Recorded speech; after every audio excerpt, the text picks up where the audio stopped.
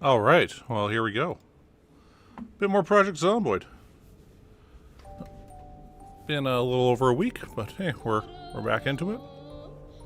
We'll keep going.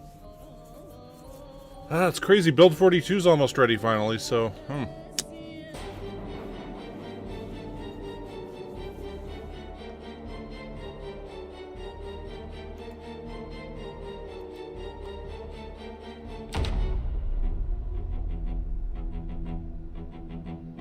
yeah, they got some new videos out of what things are like, improving the lighting and the doors and whatnot.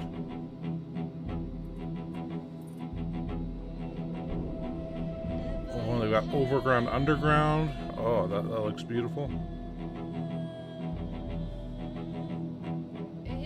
So we'll likely start having parking garages and stuff like that.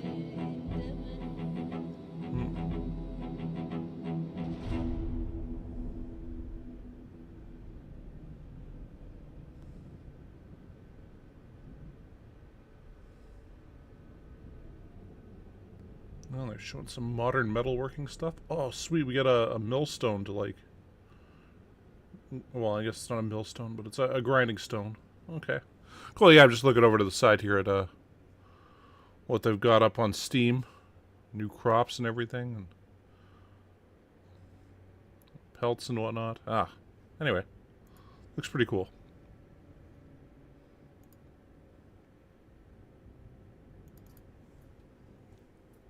Let's take one last quick look at this. So yeah, currently we're in Muldraugh. We've killed about 1,400 zombies here. So we're gradually working our way up there. I mean, 1,400 means we should have them all out of here, but I think we've pulled a bunch from this street here down into this area to kill, because we still have some up there, right? Anyway, we'll keep going, and we'll see how much many more zombies we get to kill here. We'll click to start.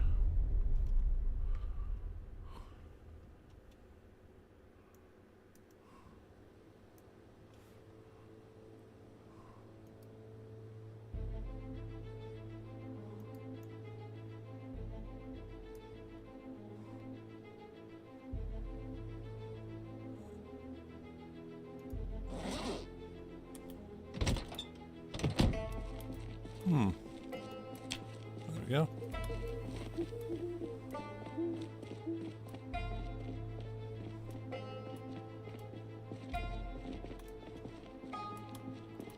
So we'll head up there and there are more zombies down.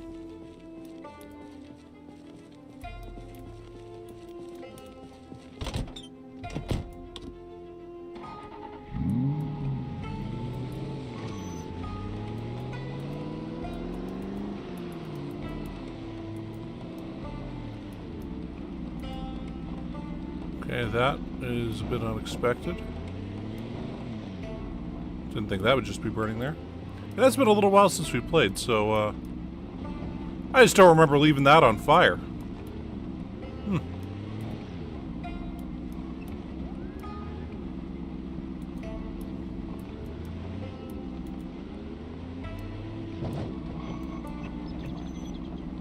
So we got a big group right there.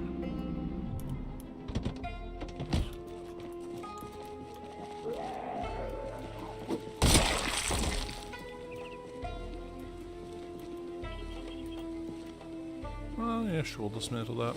And why not dismantle that while we're at it?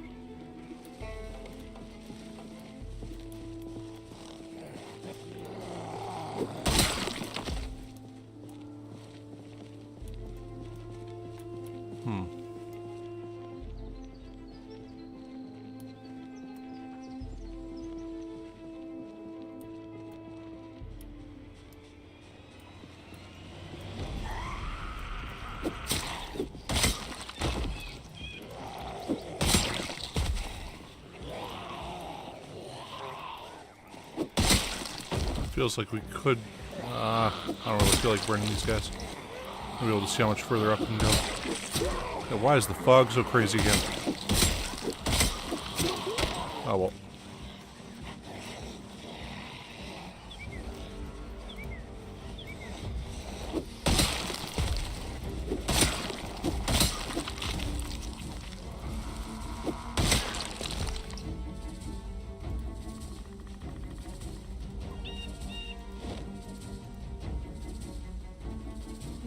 dismantle all those. Okay. We'll move these into our backpack. Actually, you know what? Let's just fucking leave them there. I don't want them.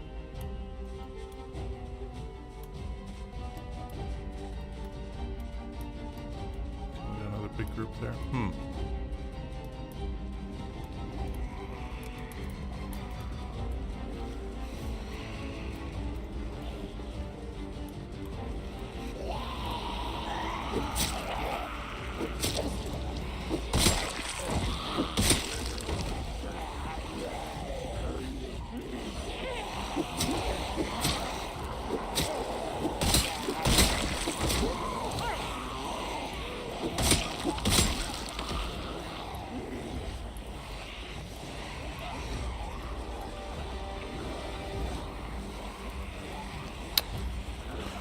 You know, I really don't want to take these guys on like this, but,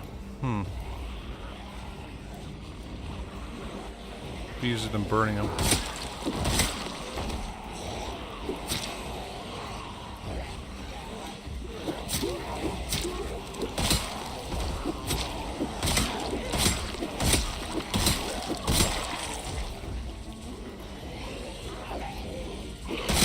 I guess burning them is the easiest, but it's like this, it feels like a big group, but not big enough to warrant the burning.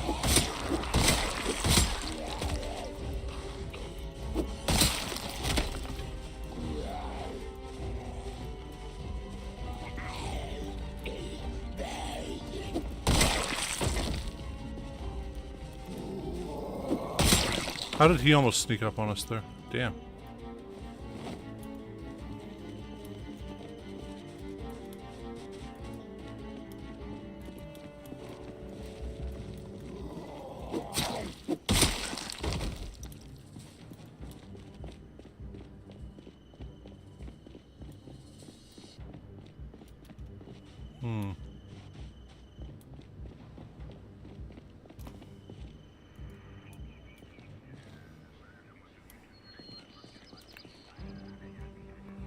We got a fair bit of 38 special ammo, but...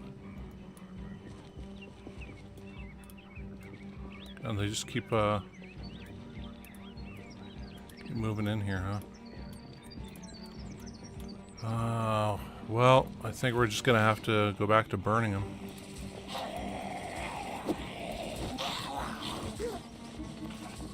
How the fuck did we miss that fucking stab there? That was, we'd lost it right there, I'd have been very upset. Anyway. Hey, Chrysler. Back to a bit more Project Zomboid.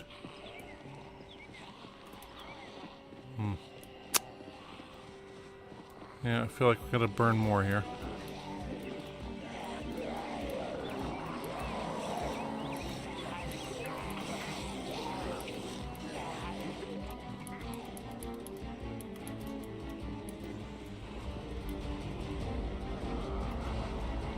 Oh, great. We got some down here, too. Some over here. Yeah, we just gotta go back to burning them, don't we? There's so many.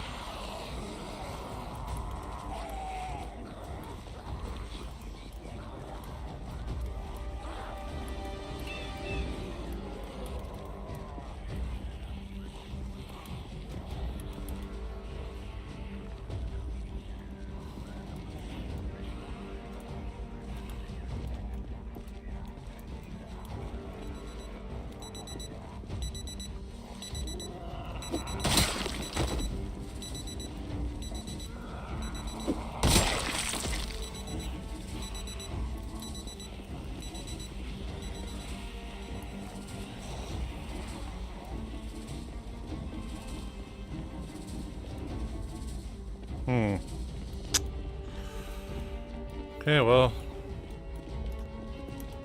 so we can lower down a few more.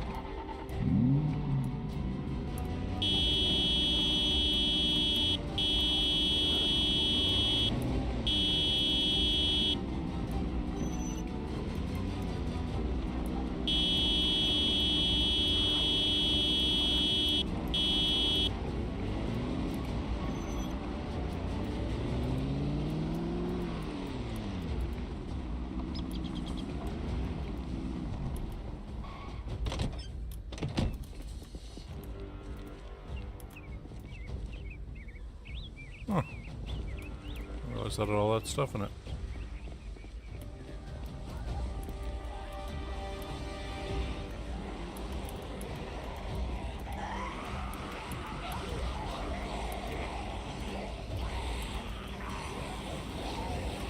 I forgot we had that bike there even. Wow. Yeah, been a while since we played, so... Glad the posters made it there.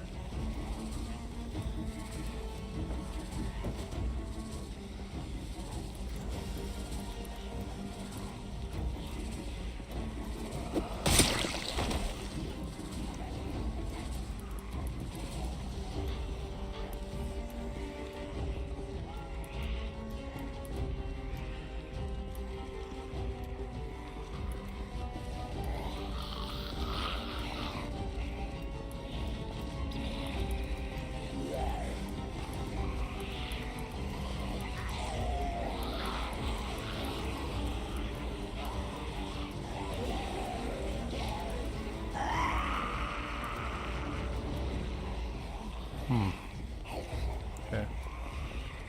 Well, let's,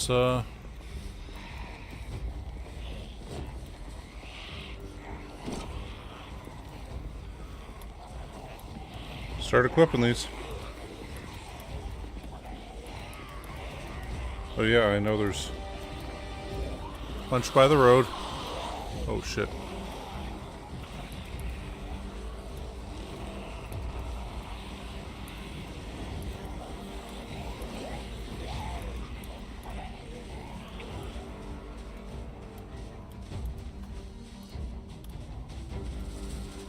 Try not to go through those trees, because...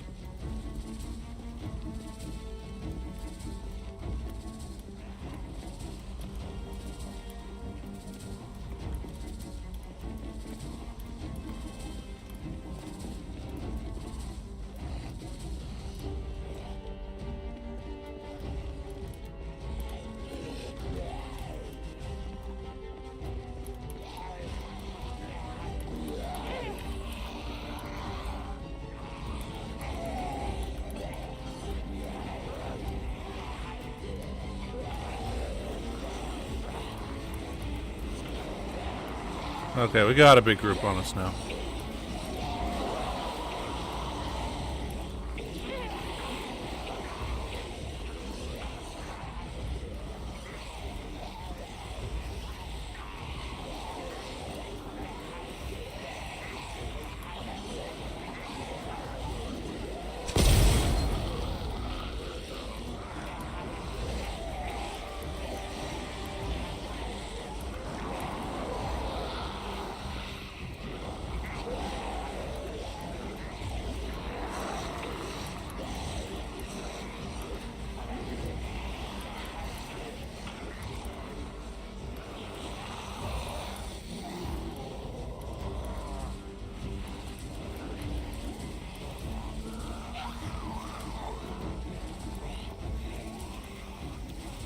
Oh. I hate doing this in the fog because, you know, they all kind of blend in with each other. What? Yeah. Back to pulling in zombies and killing them. Almost at 17,000, this character, so...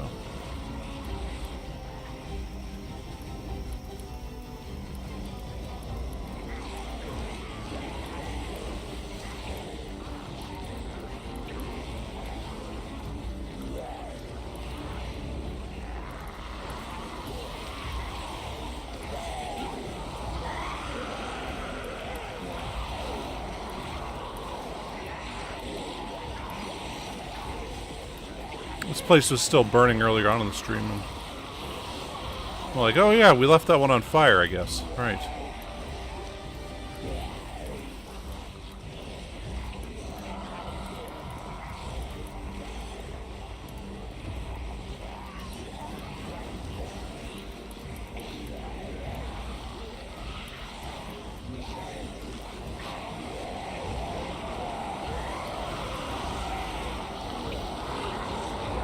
Oh, we gotta equip a spear here.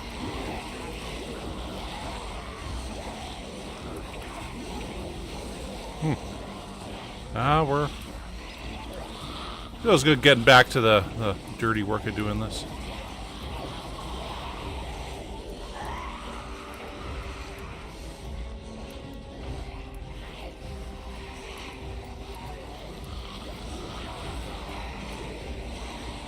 Well, so far on this character, we've already burned more zombies than we did on, like, every other character.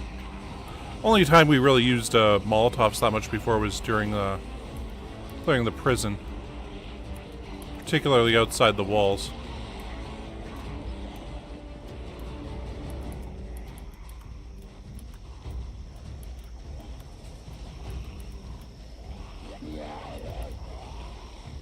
Okay,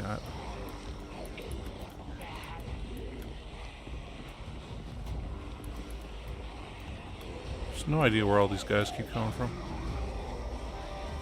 I guess further up north, but I mean, like, those guys right there, it feels like they shouldn't be there.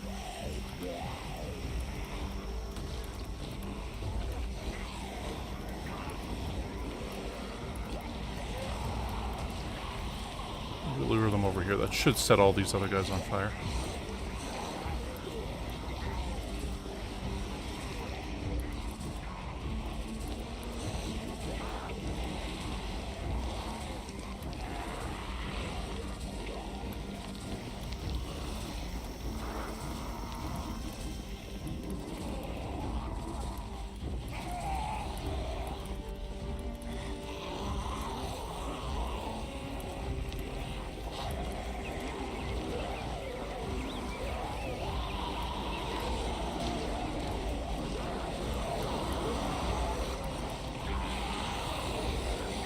Ooh.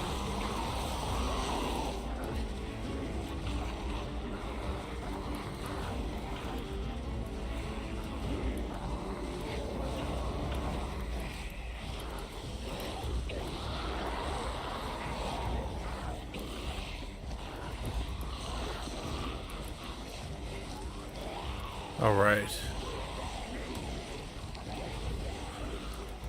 Glad that fog's gone.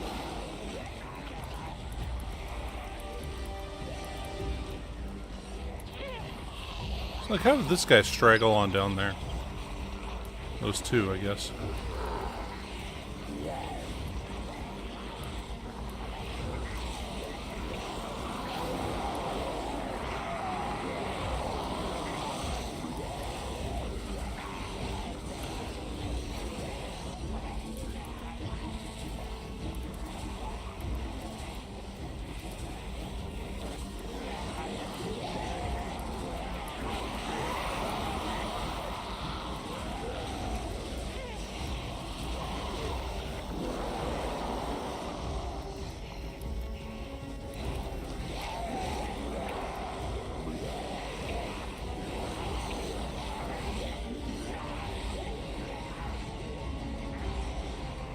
We need to have a cigarette, don't we?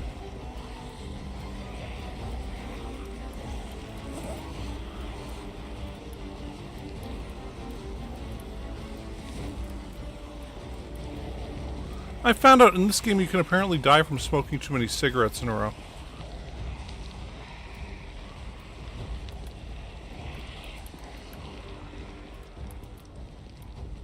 No idea you could die that way.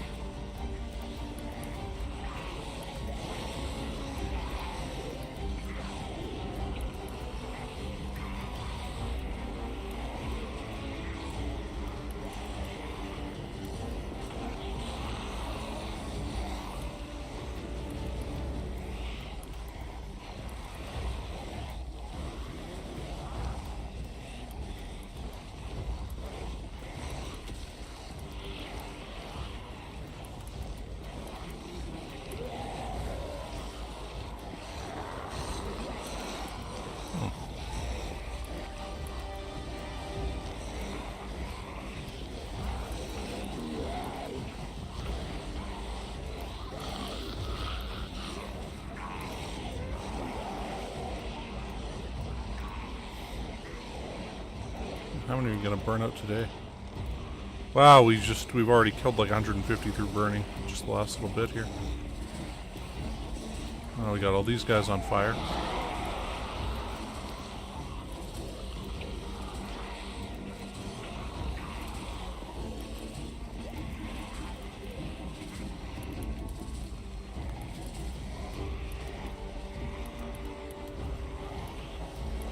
Oh, we've set that on fire there.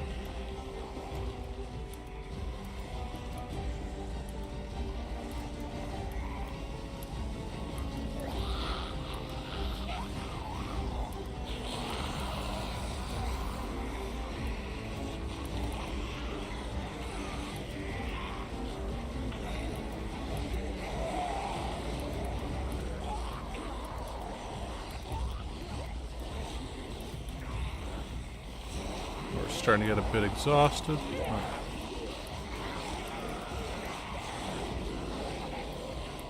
Oh shit.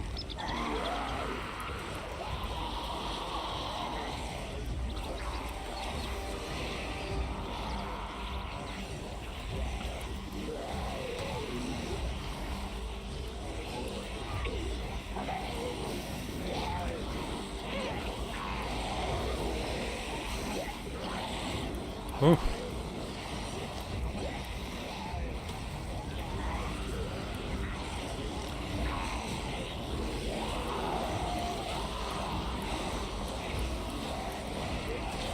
Well, we're getting corpse sick again.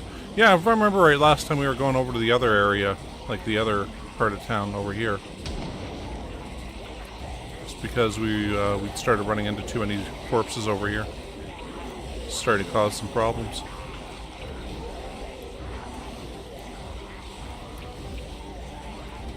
So, you know, killing too many zombies. It's one of them good problems, right? But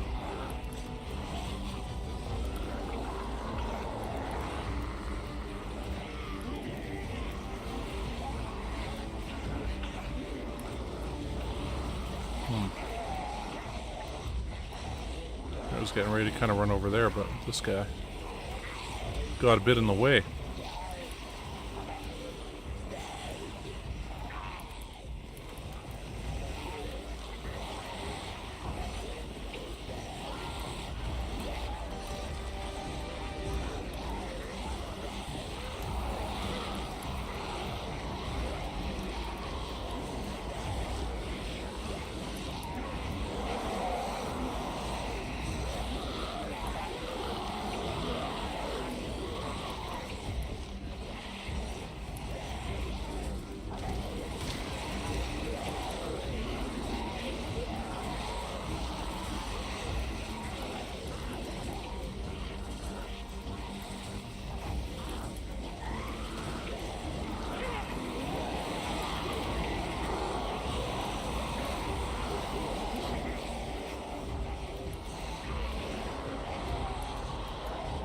Okay, we don't have any guys around here.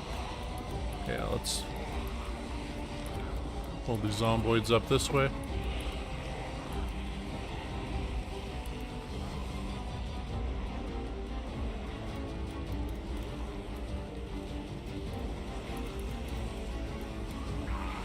My goal right now is to kill about 1,000 every day in game.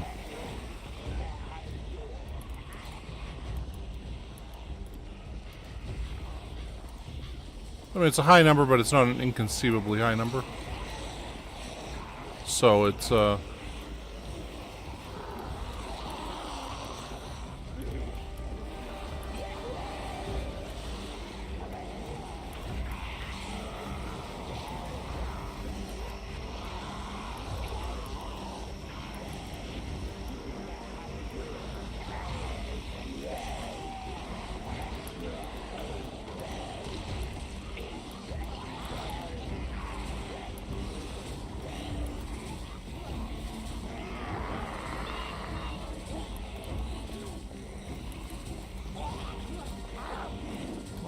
well.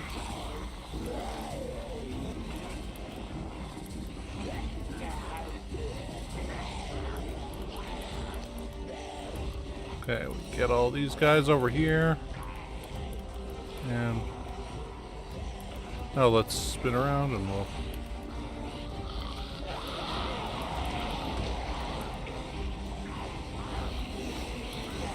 The rest of these guys here burning.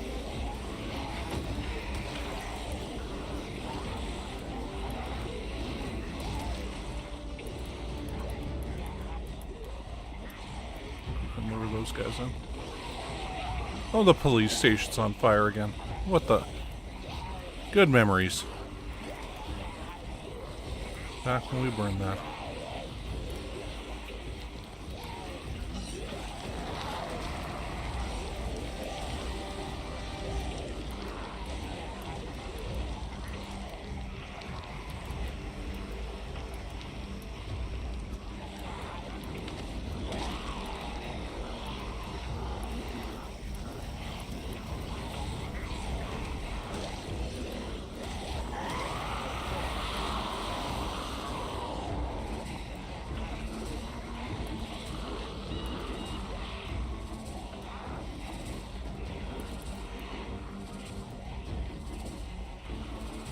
Okay, 17,376.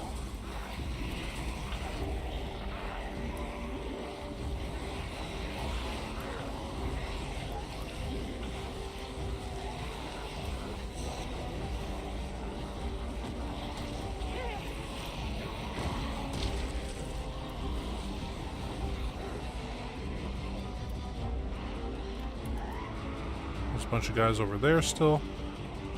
None of whom appear to be on fire, which is no good.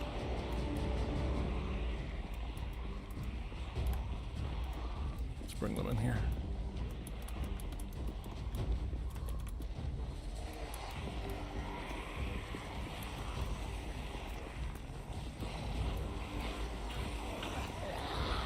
I hesitated a bit and got to run down here now.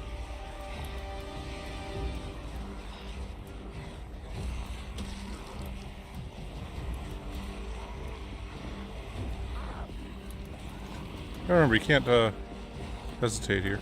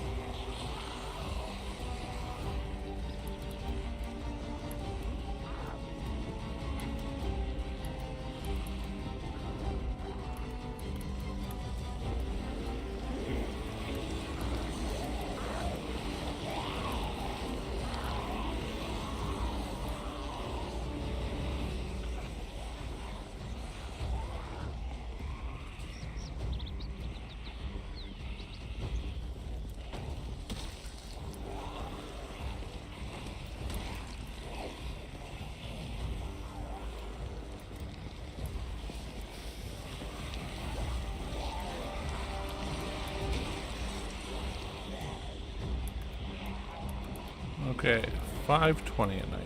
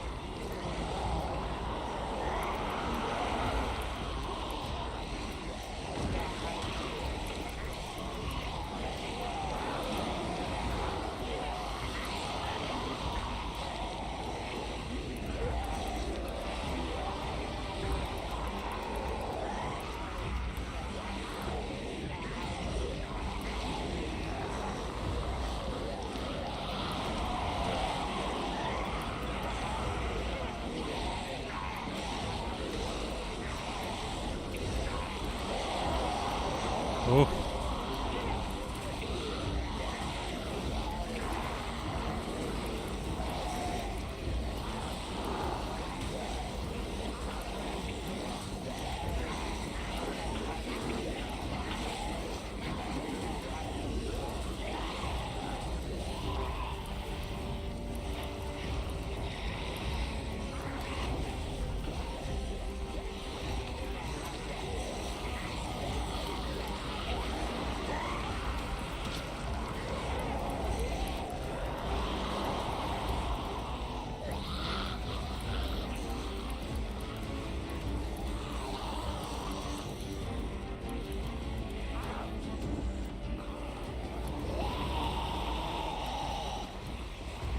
That dude with the motorcycle helmet's still here? Jeez. He was in the first group we set on fire.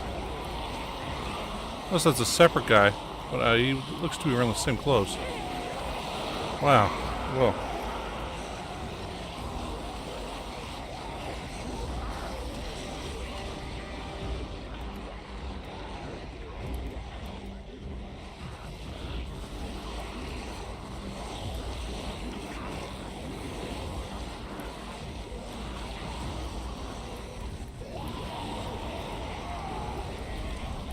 Imagine this is what you had to do all day.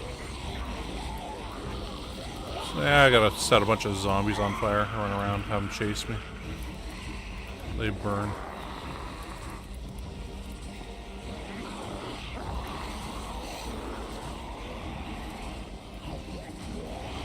Ain't much, but it's honest work.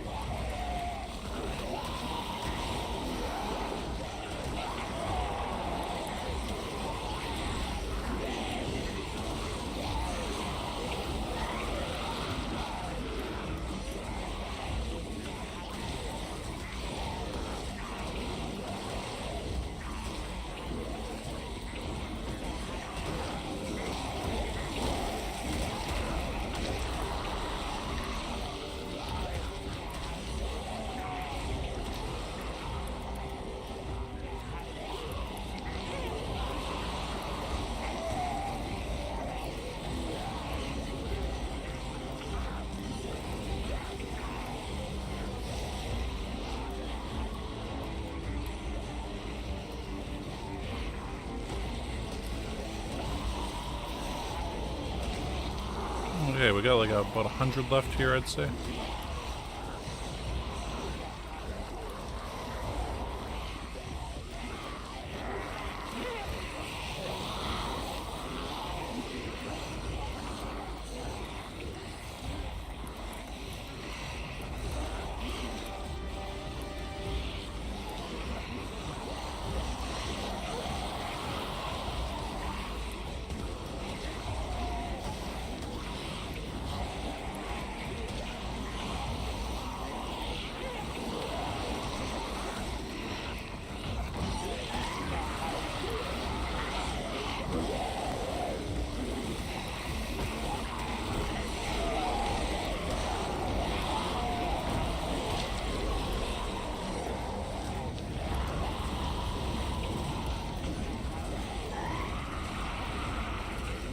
Where the hell did them two come from?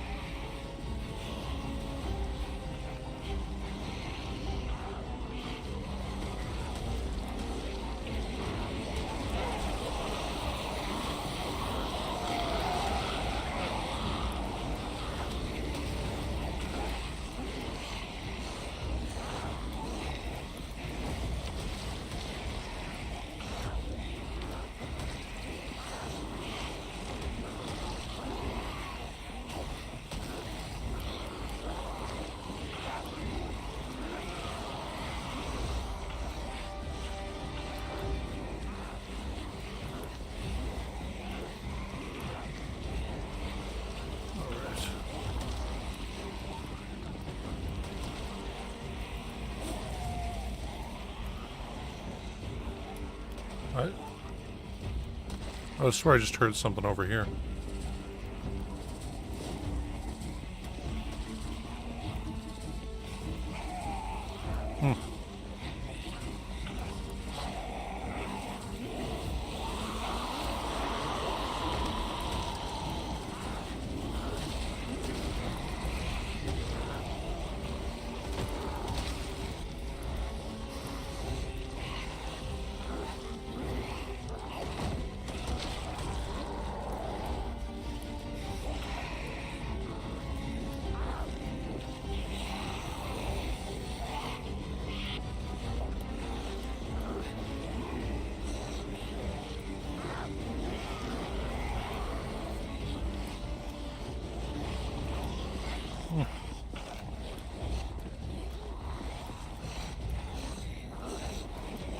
Wait, we're exhausted. We can't spin around and kill them like that. Okay, I guess we're gonna have to bring up the 38 special.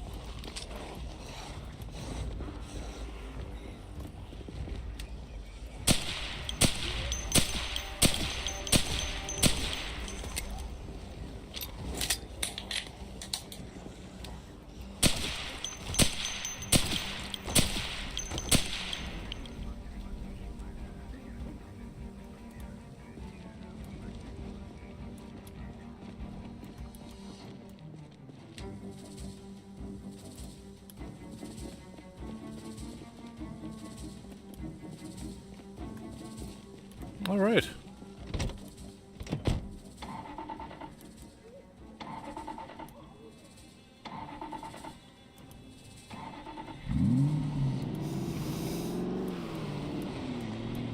Started 16.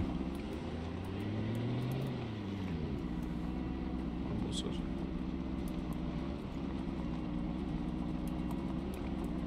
16,936. So I mean, we killed 500 or so today. Or 600.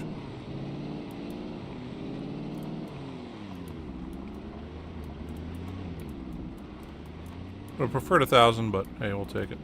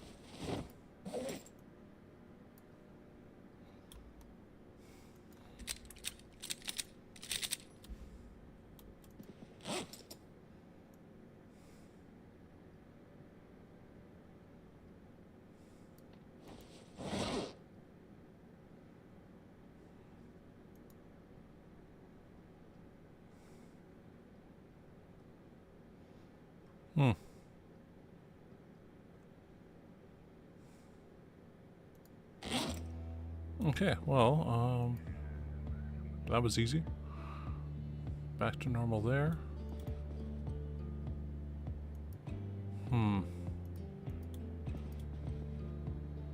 Probably have some soup or something there also.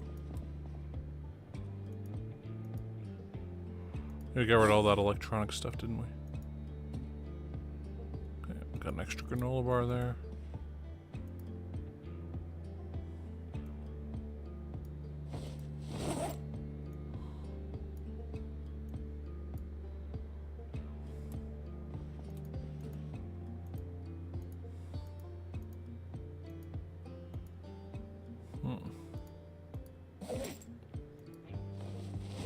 We're down to one.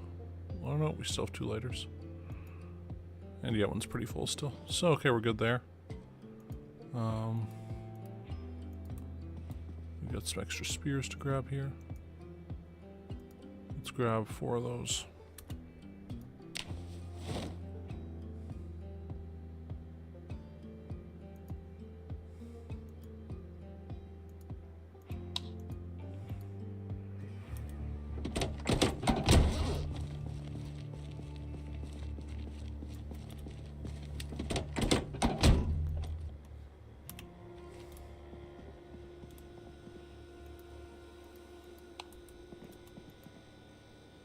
Kidney bean soup. Well, let's drink all that.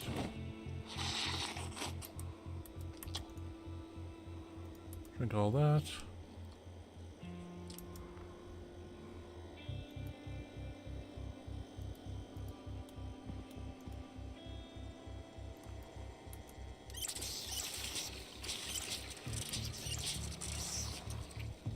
Oh, we got no dried goods left currently. Well, we'll just have to eat some canned stuff then, won't we?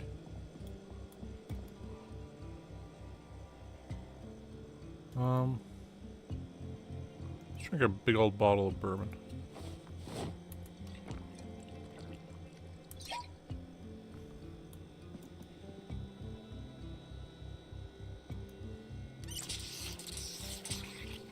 Open that empty bottle there.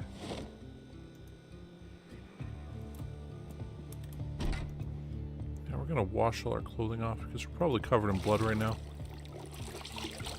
Ugh. Alright, so that's done, and wash yourselves. There we go.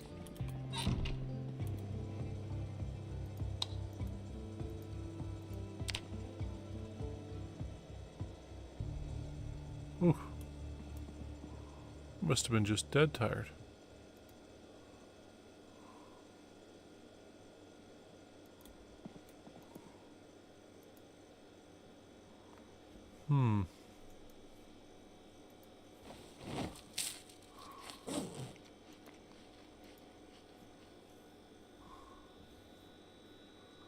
So we'll take both those with us.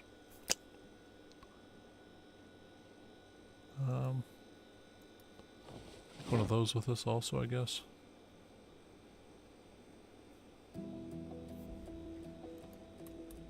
No, we'll go check out the other side today. Actually, we could probably make it pretty far up there now again. The cop car, we could lure a bunch of zomboids down.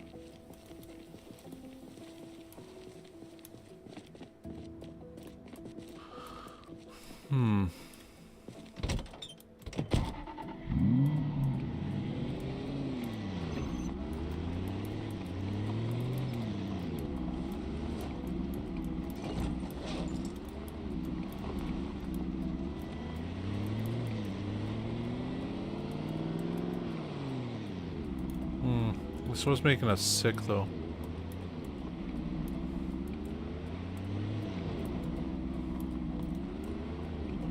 It's making it all choppy from all the corpses it's got to render, and then there's of course one random guy off over there.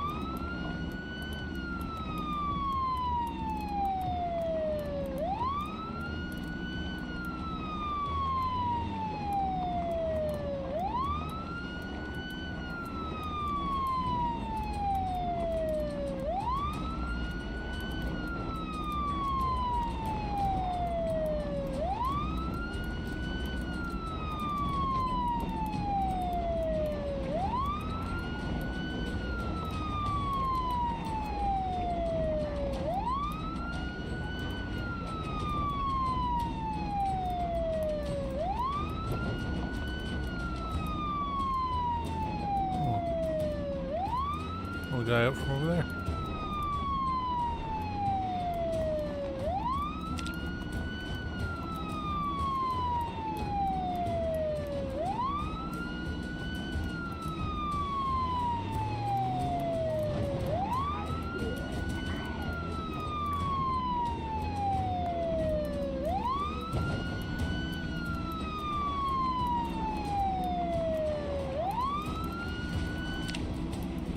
Go.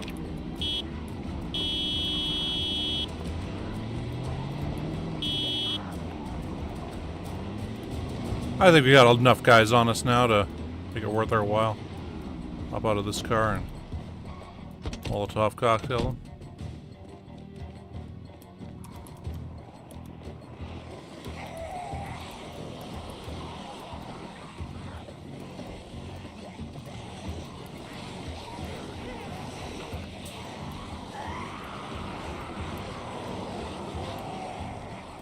Come on.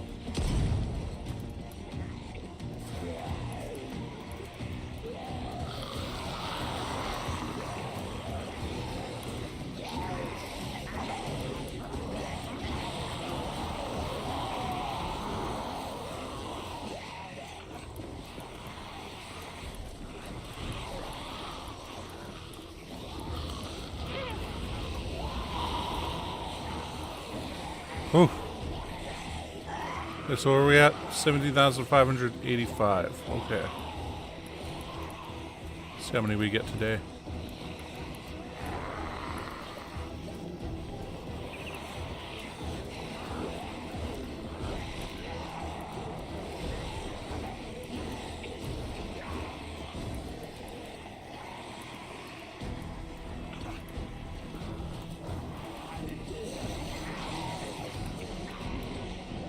Oh ho.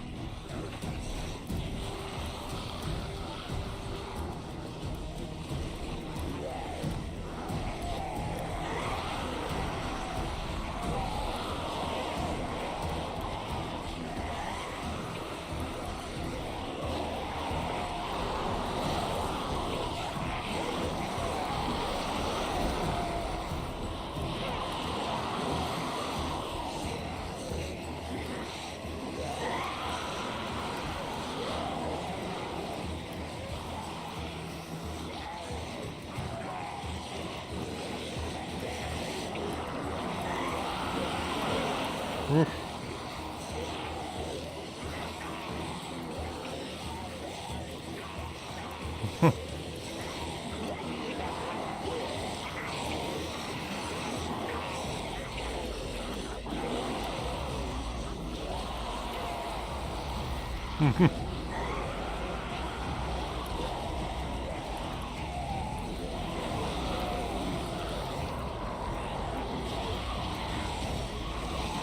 Well, hey, glad you're home early.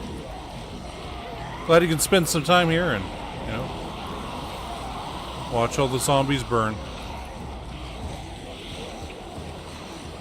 Ah, it was good times watching zombies burn.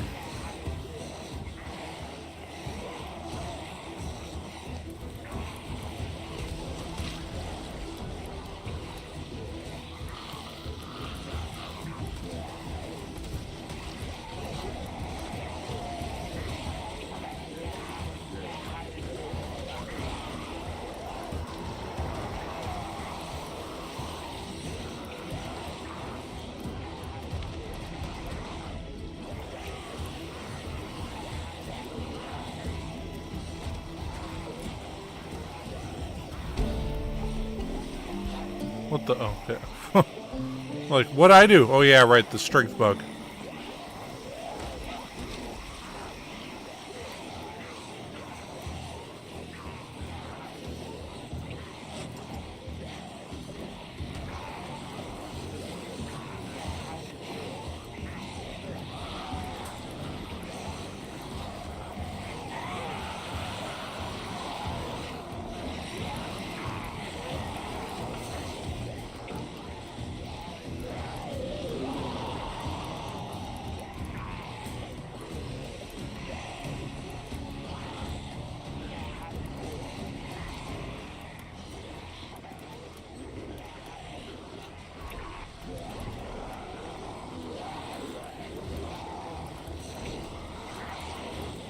Hey, Chris, I'm working on editing these videos into like a more manageable thing, and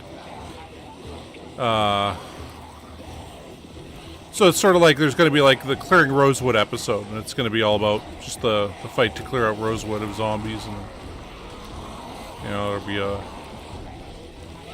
clearing March Ridge episode, clearing Doe Valley, clearing Riverside, and then clearing Muldraugh here. And goal is to kind of make like an hour-long episode of like everything that happened, how many people we lose, how many zombies we killed, all that stuff. Anyway, so I kept all the videos as they were recorded off OBS, and man, DaVinci Resolve cannot handle the videos, so I've had to like convert all of them. So I've had my streaming computer running for like 3 days straight, just changing the format of the videos from the high, you know, high HD kind of stuff over to a more manageable like 720p, which is what somebody recommended. They're like, hey, look, it just DaVinci's not good for it, which is like the big video editing software, one of the free ones, one of the better free ones also. And it just yeah, use DaVinci a bit for editing stuff, but this is a bit much. Anyway, so yeah, like I was trying to put them in the format that this records in, and I mean, I feel like it's not designed to have a 6-hour video put into it, but on top of that, it would lag like crazy, and couldn't do anything with it. So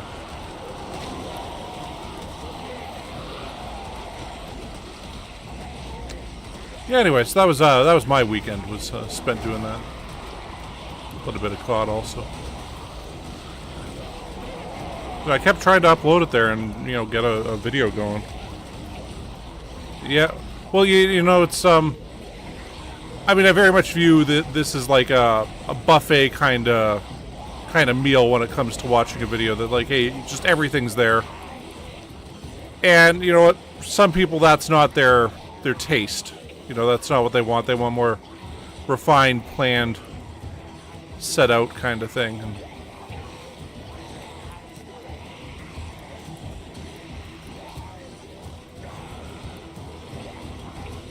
And I understand. I mean, that's why I kept all the videos.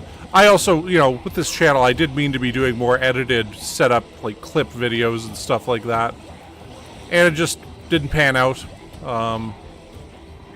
Largely because I kept having problems with DaVinci Resolve when I tried to put live streams in there where it would just take forever. And I'm like, do I want to spend 12 hours editing out a 15-minute video here from, you know, a few hours of footage? And, you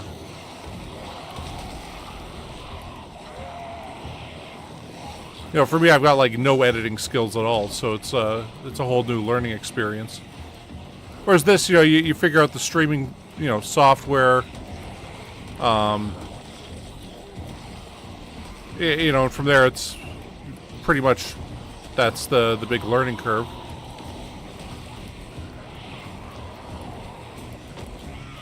I mean, there are other learning curves with it, like learning your limit for how much you can stream and talk, and learning what kind of games are good for it. And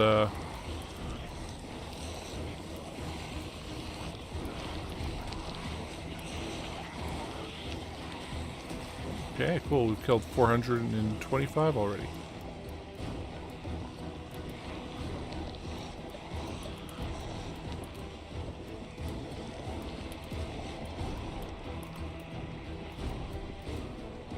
I guess we'll go up there and we'll grab more Zomboids. Oh, and just a little group left. Better lure more Zomboids in there. Yeah, yep, that was yeah. Well, that is, and like converting it from the, you know, the MKV format down, it's like it's reduced the size of the video by like a third. In terms of space it takes up and stuff, so I'm like, okay, well, this should provide at least some relief for the GPU. I mean, it's gonna suck if like because, you know, I've just been letting my computer change all the files over, trusting some random person on Reddit who said, trust me, this works. And just hoping that it does in fact actually work. Oh, this... Okay, we'll be fine. So this is getting kind of scary. So the big thing with this is don't pen yourself in with zombies. And, yeah.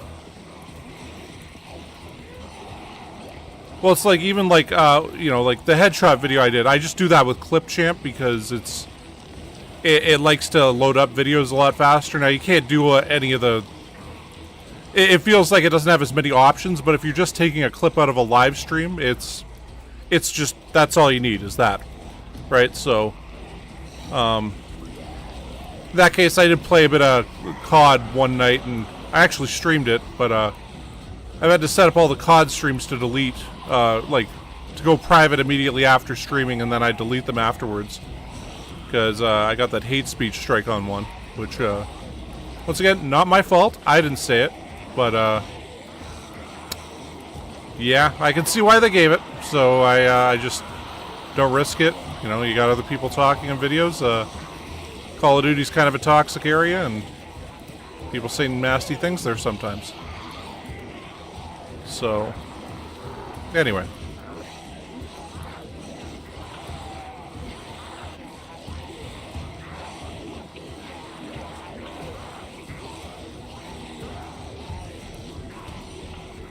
So yeah, I mean, it's you know, it's going to be a big learning curve of learning, like, what works with this stuff. But you know, it's yeah, it's I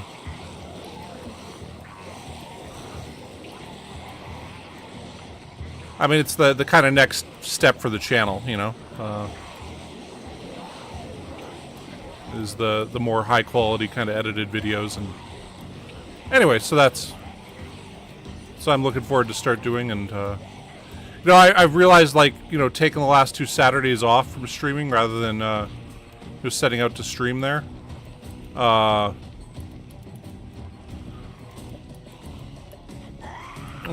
mean, it's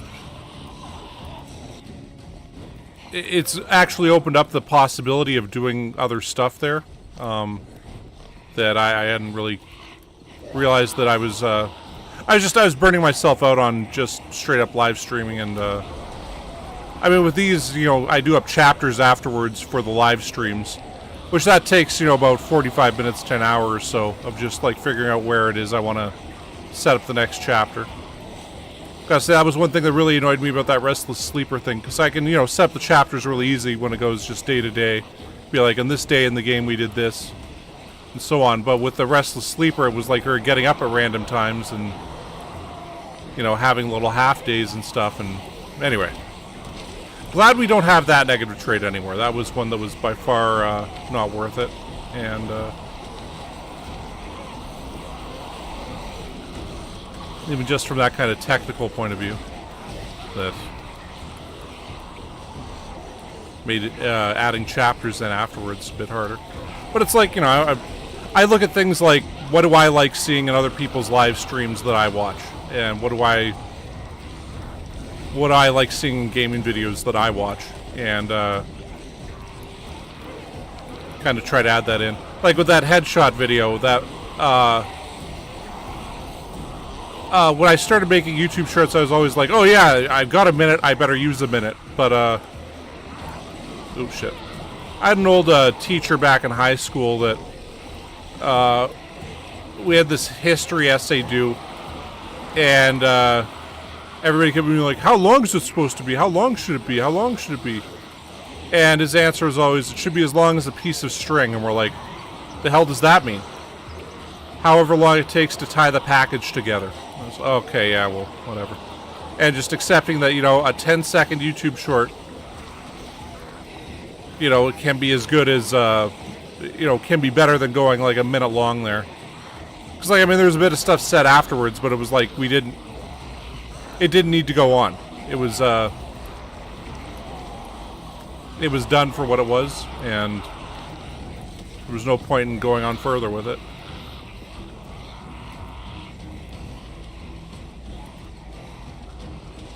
So, anyway, I'm still surprised I managed to kill that guy. Like, that was pretty freaky for that shot. I can't believe it. It like went through the guy's head and everything, and through the wall.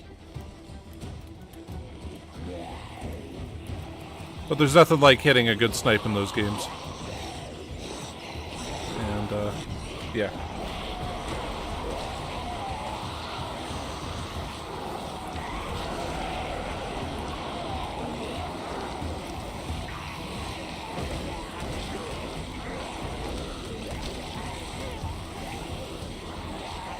I'm still astounded by the amount of views that shorts get compared to other things.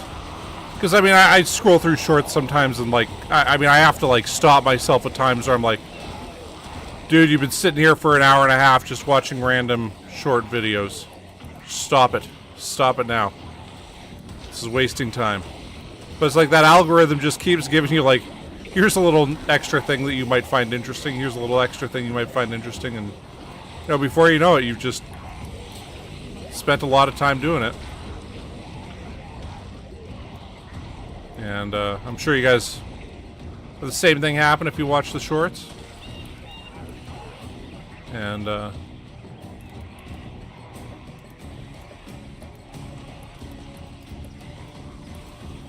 but the incredible thing from like a kind of creator standpoint is shorts will go up and up and up and up and up, and then just they're done. Not recommended to people anymore, and then that's it. It's like the short just dies right there and then. And so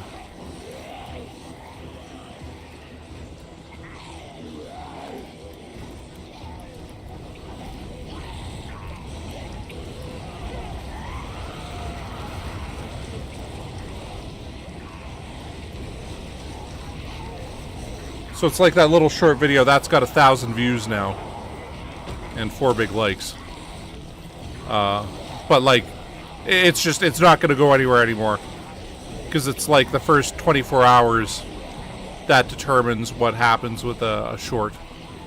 And it seems like it dies after that. Although for me, I had the one Stranded Alien Dawn like wedding moment thing.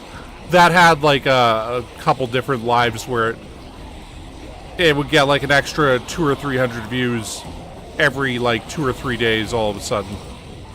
And then you can, like, see when the views happened, and it's like all these views happened over the course of 2.5 hours, so it's like, okay, this got recommended for people, because, I guess because they looked up Stranded Alien Dawn, and, that affected their shorts algorithm, and,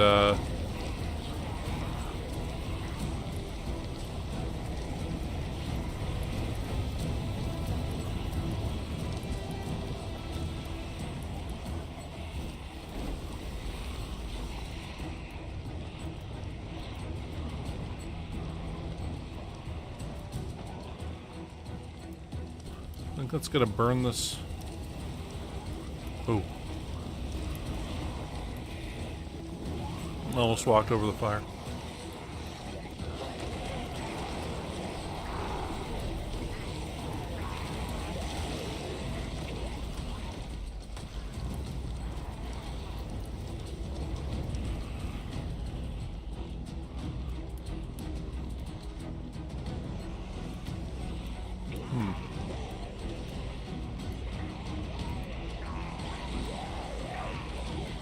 I don't want to get over there and see if we can spot any zombies there.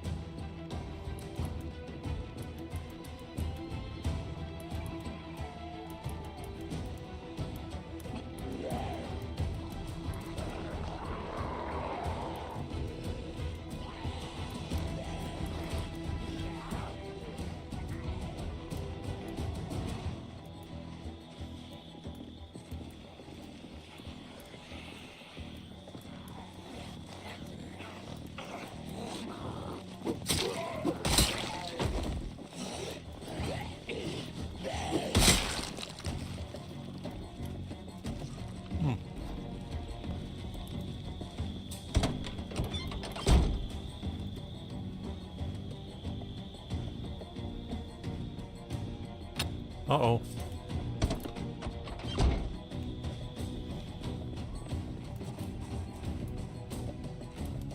Okay, well this one's going.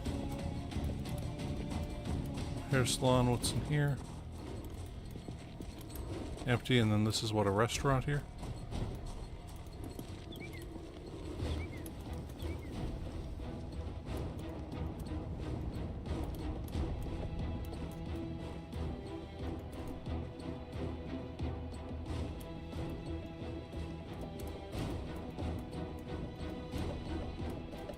Got a cafeteria? Okay. Well, you know what? That is just not worth it. And we got this right here.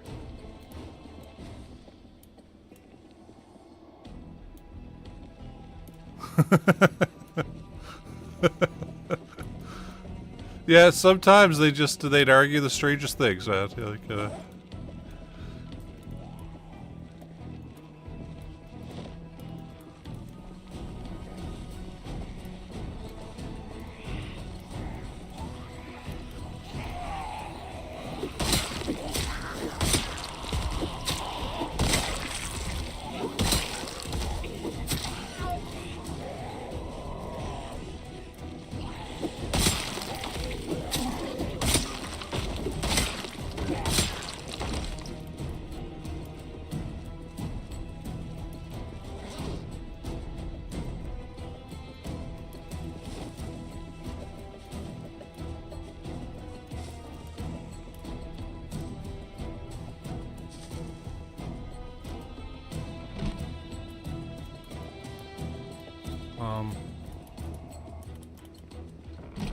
is this a door?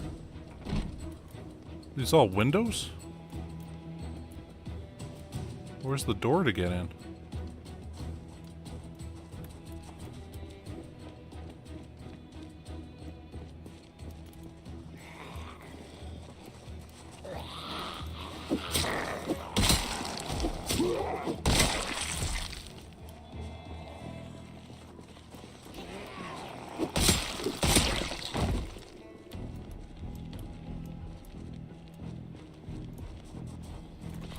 Fuck. Okay. Oh. Oh. Holy shit. Didn't want to call it because of that group right there. Oh. Oh my god.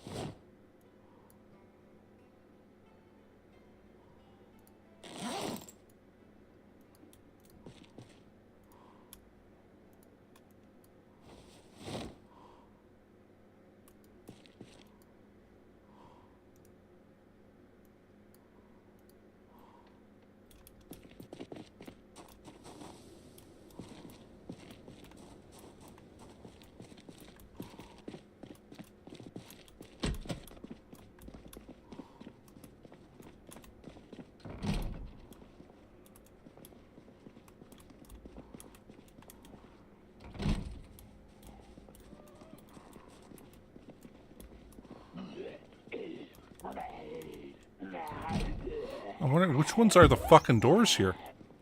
Does it have no doors? Okay, well, let's just get out of here for now. I was like, we'll go in there, we'll open the doors from this side, and then we'll come back in later. Ooh, you got a nice shotgun on you, buddy. Take that from me.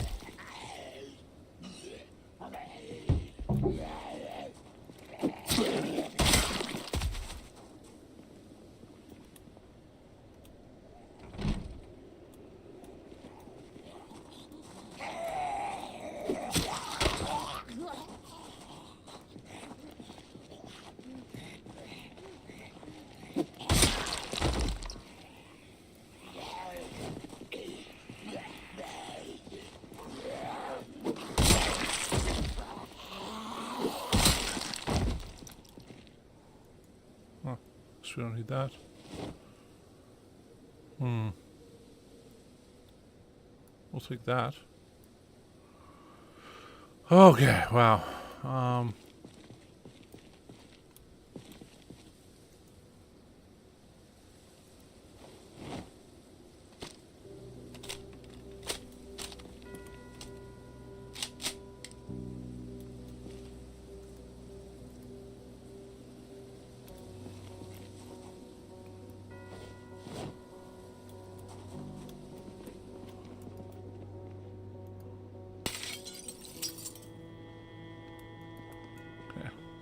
That's what we got.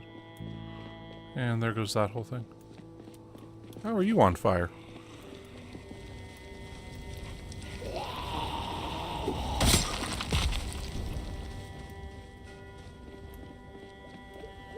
Oof.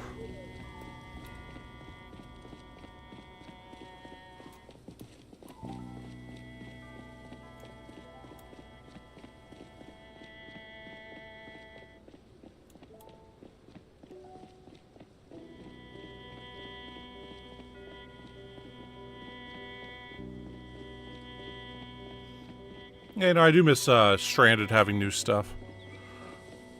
Actually, I should check on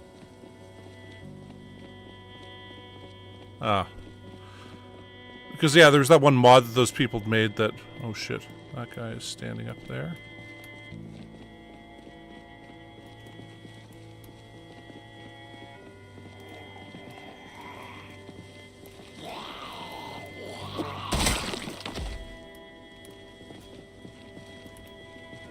Anyway, so there's that one mod that people were making for it that,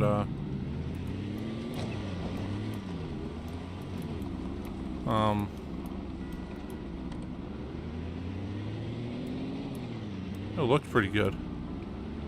It had that broken stick thing with it, which, made us have to abandon playing it after an hour. That was like one of the worst days for streaming I've had, where it was after 1 hour, that game gave out, so I'm like, okay, well, I'll go play some City Skylines 2. They've done some updates, so it should work again fine. And then 1 hour till that game crashed on us.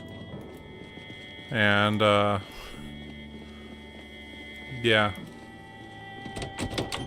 Ended up playing just a bit of PUBG, but it was like 3 streams in one day, 2 of which crashed because of game issues. Well, that's how it goes sometimes, but... Alright.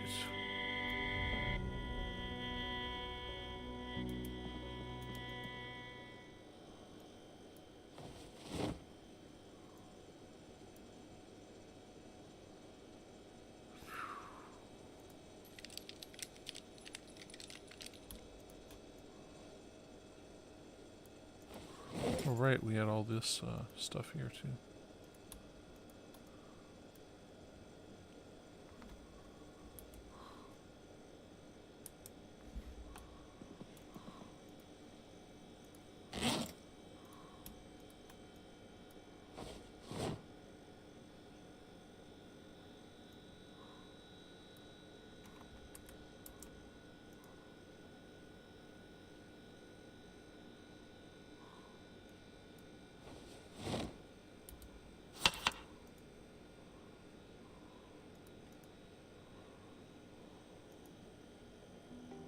We can make ramen noodle soup.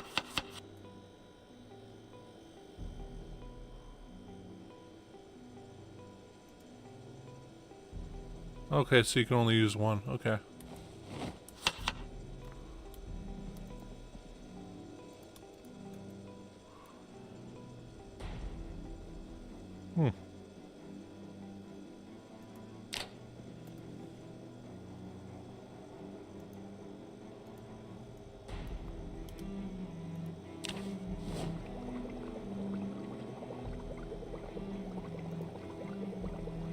Yeah, you know, for me now, I record like everything because, you know, you have those issues where it's, you have that really funny moment where during a funeral someone's like, you know what, now that we mention it, I'm better at darts than you. And it is just hilarious.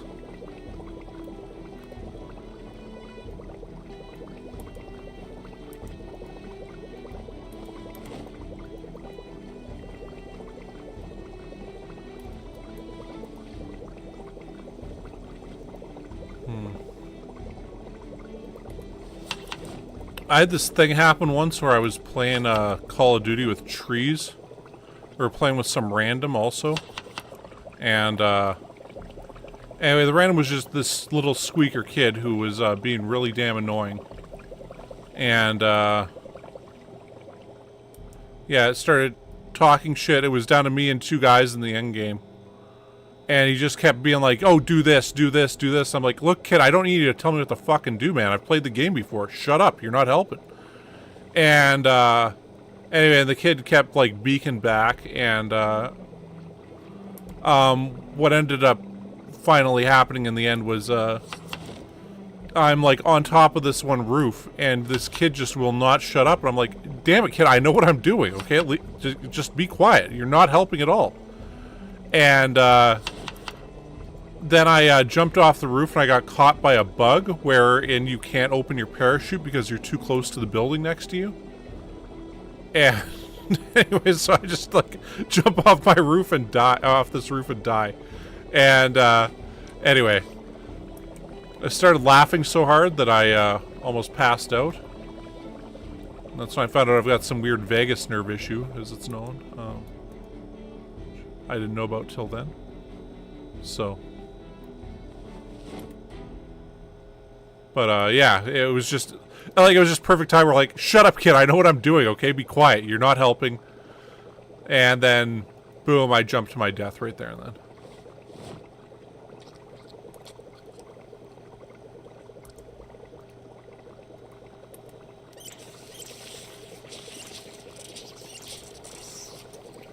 And,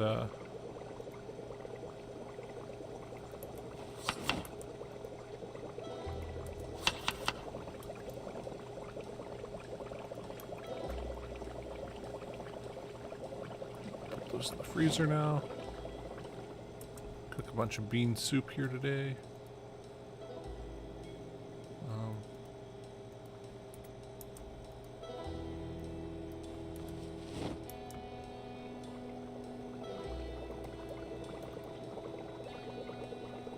I guess we'll eat this.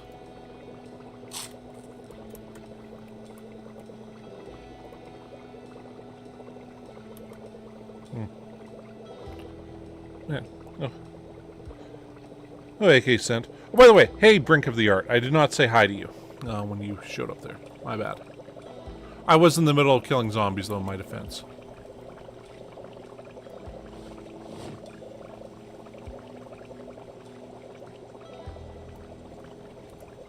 There's times in this game where you have to pay attention, times where you don't really have to. And when cooking soup is one of those times where you don't really have to pay too much attention to what's going on in the game.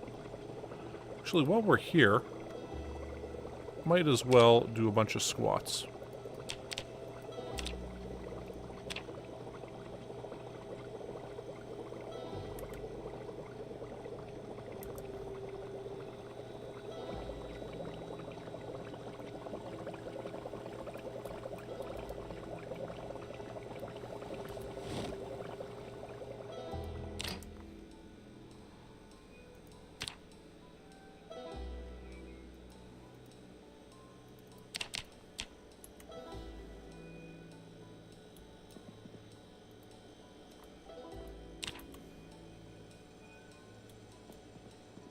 There we go.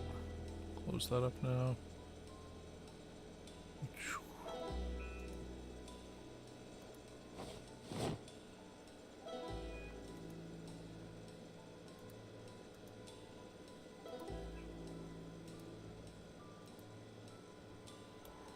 Okay, we'll grab everything we can out of here now.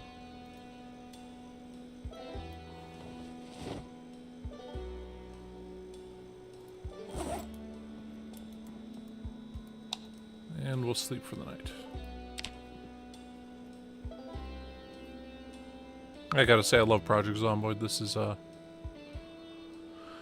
easily one of the best games I've ever played. It is really quite astounding.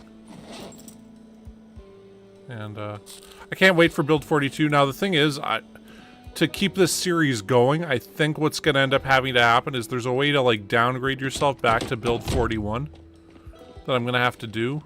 in order to keep it going. I don't know, it feels like, by the way they're describing the timelines, they should be done by, probably within the series by the time we're done West Point. And once we've, got that area as cleared as can be.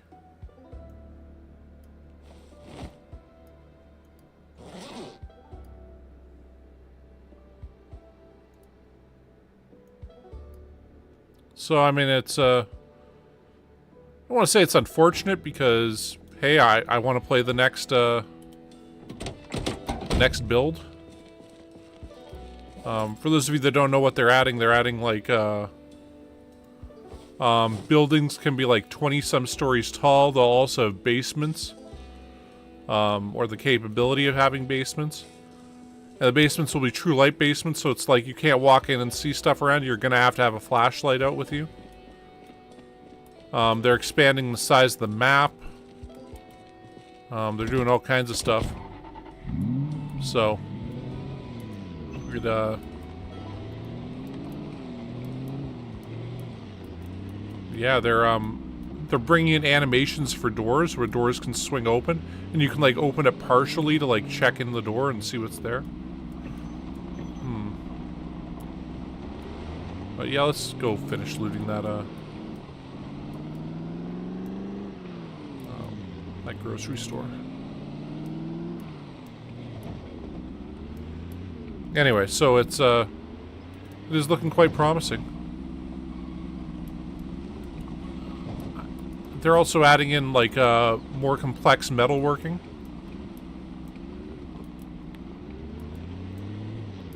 So you'll have like the ability to like sharpen up your axes and stuff like that. And make metal axes.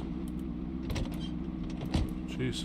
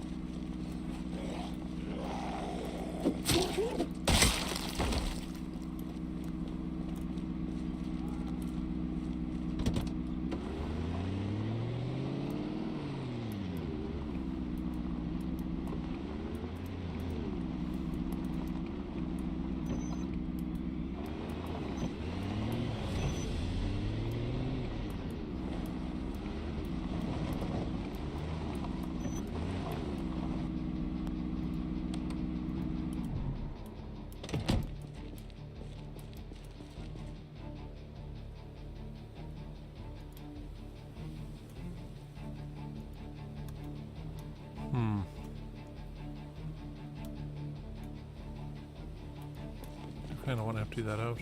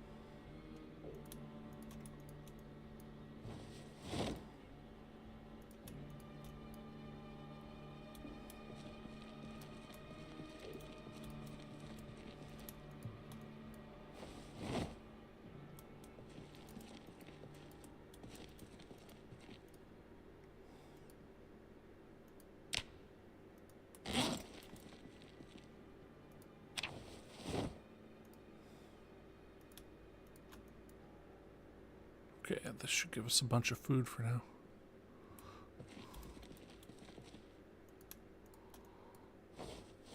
Should sustain us in the game going forward.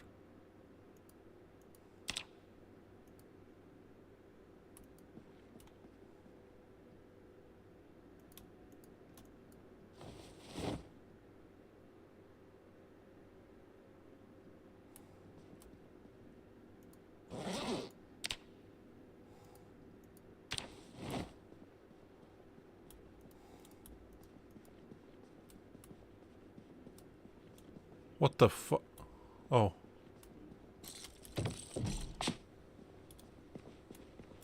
It was just acting like we were limping there.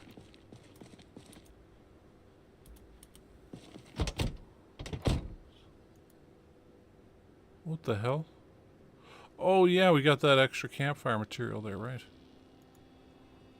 Well. Forgot about all that shit.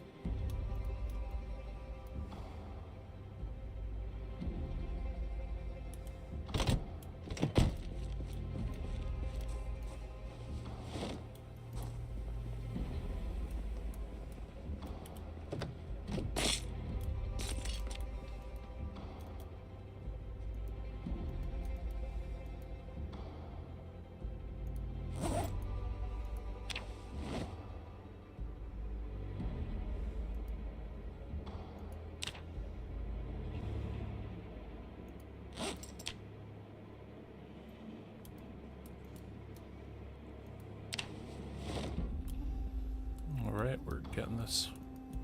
There's a pasta thing here. I don't think we can use anything from here because this is all dairy products, right? I guess we can get the lard. More lard.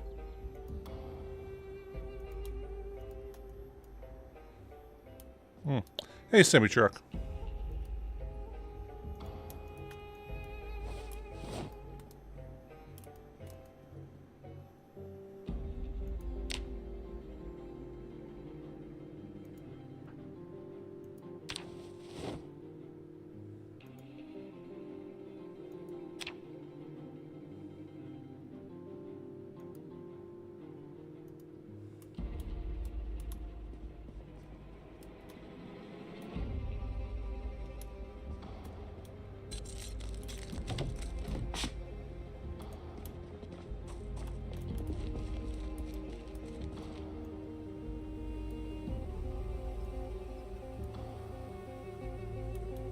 We can't move that right now, huh?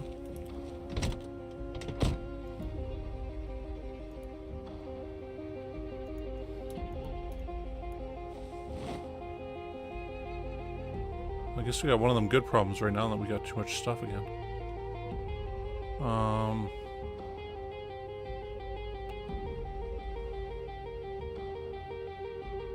mean, how much more stuff can there actually even be there?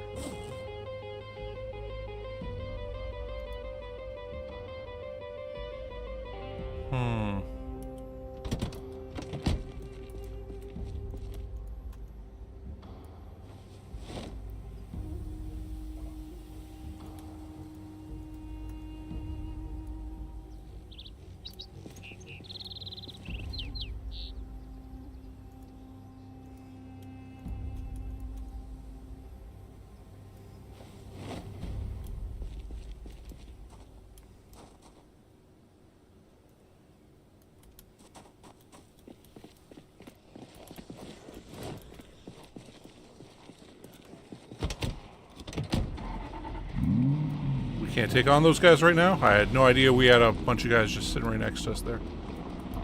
Okay, we'll just have to go back to the bus for now. Ooh. Alright, semi-truck. Well, you know, have fun streaming Project Zomboid there.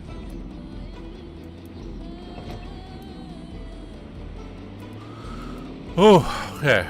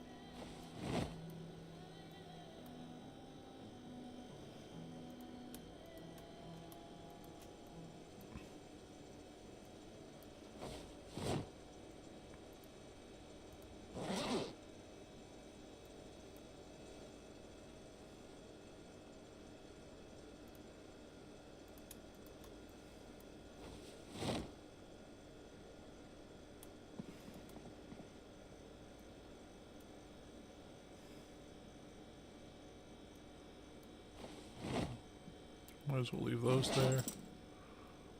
Do we have any other? No, we don't.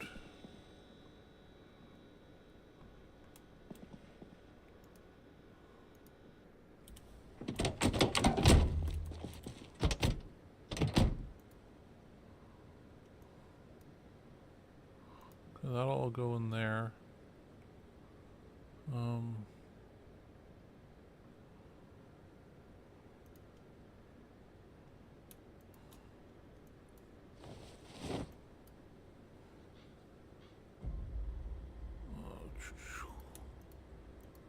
All these in the other one.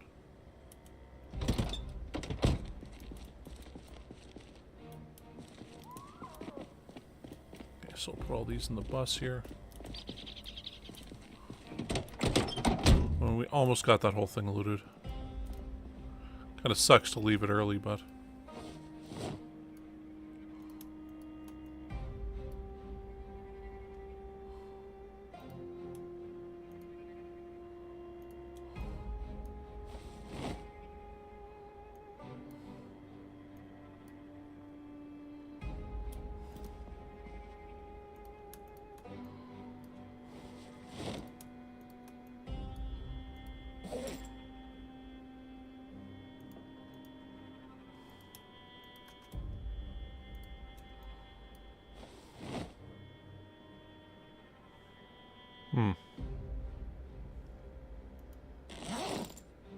Oh, right, we got mac and cheese here.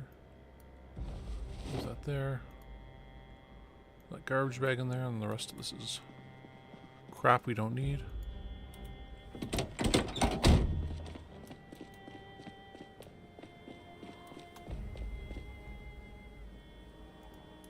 Put these two right here on this.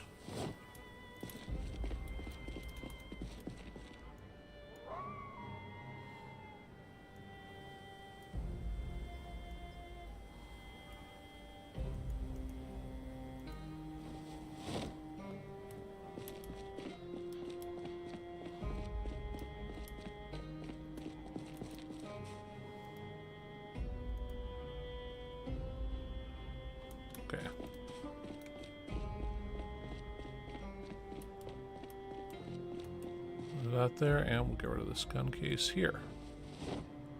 Okay, cool. That freed up the trunk space there.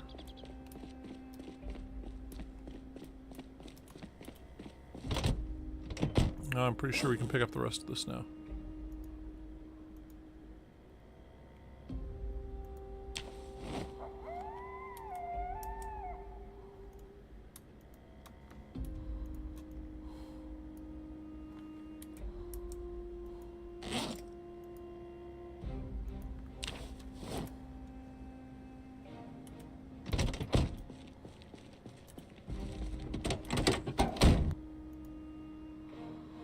Okay, we got all the dried stuff can go right here. And that can go there. Okay, cool. I'll put what we can for canned goods here.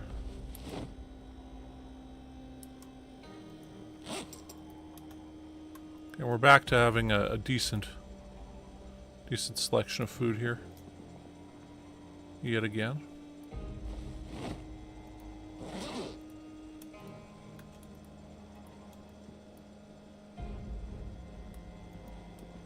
Cool. Let's eat some black bean soup.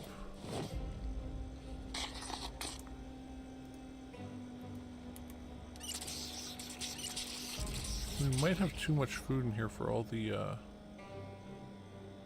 Actually, we probably do have too much food in here for all the cooking pots with water. So before that gets filled up again, we're going to have to make some more soup. Get some of that stuff out of there. Okay, but I think we, yeah. Got done looting that, grocery. Well, I guess there's a bit left in there. It's kind of dangerous up there now, isn't it? The question is, what do we do with all this? This is all supposed to be campfire stuff that we'd set out there, but then I got overwhelmed.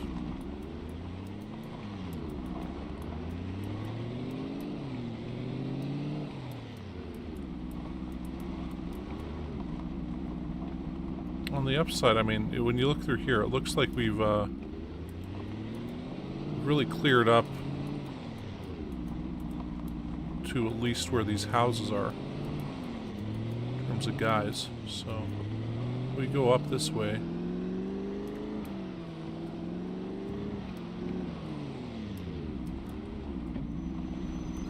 Oh, that is a bit unexpected.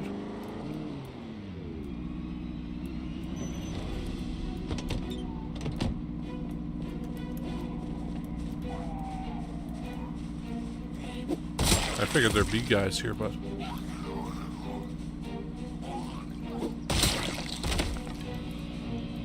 didn't think they'd just be standing right there right now.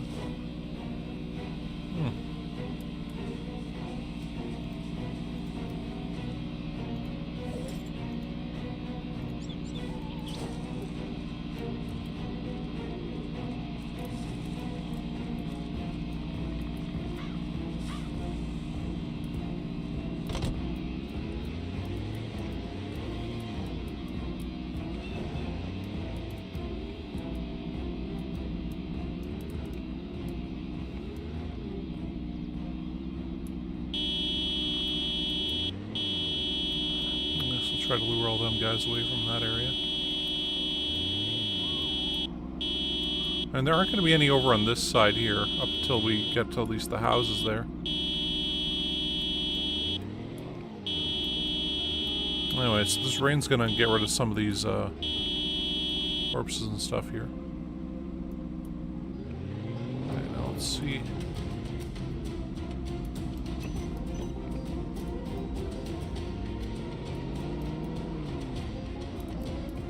There are a few guys coming through there. We'll come around that way.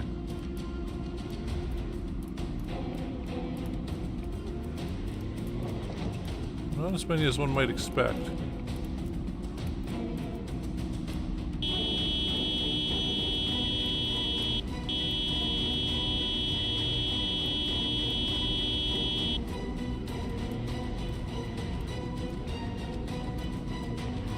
What we might have here is groups we can deal with like the Bushmaster or whatever, rather than having to use mollies.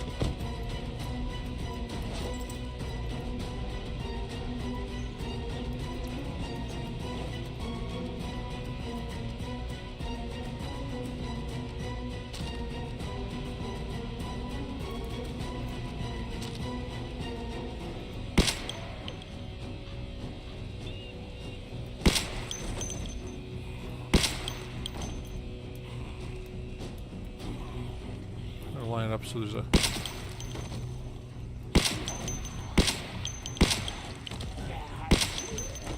oh, that's a katana, isn't it?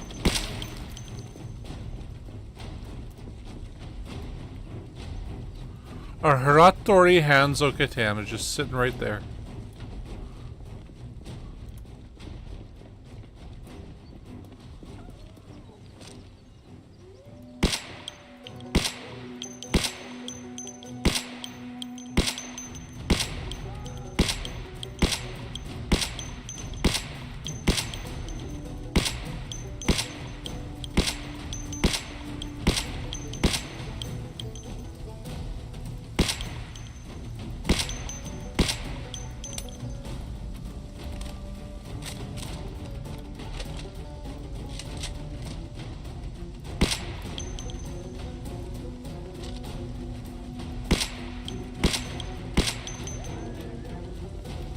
It's a nice gun.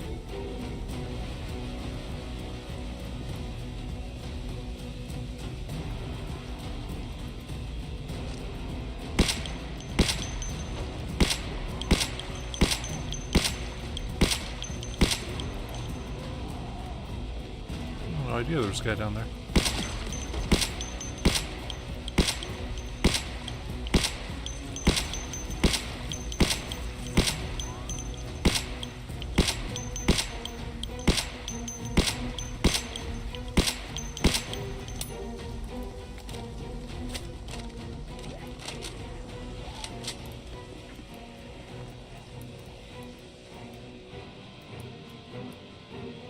You know what, these guys, I think we there's some up there, huh?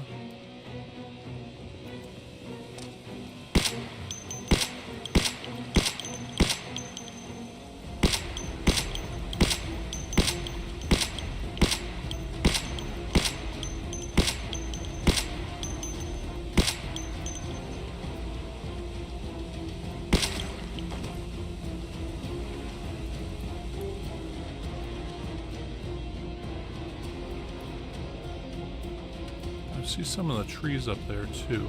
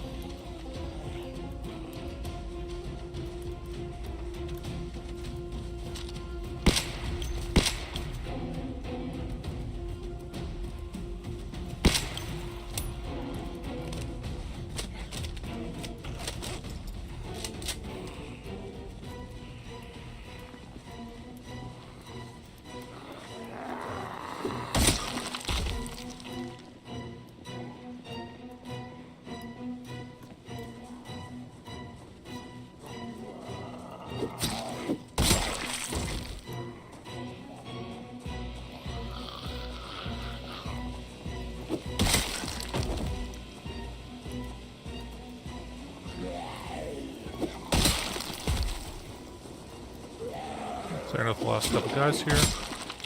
Storage units.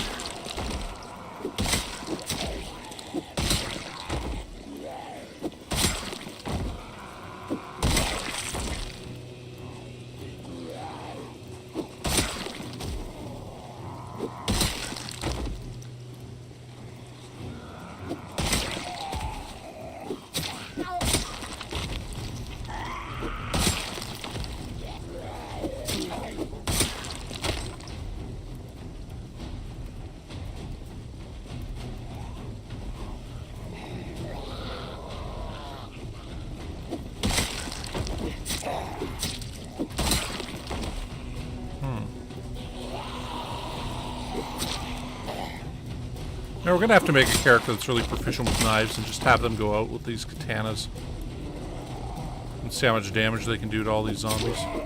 Because we got like almost a dozen katanas, tons of machetes.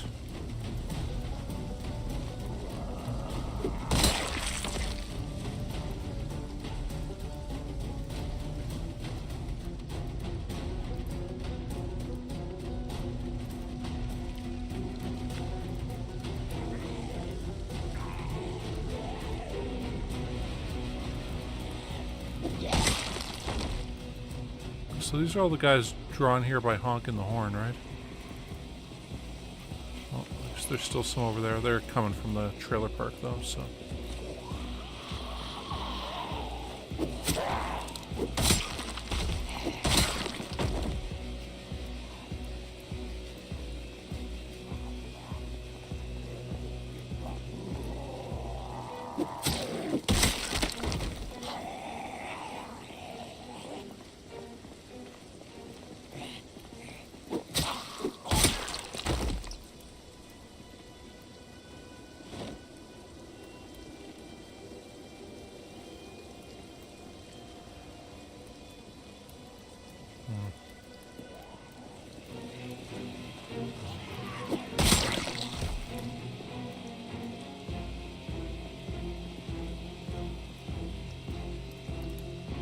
Can't deal with those right now, it's too dark. Go back, we'll grab our car and get back to the truck for now. Or back to Apocalypto, the bus.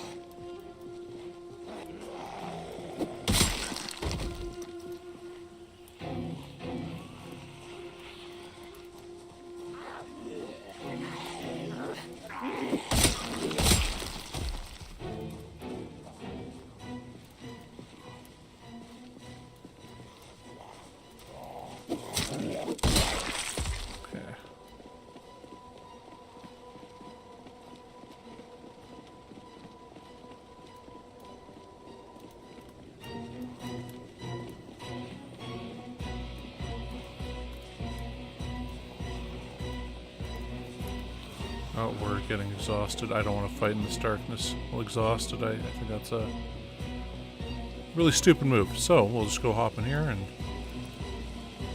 get on out of here.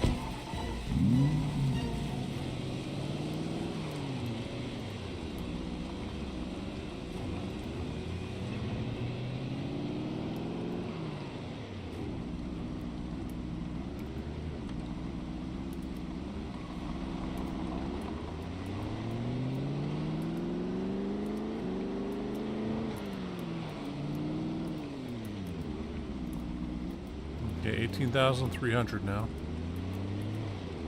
So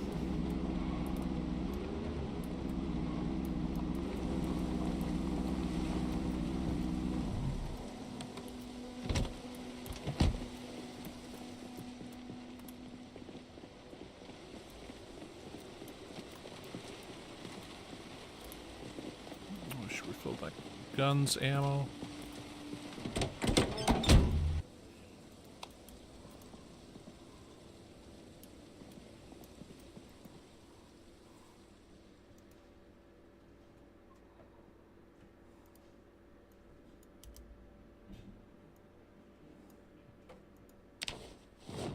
I think it's just 3. We only went through what? Nope. Okay.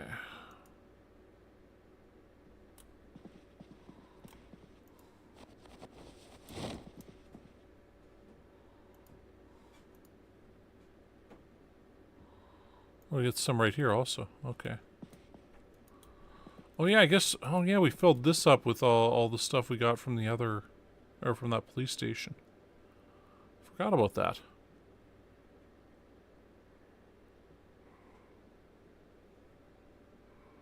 Okay, well.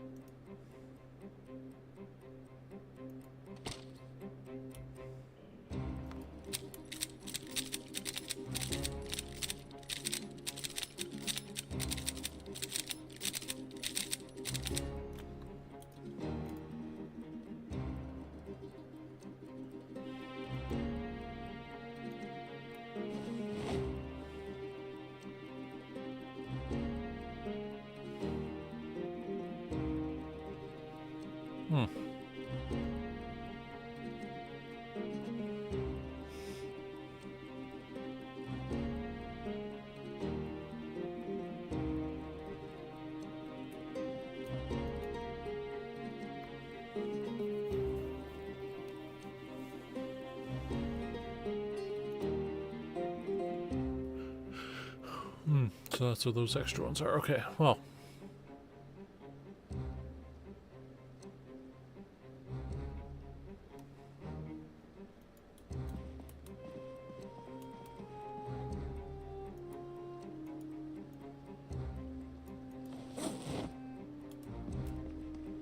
Oh, we'll put the Hanzo Katana here. Now maybe we don't need to carry the Bushmaster around with us.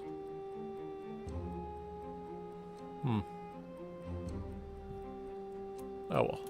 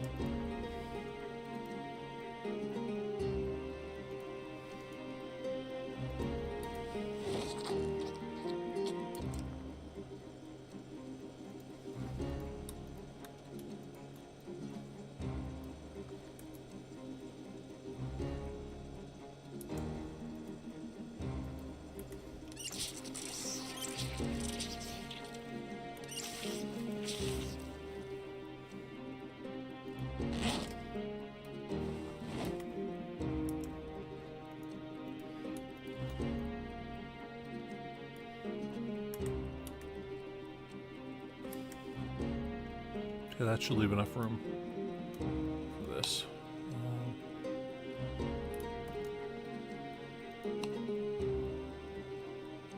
78. We need to drink some wine or something here.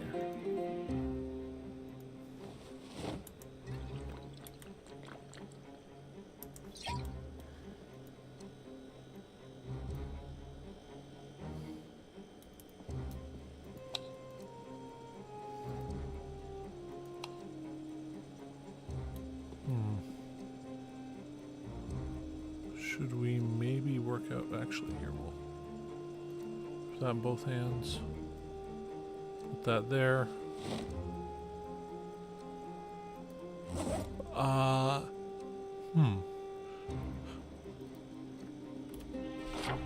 want to look at the map here. Okay, so we've. I would say we looted that and that, even though we haven't gone in there. It's just going to be worthless. It's all burned, so.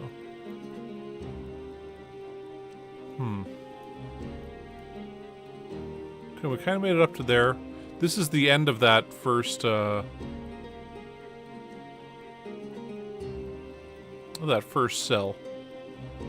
So we've gone up there, we've lured a bunch of zombies down from here. That we've killed. There's a few more in here.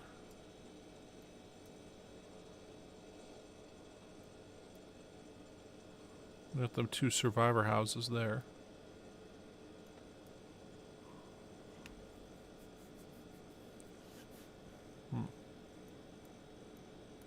I mean, who knows what's in here for goods and whatnot.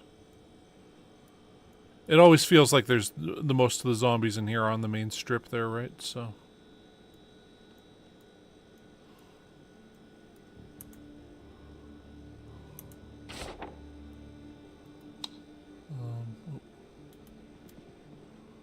Okay, I guess we'll have a smoke and then we'll go to sleep.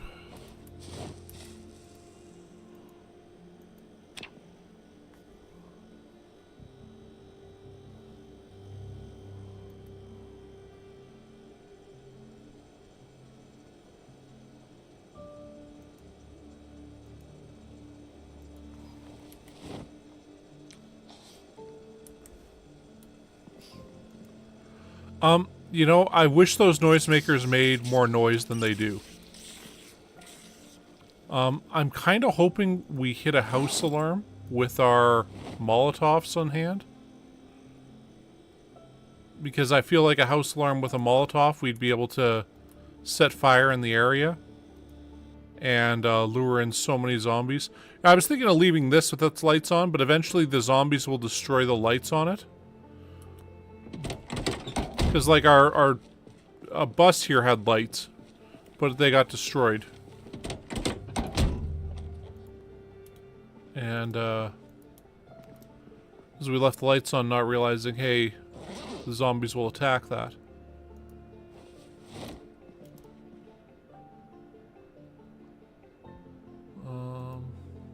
There. Okay.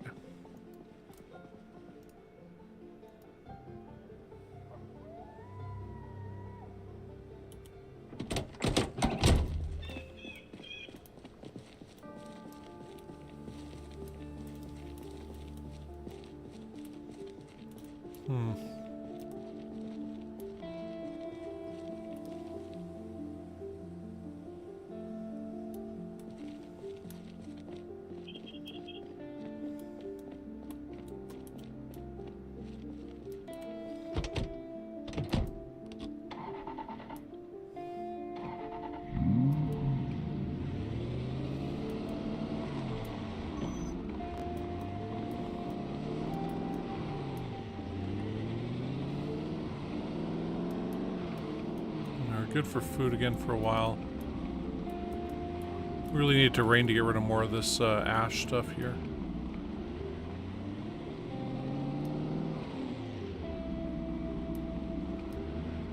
And you can see a bunch of the bodies are decomposing in this area now, so it's...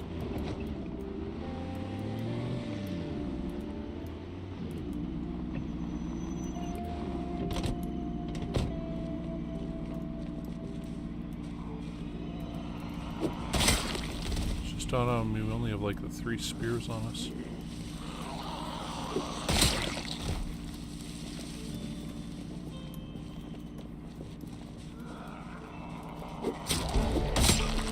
There we go.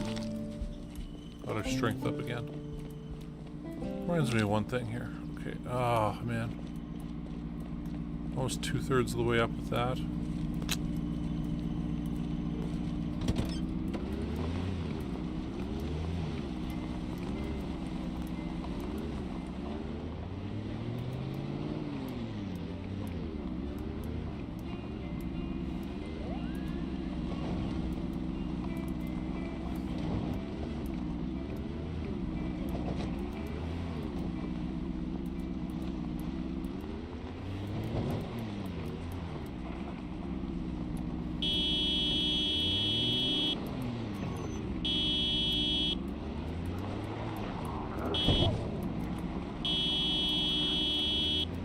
Shit.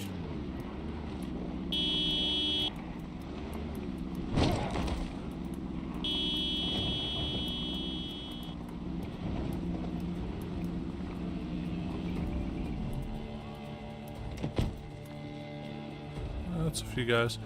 I think we can bushmaster them.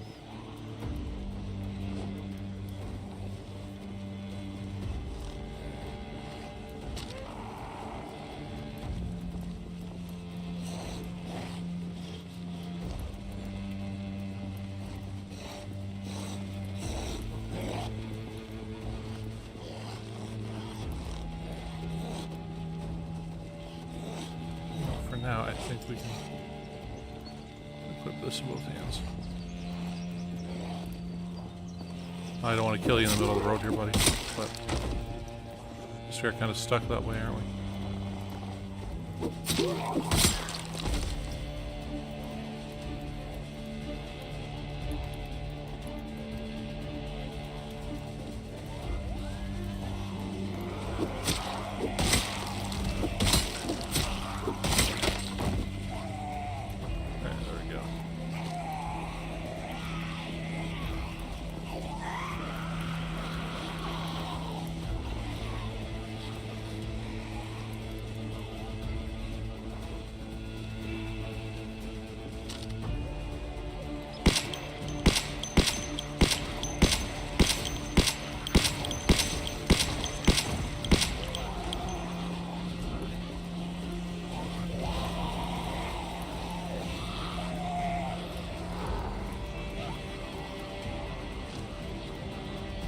We're almost...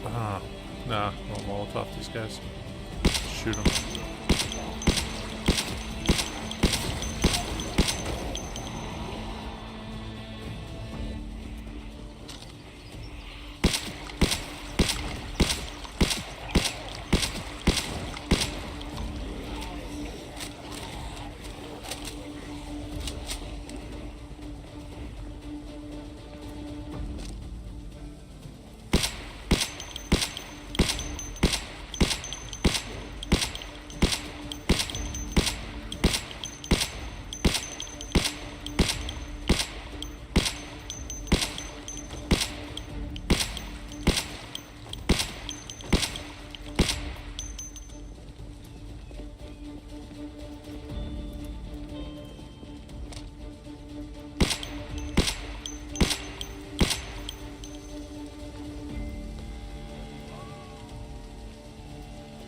Okay, wait, one of these guys had a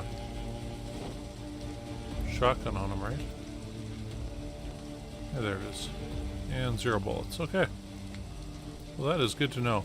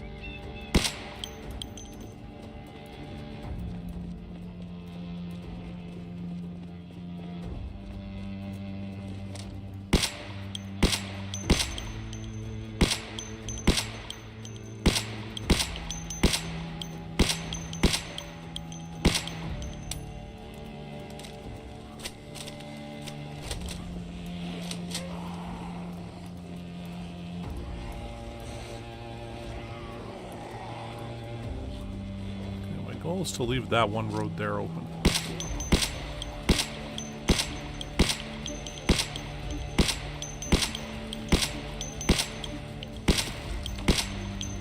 So we can drive up and down that.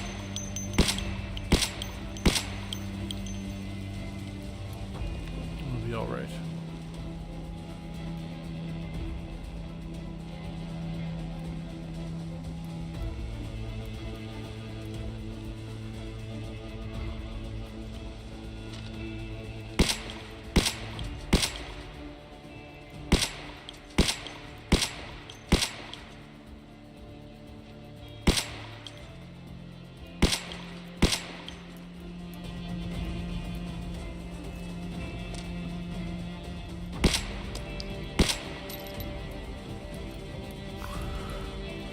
Yeah, we gotta get them guys out of there.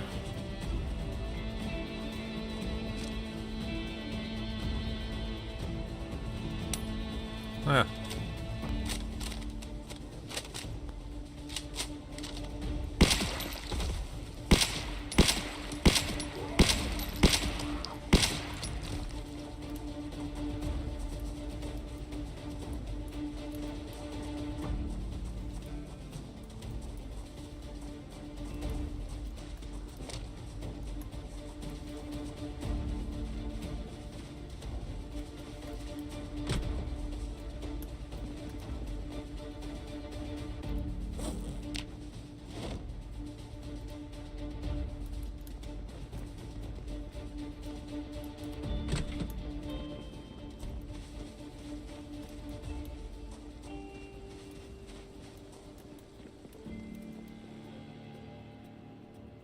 Dead mouse. Okay, well. I don't know what I thought I was going to find in there.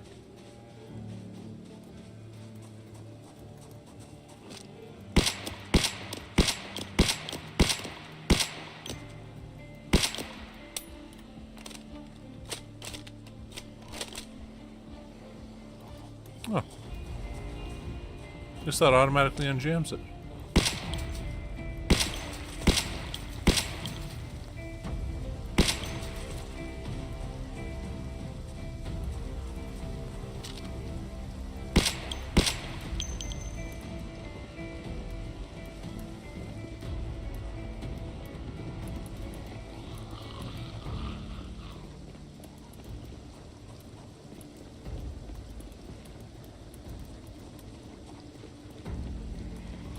See, there's some guys coming out of there.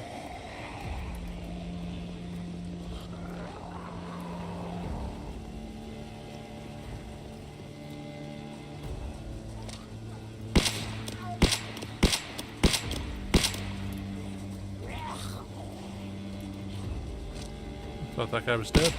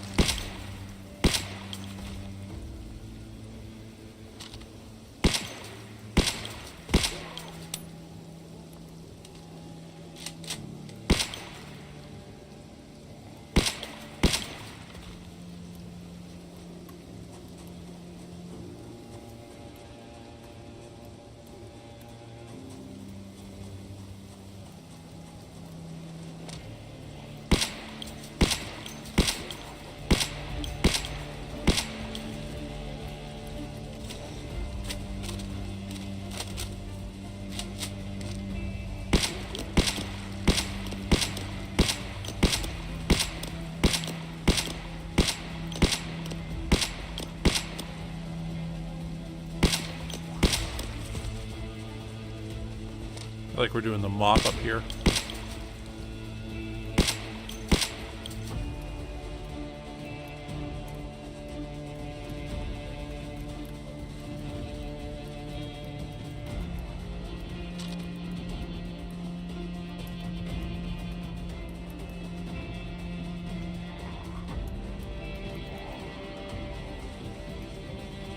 Yeah, I heard that. And I'll admit it, you scared me there. I don't refer to this as the mop-up anymore. Don't make you feel any better, zombies.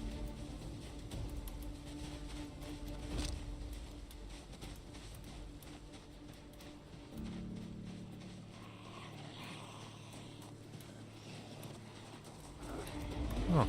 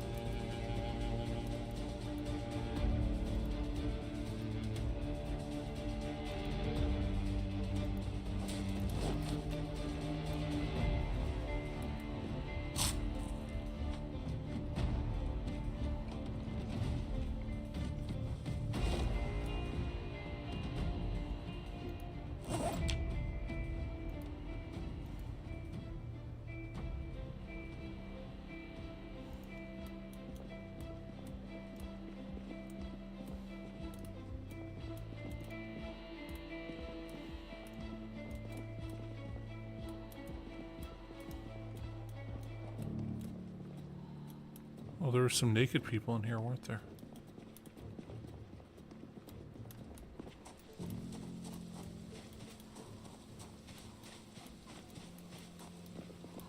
Always nice to see that somebody in Zombieland is getting laid.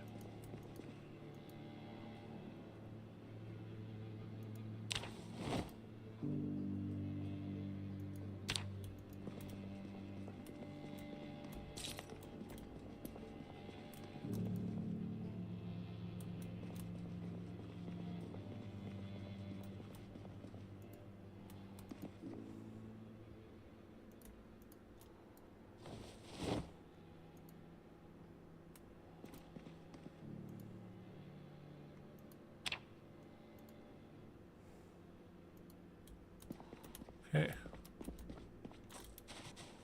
Well, we didn't check these out yet, did we? And nothing. Okay.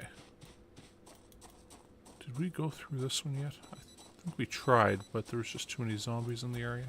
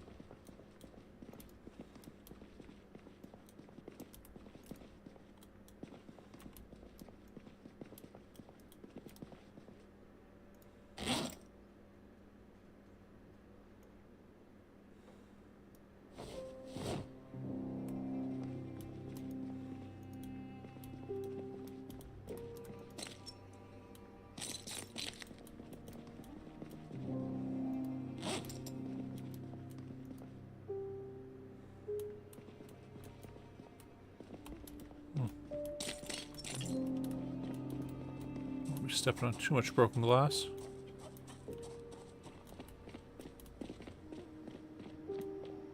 Okay, and oh geez, did we go through here? I think we went through here.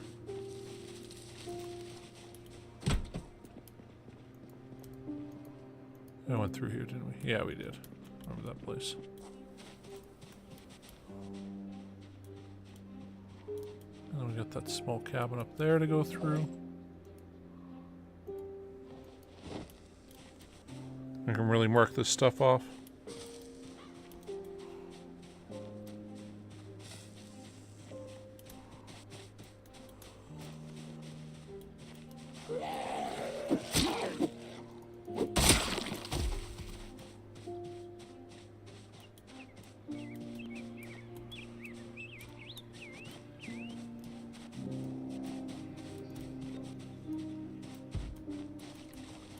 Thought so.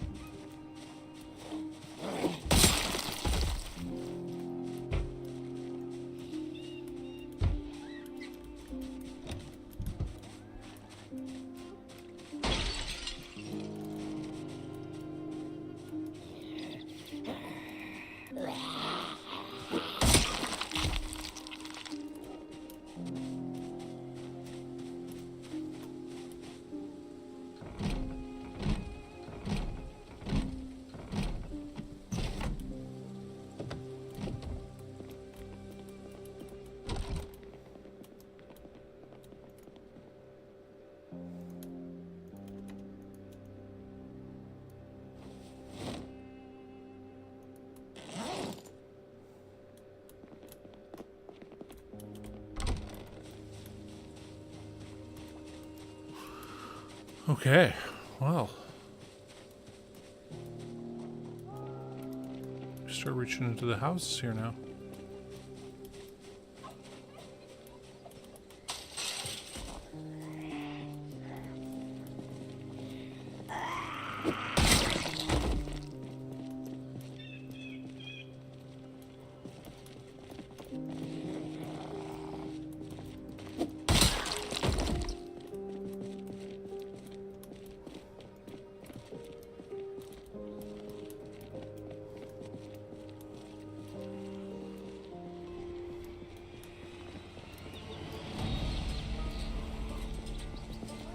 I'll lie, those mannequins freak me out every time.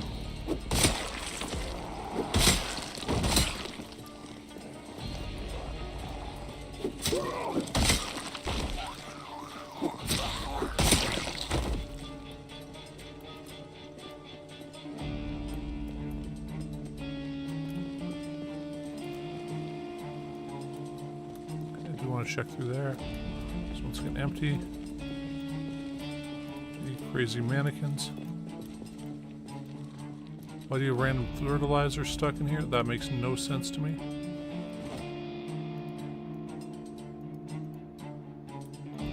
Plaster powder.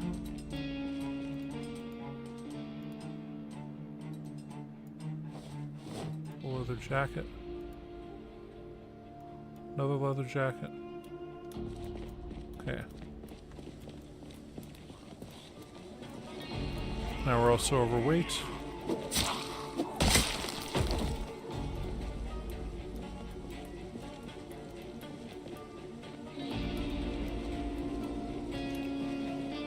Just generator.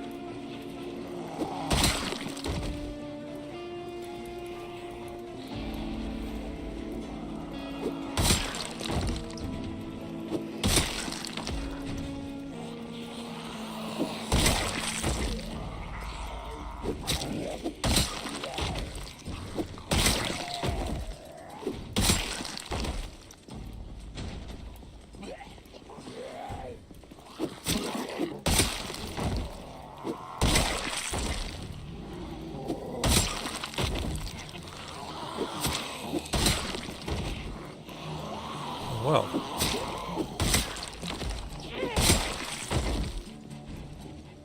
It's getting kind of nasty now. I figured there'd be a lot of guys in here still, but...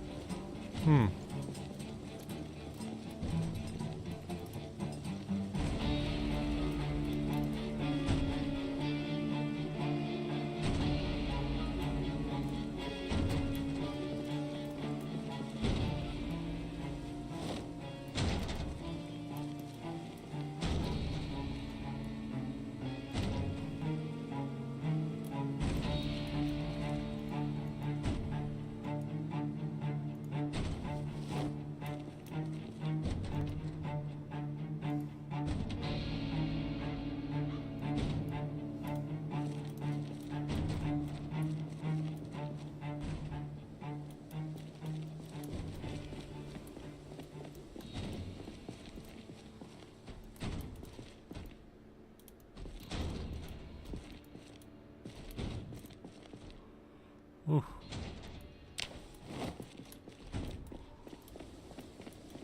Got a few VHS tapes. Let's see. Check in here. That's one of those is a new CD too. Fucking every time, those fucking mannequins.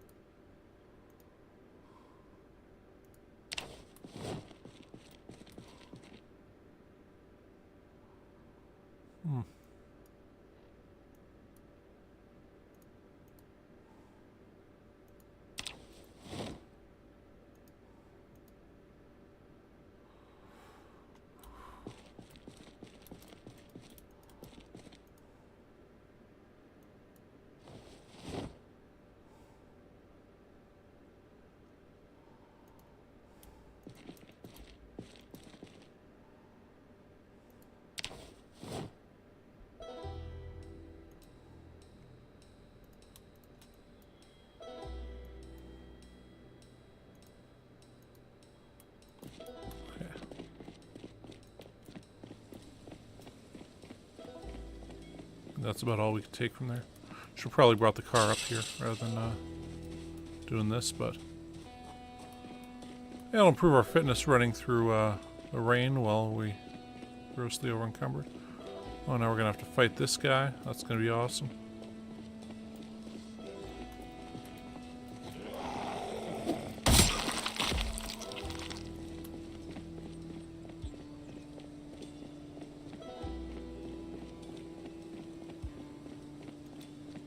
But hey, we looted up all them fucking trailers. Some guy next to our car.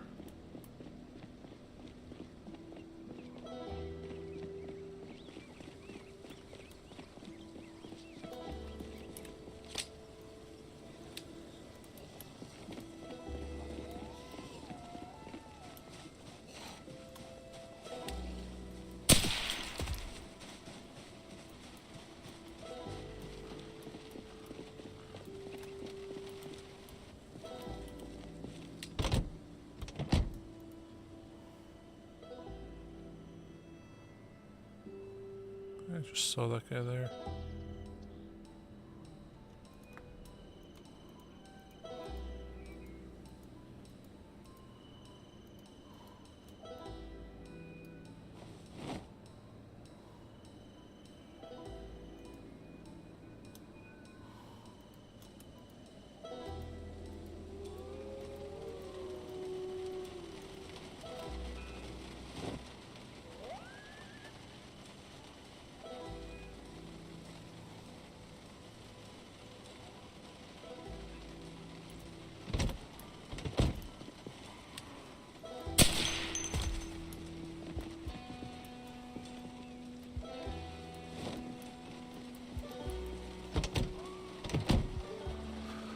Geez, should we go? Tempted to try to loot a bit more of it.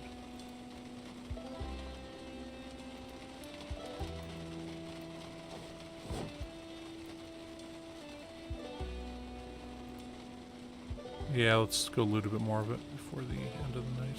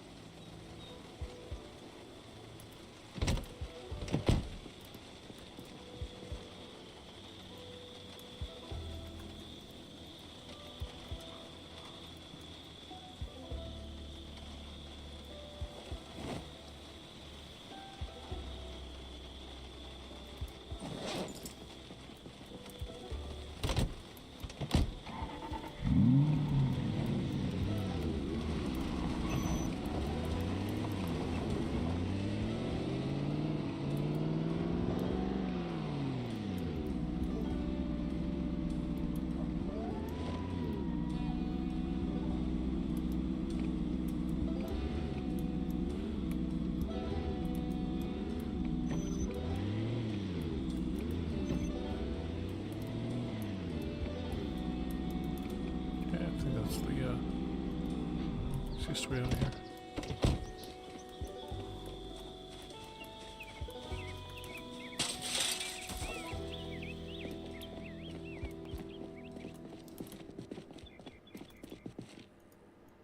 Violin.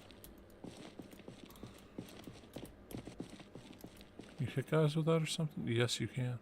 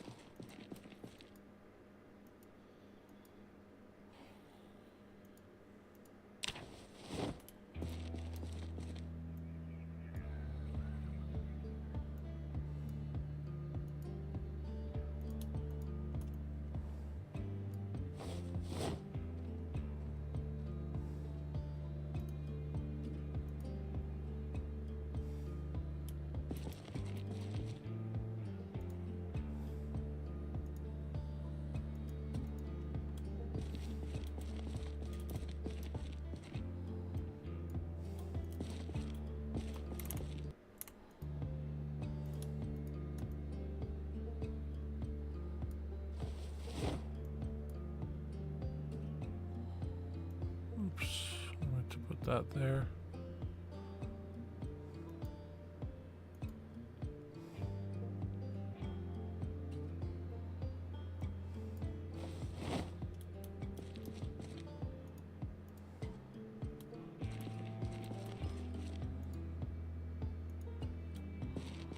So really it's nothing there. Wow. Okay, we looked in there already.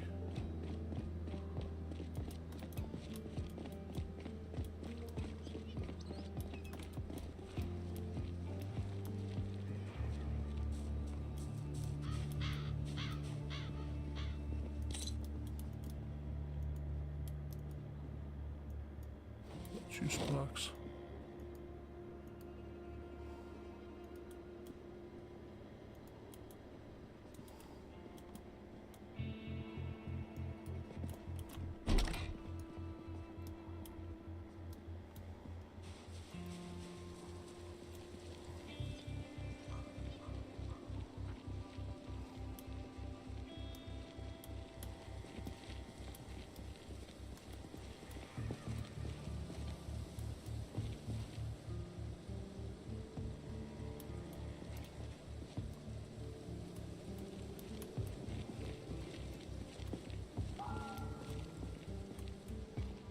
So we got those guys there also. Okay.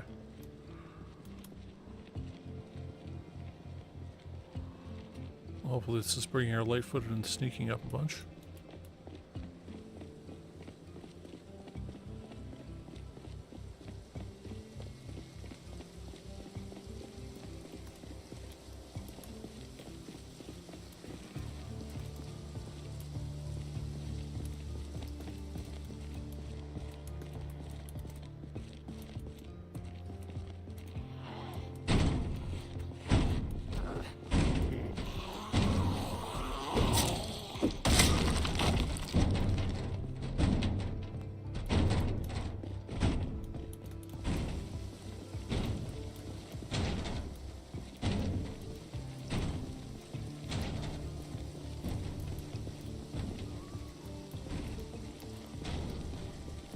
Don't want to get in a fight in the fucking storm axe here.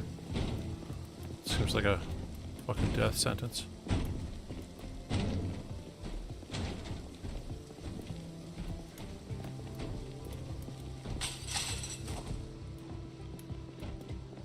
We still have a few groups in here. The empty office complexes.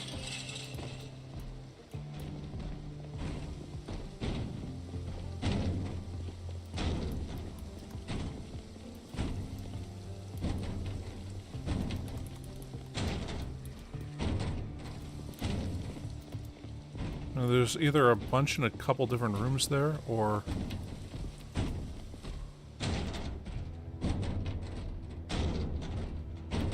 there's like a clown car group in one room.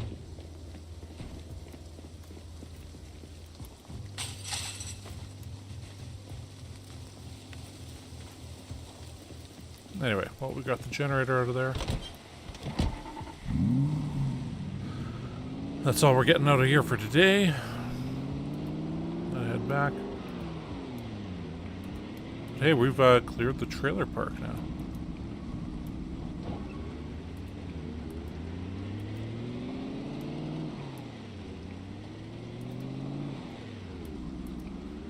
We've started into the self-storage. Got plenty of food now, which we didn't before. So that's always awesome.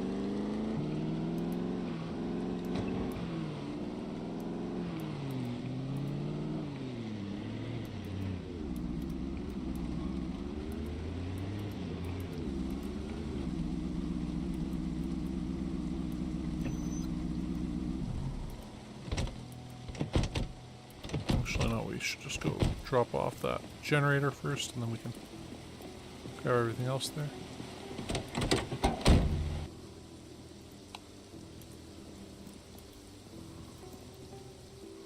I'll put all this fishing stuff in here with this other random shit.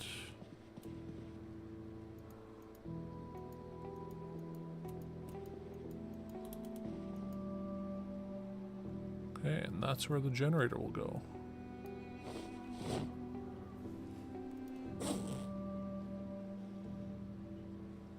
I'll put a propane tank in with it also.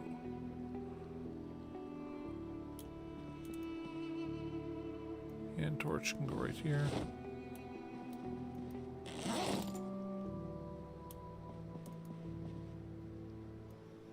The juice box down there, okay.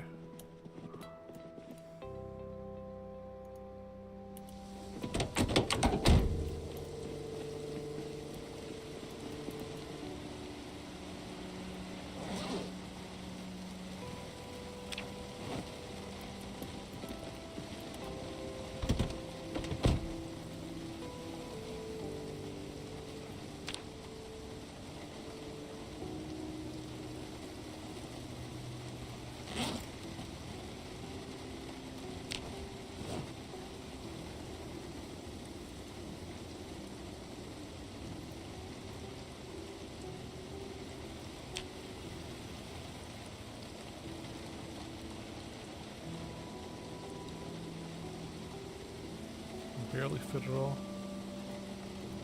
But hey, we did. Okay.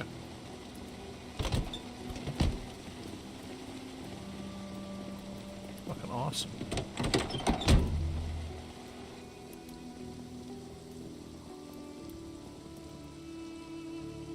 I'll put those comic books there. So put the chocolate there.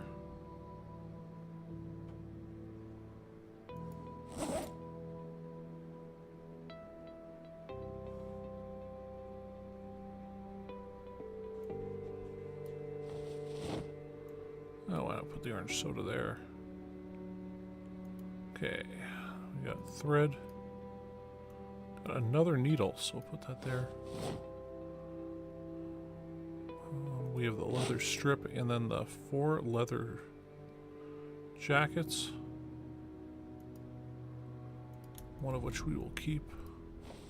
So yeah, these longer ones, they protect your thighs also.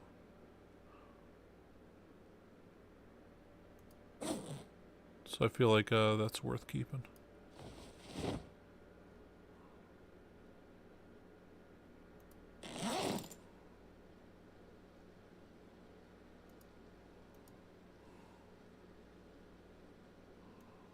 Leather jacket, denim shirt.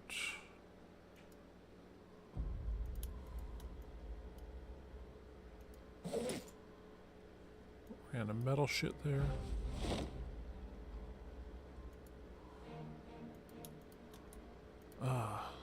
It's always the least fun part is putting the shit away.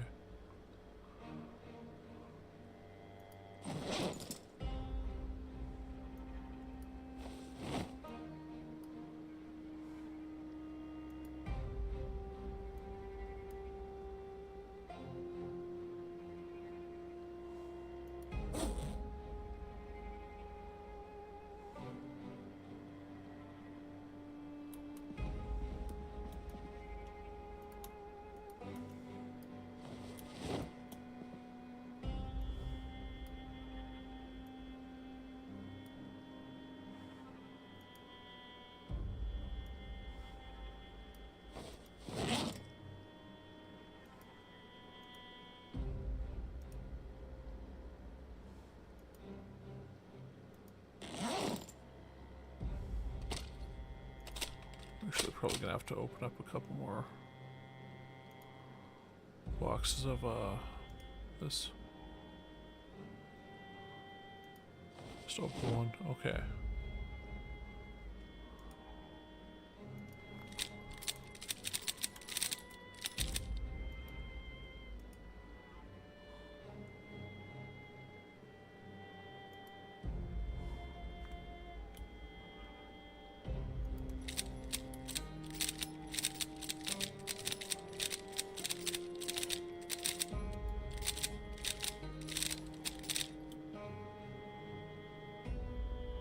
Wow, we actually used all the magazines.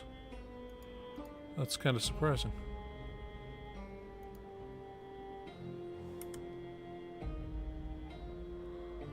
Okay, so 5 of these.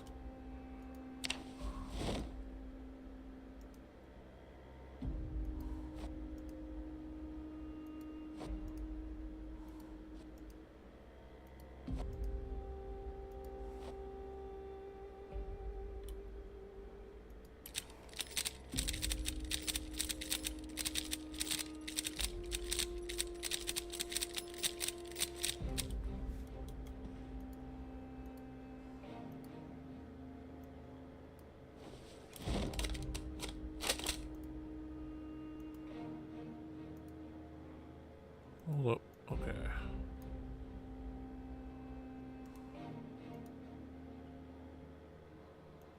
Put that back in our backpack there.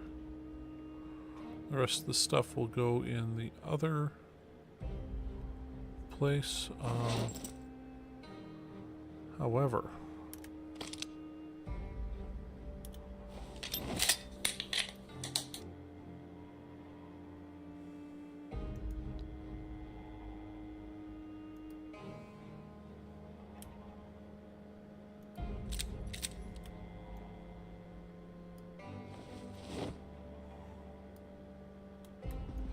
yeah, there we go.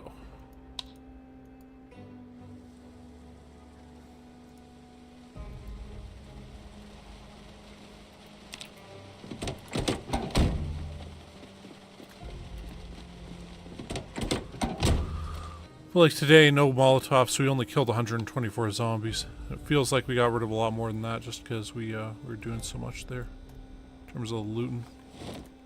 Now we're set up for quite some time for food.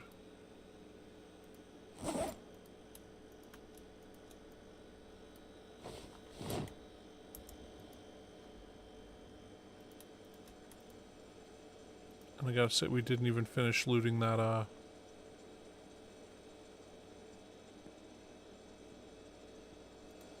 that grocery store yet. So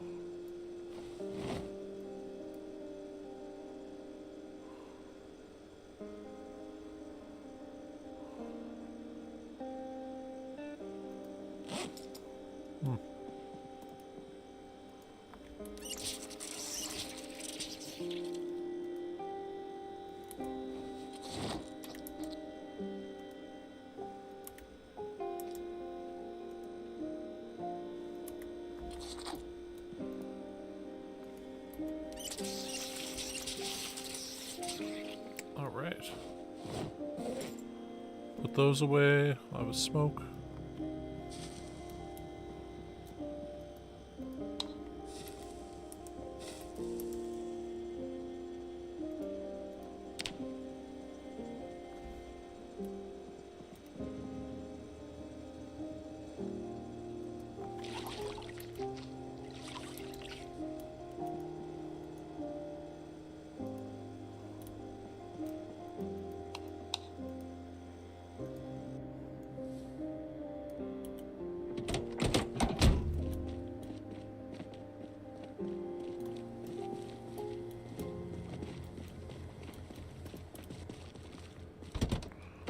Okay, let's open this up.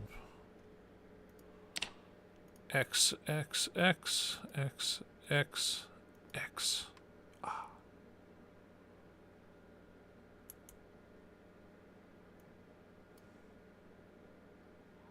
And yeah, we got the outside ones all done there, so we just gotta go to the inside.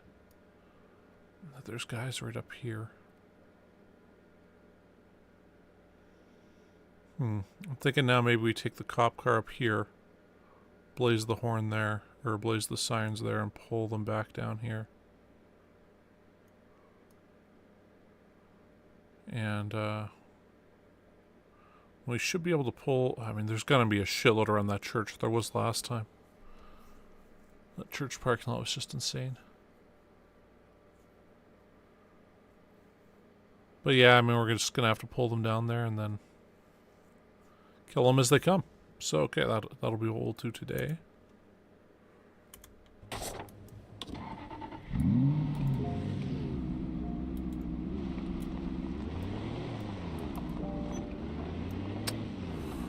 Side note.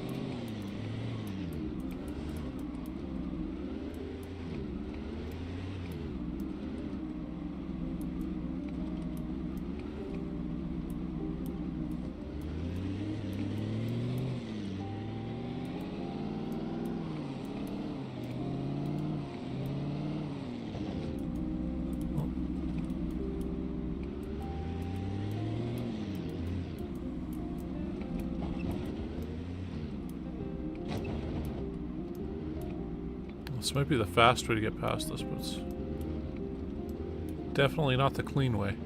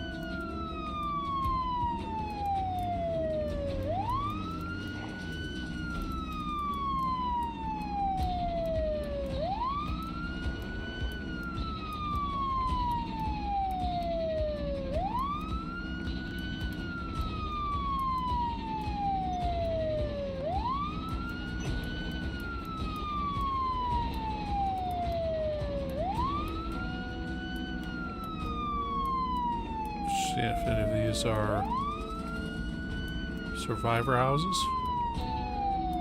No, I gotta say, it doesn't look like it.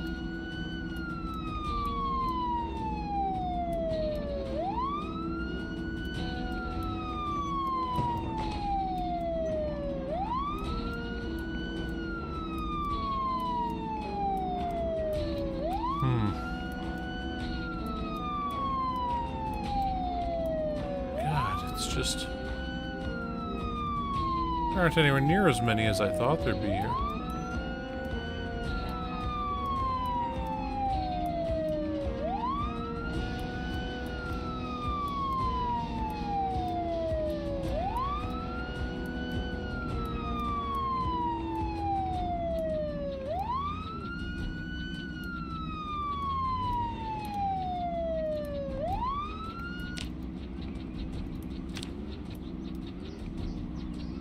I really thought that'd be luring like tons out. Turn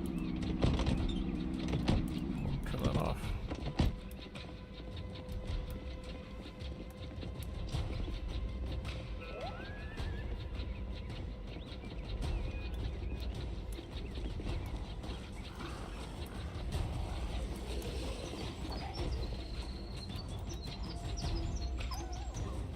It's like I feel like I could take all these guys in hand to hand that we've lured out here.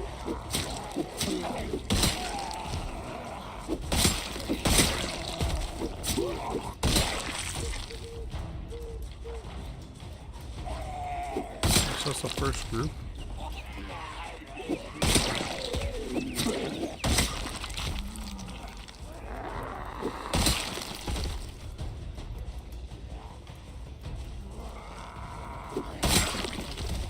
Well, they keep coming nice and single file here. We should have no problems.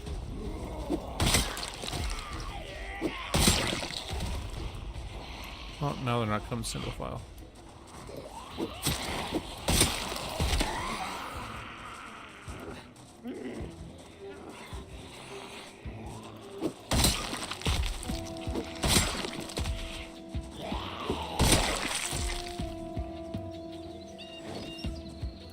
Ooh, here we go.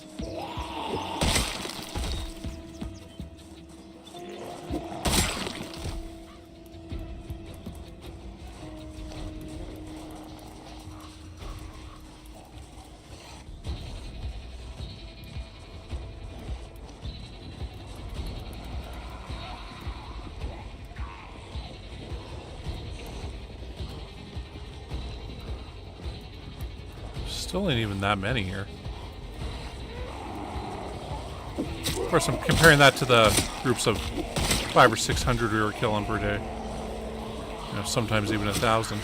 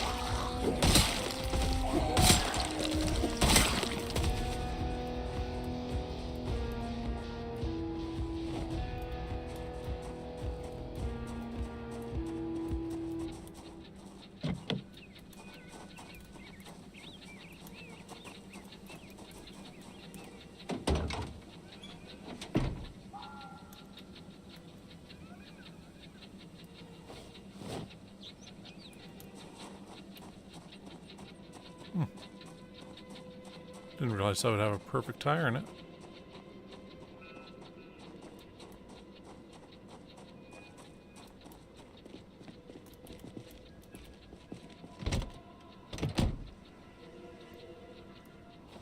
That there.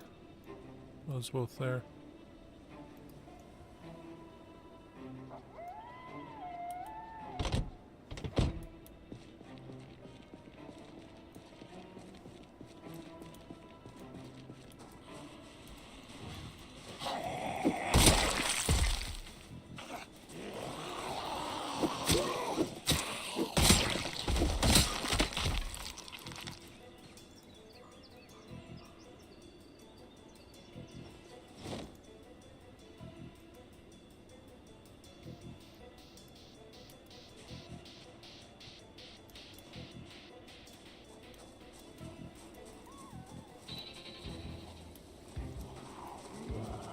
Close to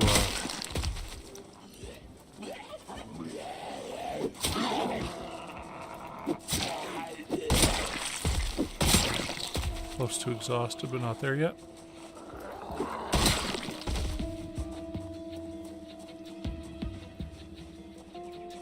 So we got a couple guys over here now.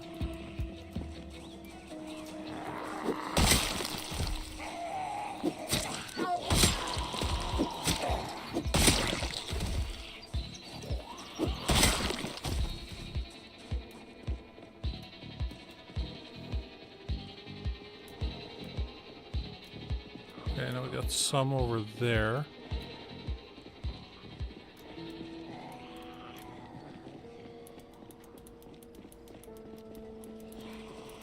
Oh, you guys have now got off the road, just kind of hid in the trees.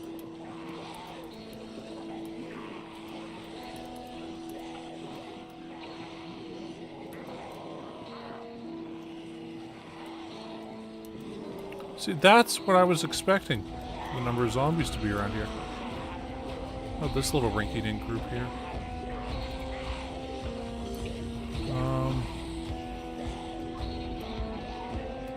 Yeah, you know what? We're gonna have to go back to the Bushmaster, I think.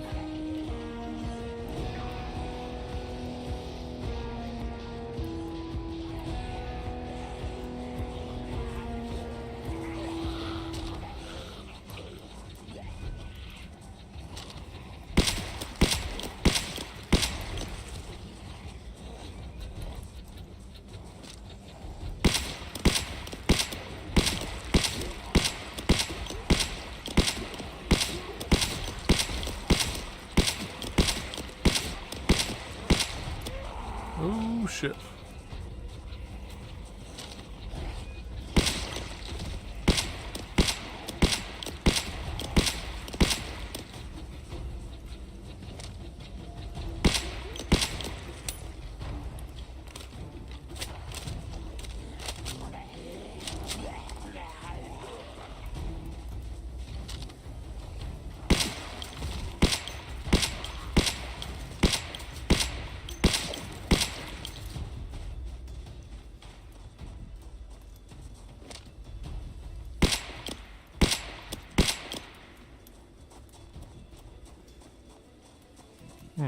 Hey, Light Strip, how's it going?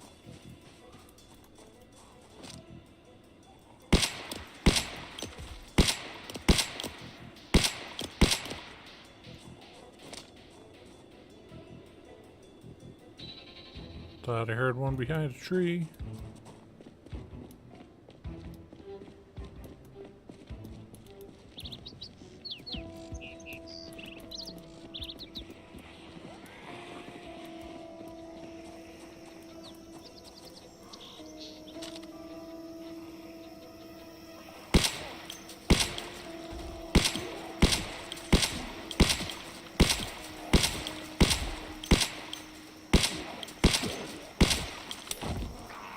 Oh. Oh, we're not exhausted anymore, so we can actually, use this bad boy.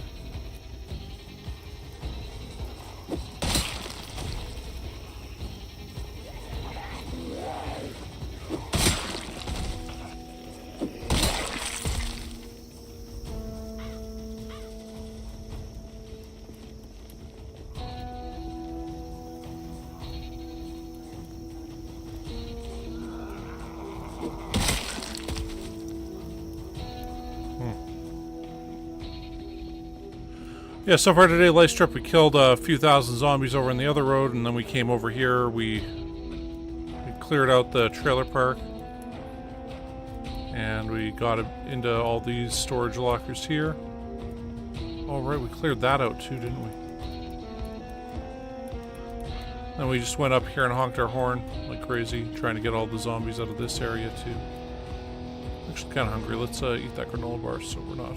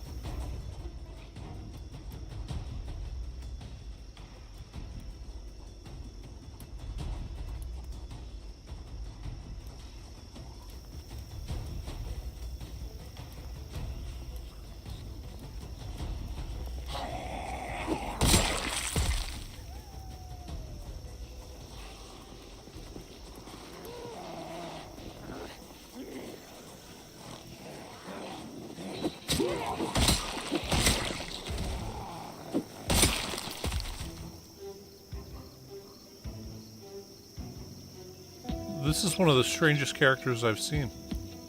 Just had that strange fedora on him.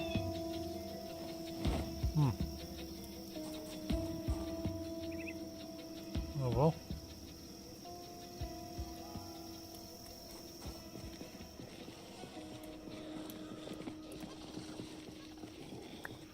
Oh geez, dude. Well, you know, at least she gets to be surrounded by loved ones, you know, it's... I mean, it's... Yeah, man. Hell of a thing. It's,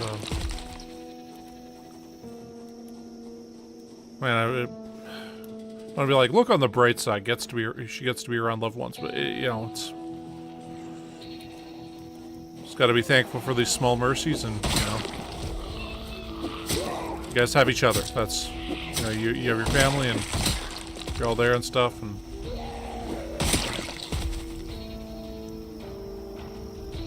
Yeah, it's, No,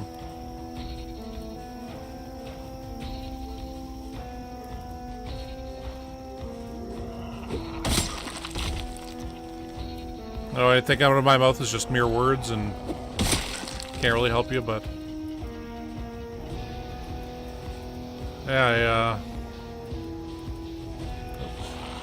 shit. Just, yeah, you know.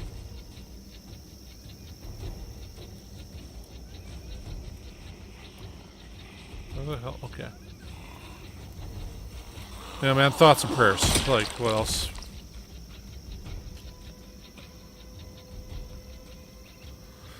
What else is there to say? You know?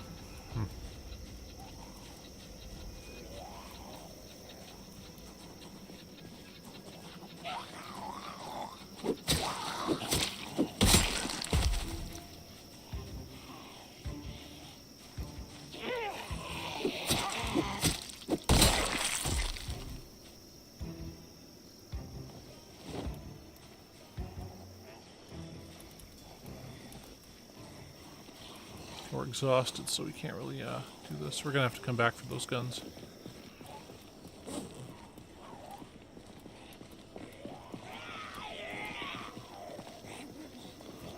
I'm trying to have a smoke here.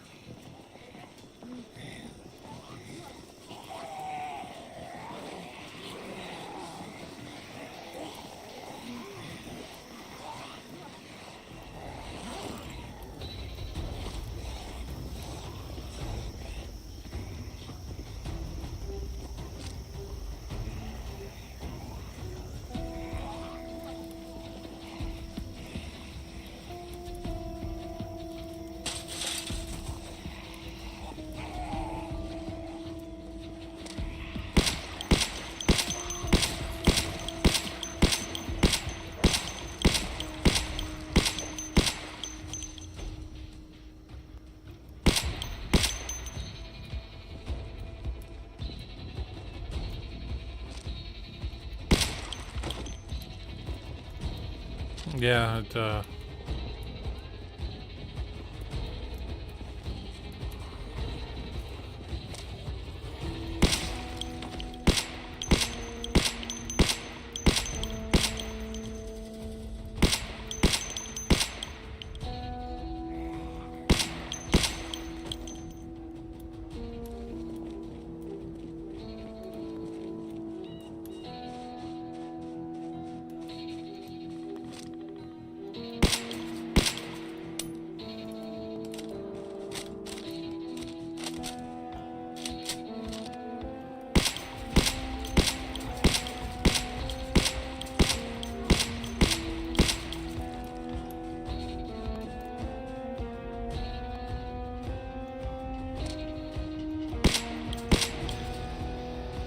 yeah, I'd imagine a last-minute kind of flight would be,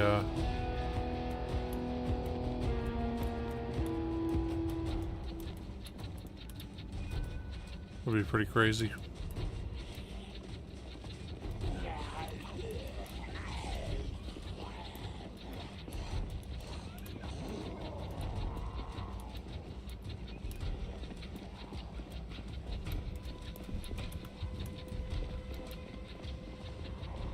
I think that's...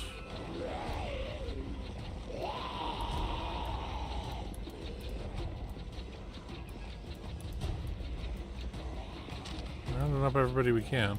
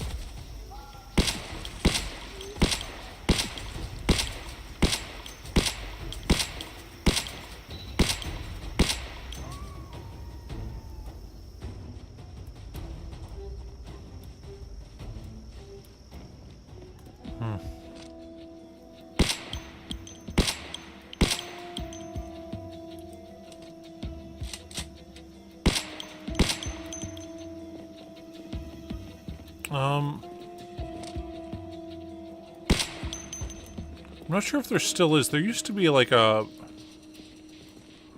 let's say like a bereavement fair, but I think you fortunately I think you need evidence of like a funeral or something for that. Have to be a relative and stuff. Cost like a third. I'm trying to think of anything that would reduce cost there for you, but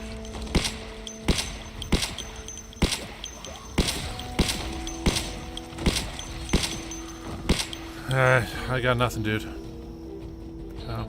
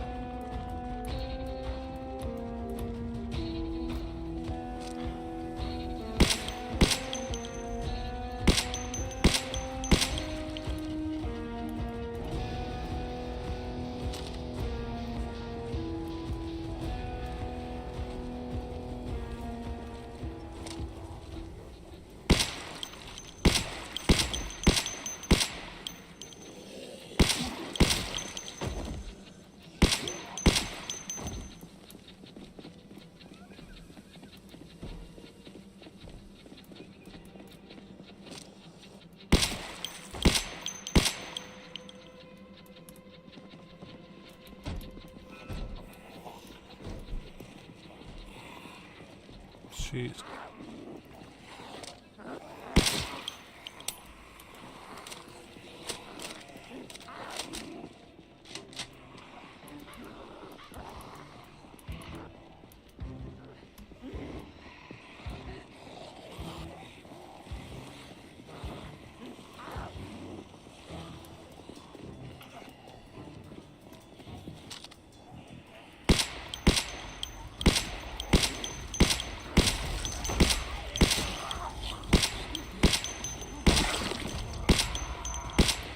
What the hell is going on here with these shots? Where's the light strip? I mean, what I can offer you is like a mindless distraction. Unfortunately, that's, you know.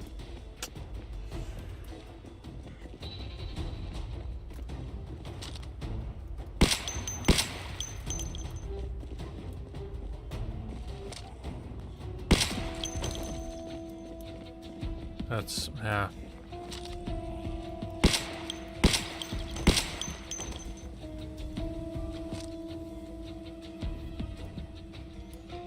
Yeah, it's harsh.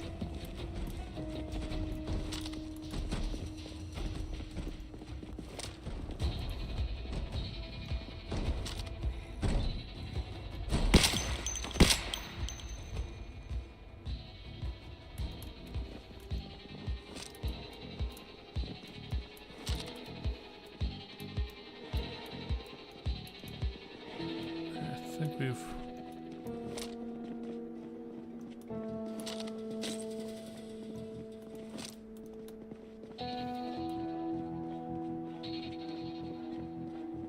this cleared out.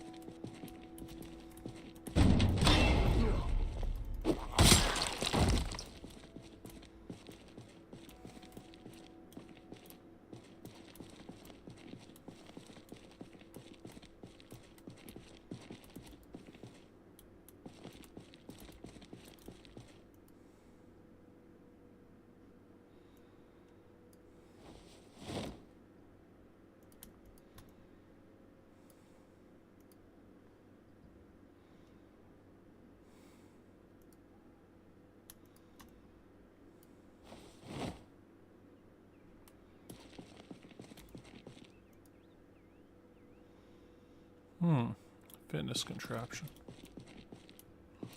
Oh.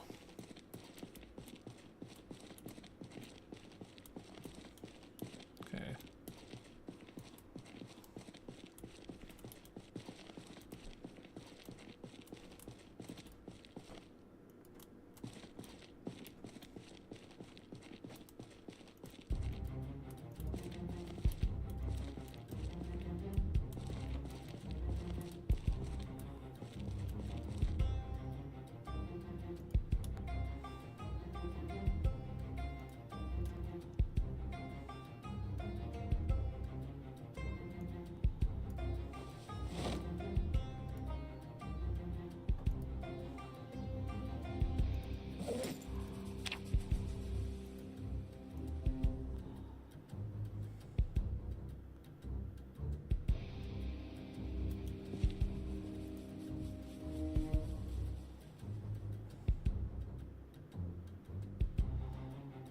Is this better than the leather jacket we've got on?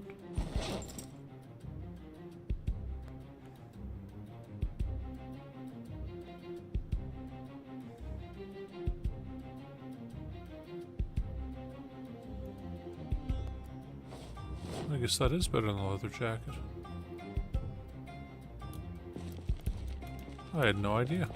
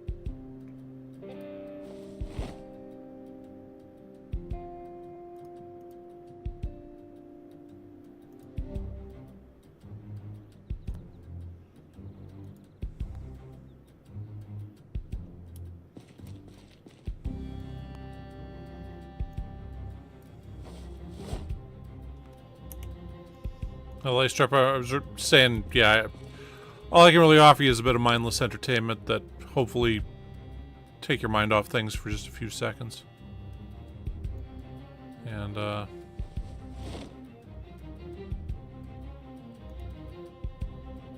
it doesn't really help in the long run, but it, you know, a few seconds of reprieve can be worth a lot at the right time, you know? So... yeah.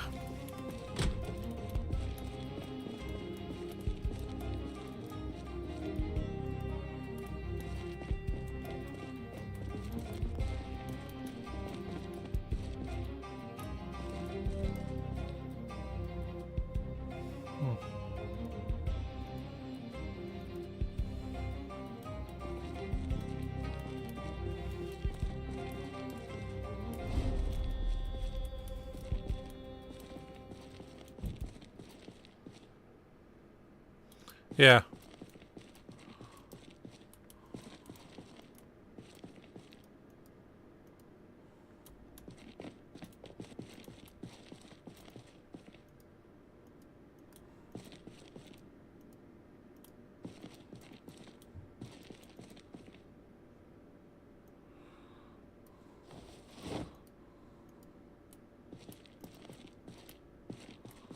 Understand, dude, you ain't dragging anybody down. It's, you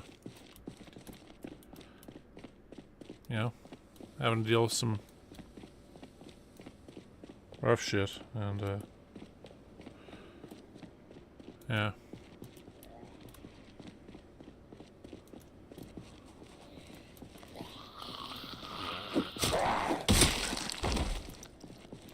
I remember one time way back in the day, I was playing, Modern Warfare 2.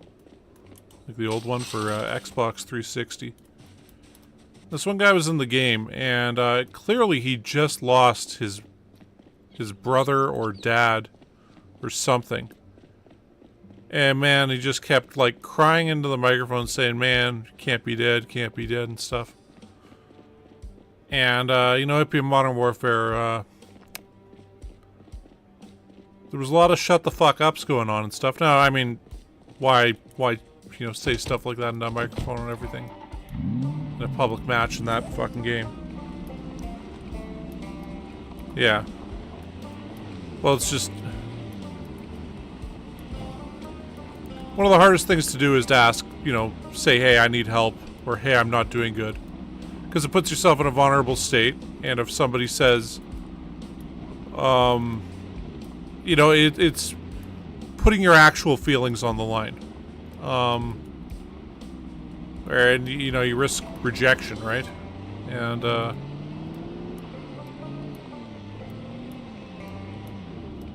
it's, you know, you feel bad, but on top of it, somebody's making you feel bad for feeling bad. In a situation where, yeah, of course you're gonna feel bad. And,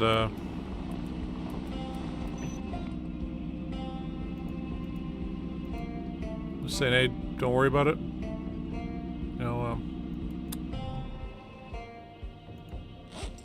not sure what we can do, but yeah, you know, we'll do as much as we can. Even if it's nothing but, hey, let's, you know, kill some zombies and see what, I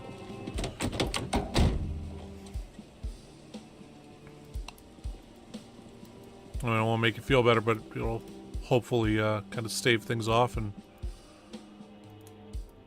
you know, once again, just give you a bit of a distraction and something to think about that's not that.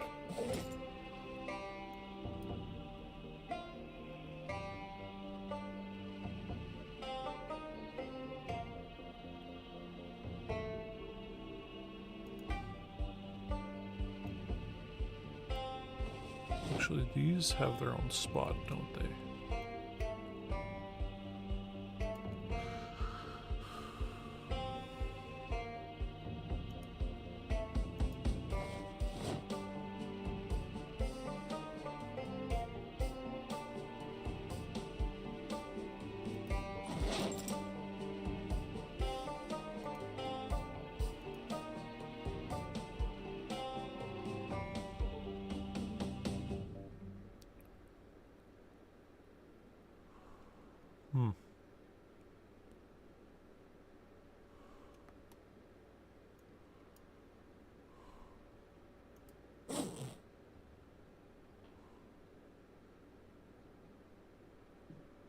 Oh well.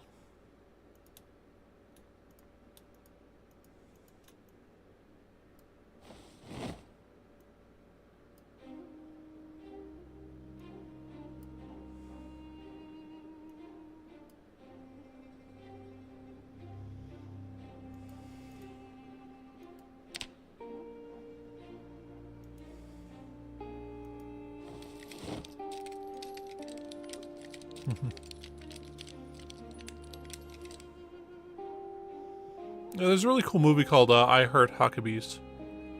Kind of deals with these issues. Never seen it. Strong recommend. It's quite the movie.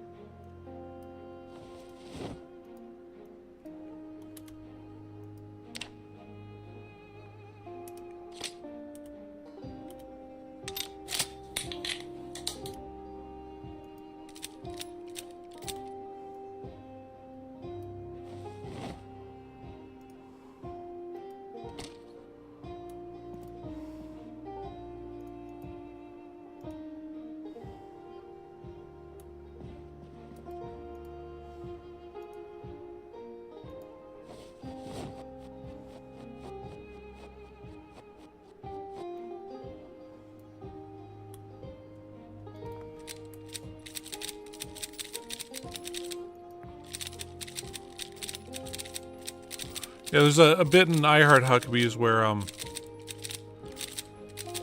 it's a very bizarre movie if you've never seen it. It's very well done. Very good, but the main character played by Jason Schwartzman, he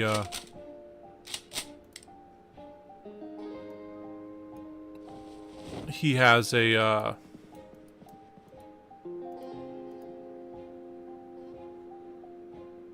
he has this weird existential dilemma, and he hires these existential detectives to look into it.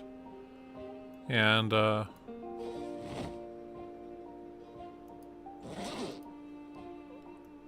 there's sort of a line where he kind of... There's a bit where he's talked to about, oh... He had a cat that died when he was a kid, and he wrote a journal entry about it. And, anyway, but, like, he finds out, like, when he was a kid, what happened was, he got upset about it, and his mother basically ignored him and said, you know, she was entertaining some random guest who was trying to visit one of the neighbors. And,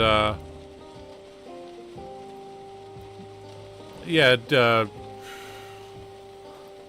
line was, not only did you lose a cat, but she ignored you afterwards, so you were made to feel bad for feeling bad about something that is something that you're going to feel bad about.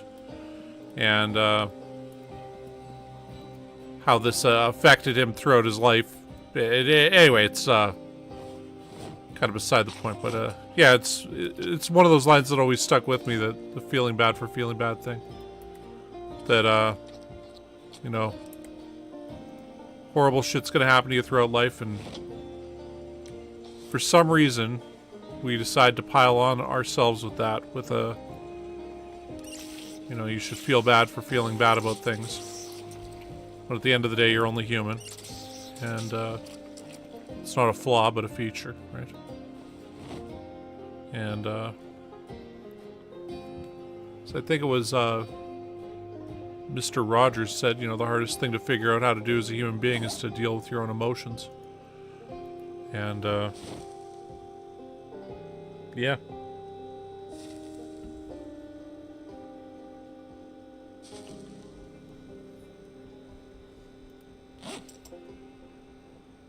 Sometimes we all have to lean on other people, and it's something to feel bad or ashamed about. It's just the way it is.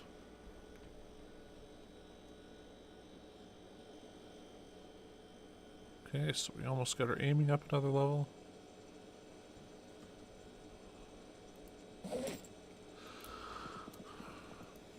Now let's go to... Oh.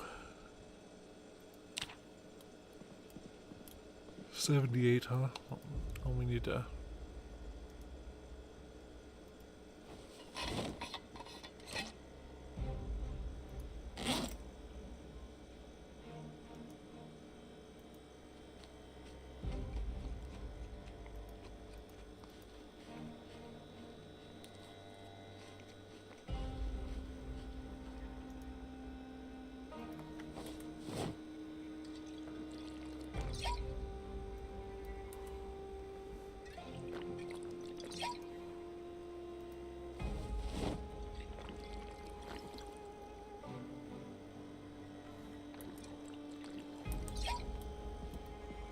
There you go. Ate some dog food, flushed it down with some wine, and...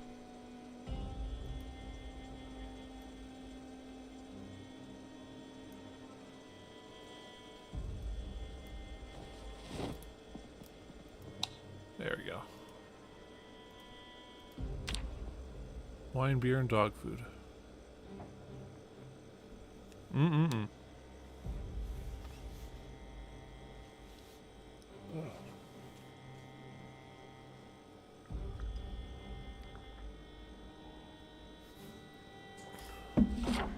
Okay, so far this stream... Oh, we actually went through there now, so...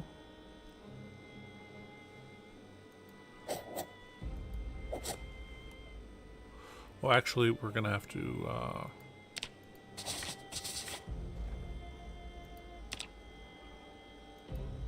let's say there's 3 generators.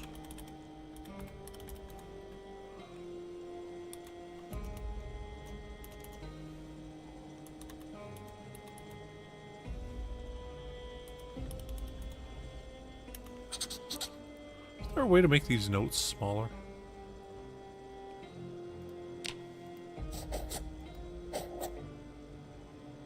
There we go.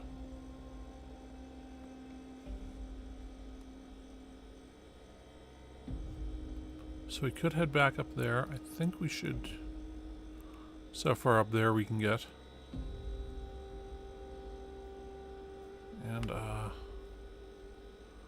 we're almost able to go back to the Molotov cocktails, right?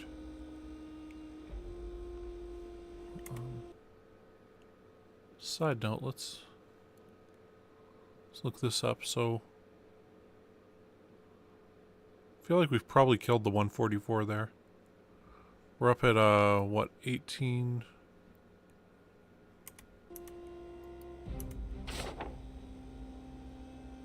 18,691 for the stream, so that's... Or for the,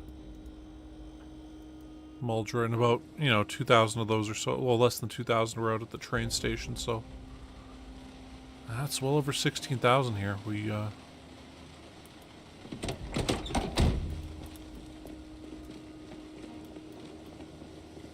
feel like we should be getting,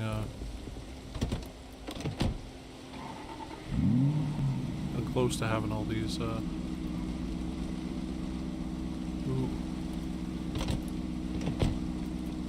Having all these zombies gone. Let's grab some, spears.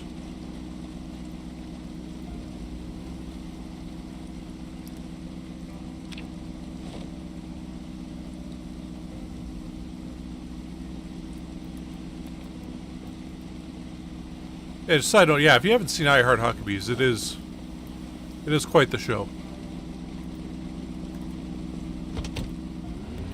It's, God, I forget what his name is. He made Silver Linings Playbook, and, Three Kings was another big one of his, the one with the American soldiers in Iraq, taking the gold.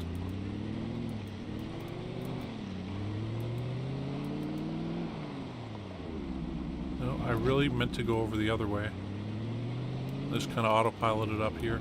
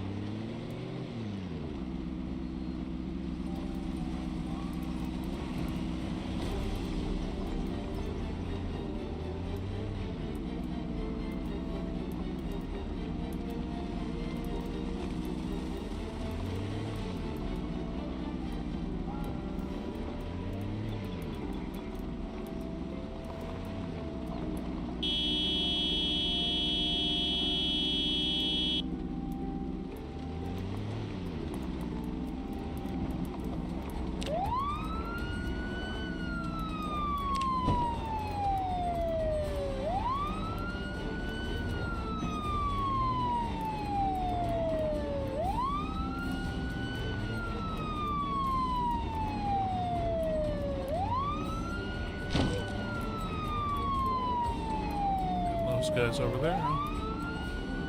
Thought there was only 4 here.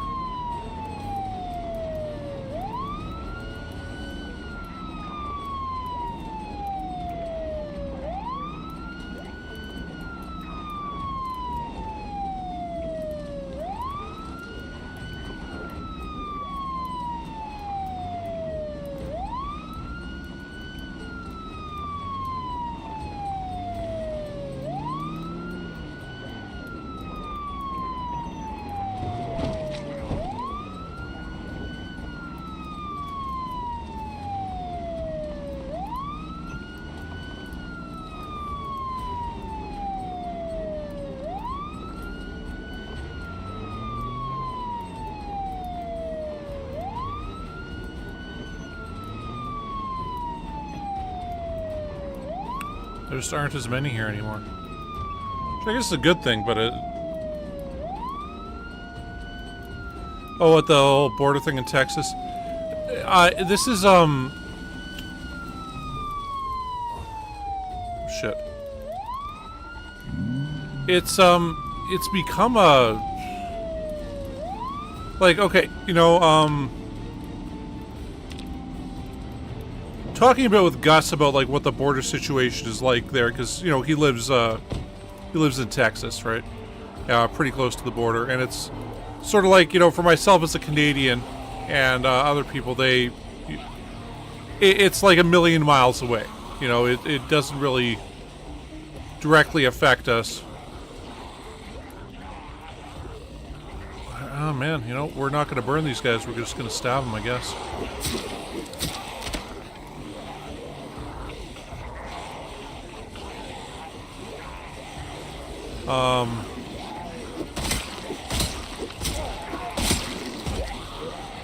And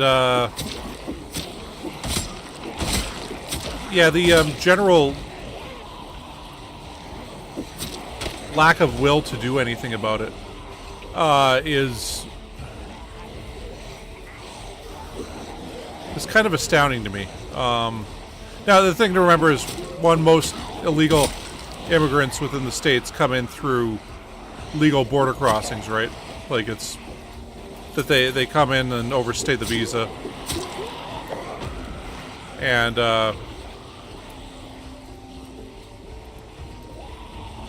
yeah, so, I mean, even if they were to, you know, seal up the border and have that all go right,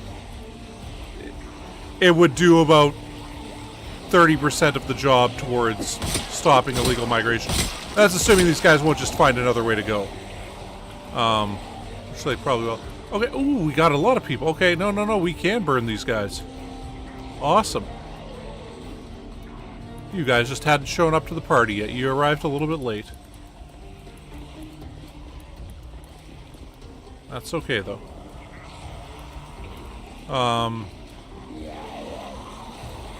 Two, the thing about the, what's going on is it's been used as a political pawn kind of thing for both sides, for quite some time. Where if okay, let's say we do everything that the Republicans are wanting, well, that won't solve the problem. If we do everything the Democrats want, that won't solve the problem. But it's become a nice, easy problem to have. Milton Friedman put it this way. You know, Milton Friedman was an economist that was considered, you know, highly libertarian, capitalist type economist. But he explained the big problem with elections is you end up with politicians blaming essentially very low voting kind of minority groups for the problems. And the way you put it was this way, that you have people that are like, you know what the big problem is these, like, you know, 5% of the poorest people, they keep screwing everything up. And that at the same time you have people say, you know what the big problem is, that you've got 5% of the richest people screwing everything up. And it's this blaming of small groups of electorates, so you can say, I'm going to lose those votes, and by losing those votes I'll gain the other 95% of the votes, and with those 95% of the votes I can gain power. So yeah, that's how I'm going to solve all my electoral issues as a person who wants to win political office. Now with immigration, you're dealing with a bunch of people who can't vote, so you can really say whatever you want about them, and you largely aren't going to lose too much of a voting kind of block. You can propose whatever kind of, you know, populist craziness there is, and you're just largely going to gain votes. And yeah, it's become a weird issue of like with guns in the States. Okay, so you have people that are for and against gun control and all this stuff. However, when it comes to gun control, you have a lot of people that vote based solely on, am I going to get to keep my guns? And the people that are, you know, pro-gun control don't vote based upon that issue. And by that I mean that you have the impassioned supporters on one side, despite the popularity being on the other side overall. Anyway, and you find kind of the similar thing happen with immigration. Now, what I thought was really telling was it Ted Cruz was on Fox News like 3 or 4 days ago. They were talking about that, and like the whole, yeah, we're gonna bring the National Guard there. Like, well, what kind of bill are you going to present to Joe Biden about solving the immigration problem? And it was like, we're not going to present a bill to the president. And it's like, what they've just decided. Okay,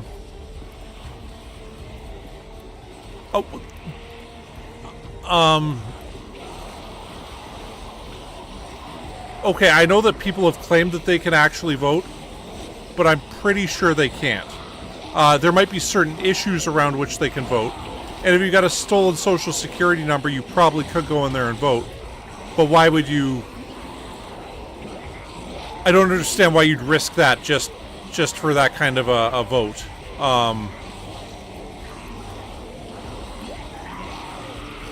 But either way, it's that the people vote based on more on one side of the issue than the other side. That essentially the stop illegal immigration rather than come up with some kind of dream kind of solution to it. That wins more votes the other way. So what I'm saying is, like, the thing with Texas is it feels like a very cynical ploy to create an issue with which the Republicans hold the popularity on, just to be able to say, hey, look, we're on the popular side of this. Now, this is largely because the last election was fought on largely abortion, which the Republicans do not hold the popular side of.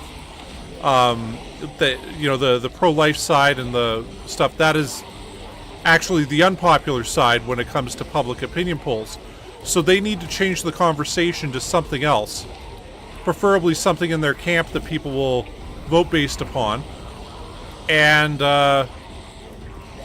they've decided that securing the border is one that the Democrats are weak on, so they can kind of pull these sorts of stunts while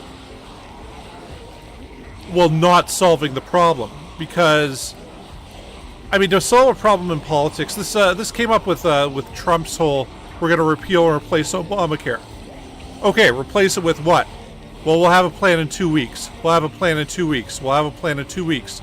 And then, you know what? Never release the plan out of the entire time he was president. They just said, oh, no, we've got a great plan. It's fantastic. It's going to work out fantastic. Then, well, what is it? Well, we'll have it out for you in a bit. And it's sort of this just trust me thing that, I mean, either they didn't have a plan, or they had a plan that was so grossly unpopular they couldn't present it to anybody.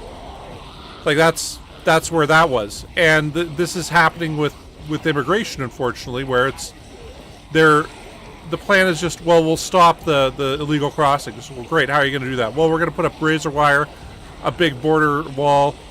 Well, won't somebody be able to just, cut that razor wire and put a ladder over the border wall? Well, then we're going to have it patrolled by guys and all this other stuff. And what East Germany, the police state of East Germany, found was that no matter what they tried to do to set up a wall to stop people from going over, people would figure out a way over.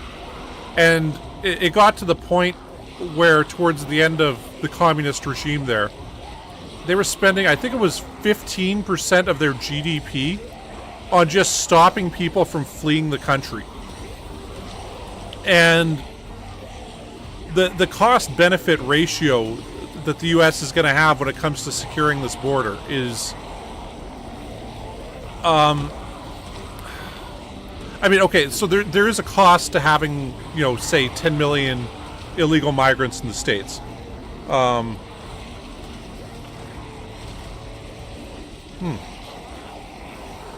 Jeez, I didn't know that.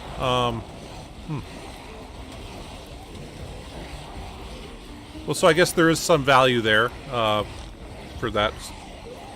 But anyway, yeah, where was I?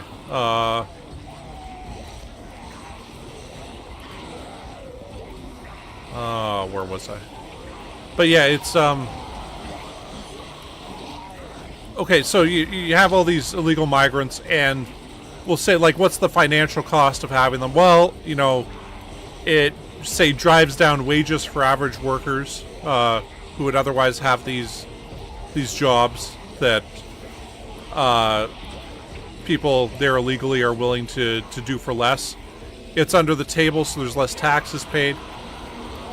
Funds raised by migrants are largely, I mean, not largely, but there's a lot that gets sent home out of the country rather than being spent within the economy that would improve the economy. So there's a cost to all this in terms of less economic activity, you know, higher housing prices because you have a bunch more people that need homes, not being able to, you know, control this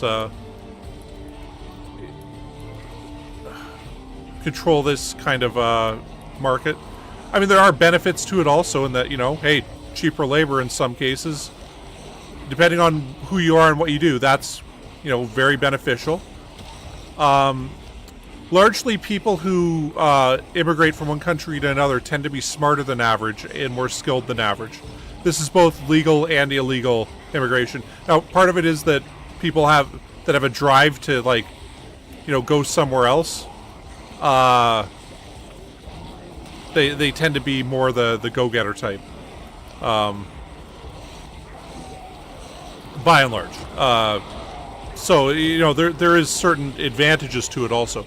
But, like, there comes a point where how much would the U.S. have to be spending on securing their border before it becomes something that's actually losing money per value put in? And should that be the only concern? Should that be any concern at all? Like, is it more just, no, we've got laws, and we've got law and order, and we're going to enforce the law? Once again, some value to that.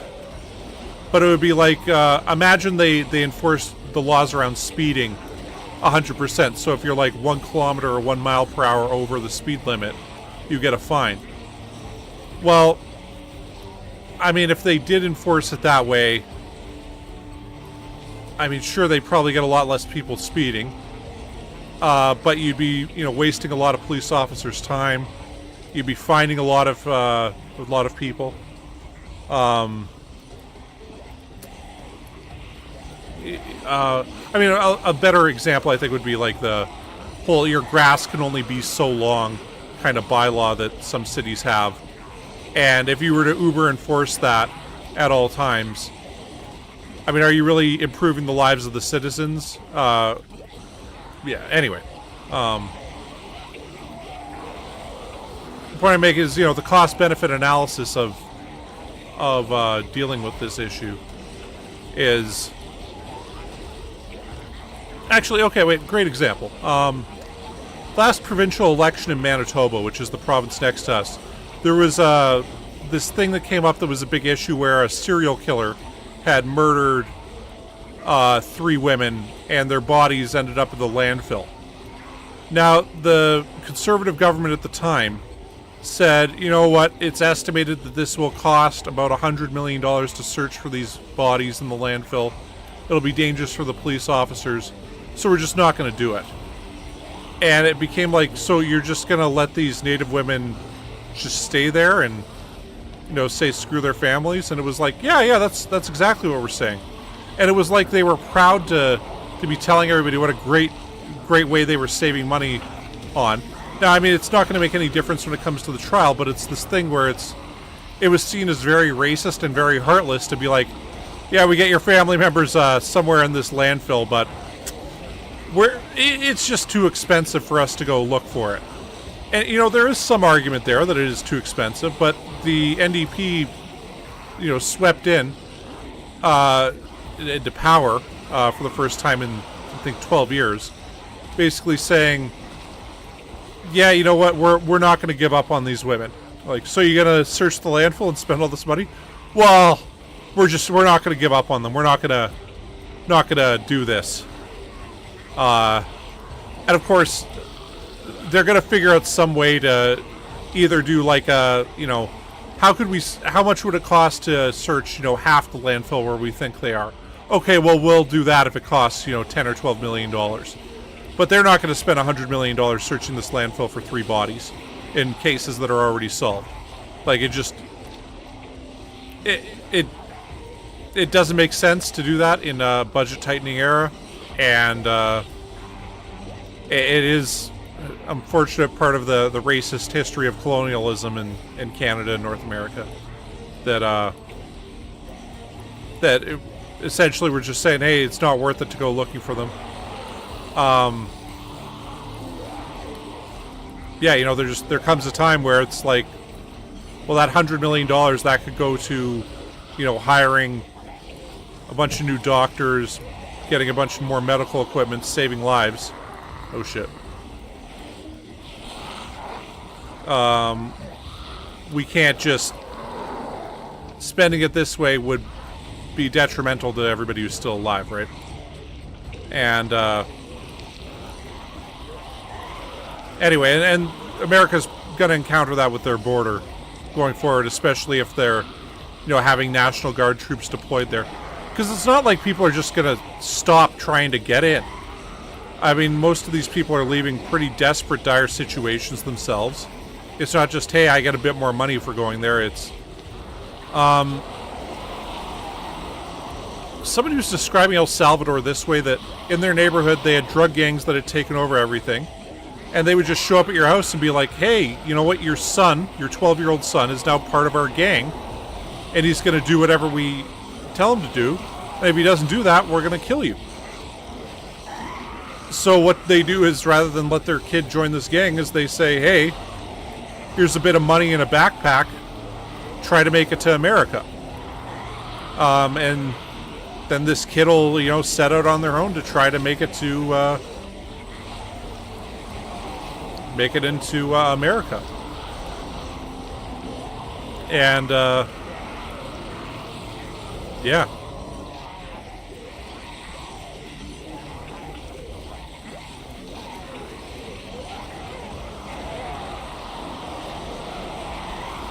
Yeah, you know, for me, it's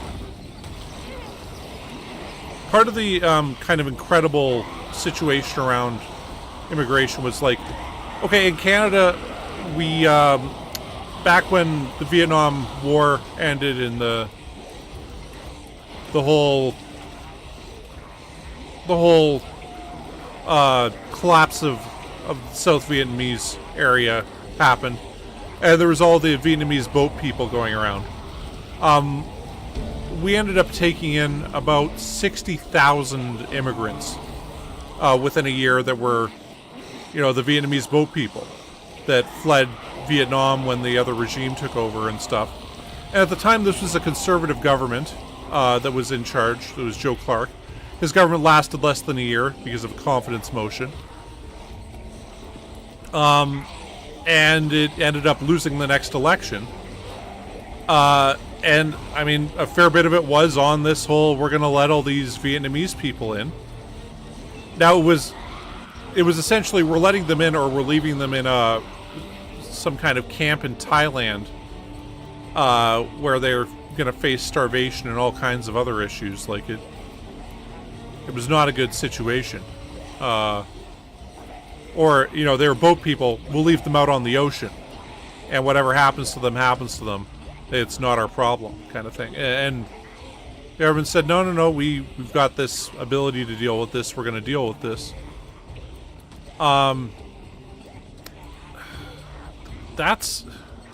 It's just like that's not there anymore. I mean, you can even see it when Afghanistan fell and a bunch of people that were translators and stuff that worked with the West. They were just kind of left there. And I mean, you know, Ukraine, that's another one where, I mean, we've brought in, I want to say, a few thousand even just to this province here. Because Saskatchewan's got a huge Ukrainian population. Like, it's about a fifth of the province is historically Ukrainian. Now, most of them don't speak Ukrainian. But, you know, lots of the original immigrants here. I mean, maybe not a fifth, but at least a tenth. Like, I mean, it's a huge portion. We're from Ukraine. And, or at least their families were originally there. So anyway, so it's led to kind of an overabundance of the number of Ukrainians, and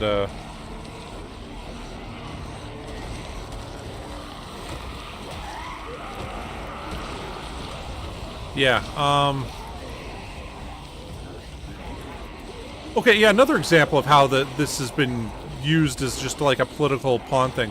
That law that Florida passed last summer, where you couldn't transport anybody that was illegal immigration status, and this led to hundreds of thousands of illegal immigrants and legal immigrants who were part of their families leaving Florida,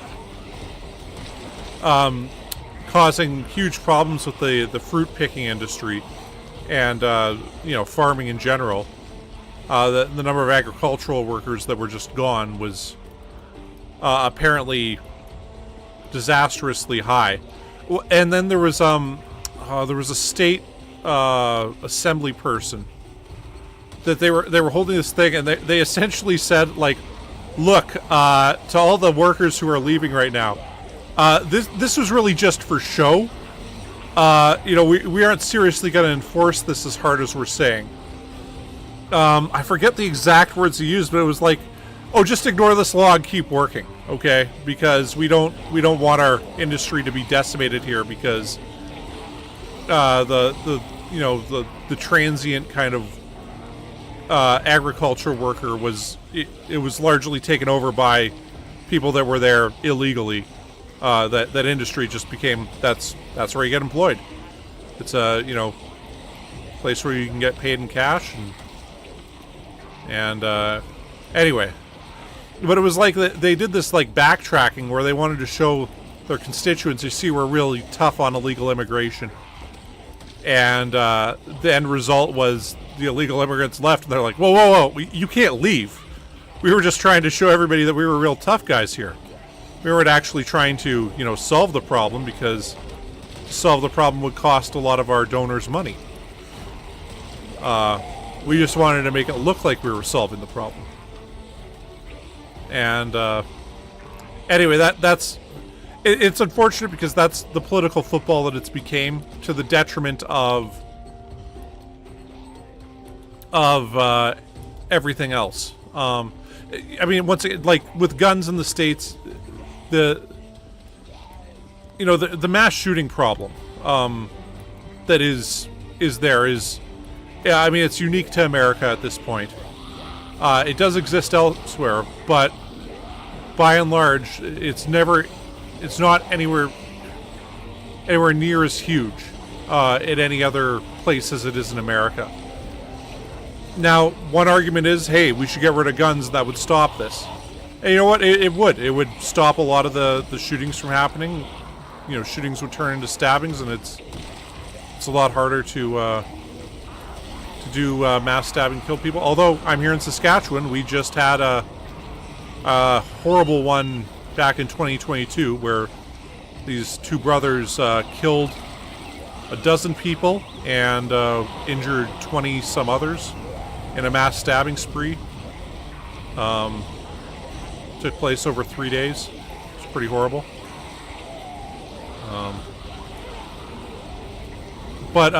Okay, so with that though as an issue though, every time it happens, there's some new random suggestion for how we're going to deal with the problems.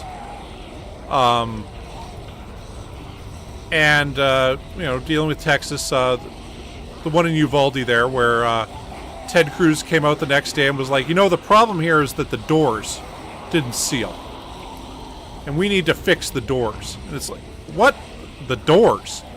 Like, what kind of horse shit is that? Like, and anybody ever said with a mass shooting before, like, the problem really was that the doors didn't lock. If the doors locked, then we would never have these, mass shooting problems. And it was that they didn't want to say, hey, we need to figure out a way to restrict guns from crazy people. And anyway, whereas the Dems on the other side, the only real solution is offered is, well, we need to get rid of these guns and all this stuff. And, I mean, there'll always be some marginal talk of,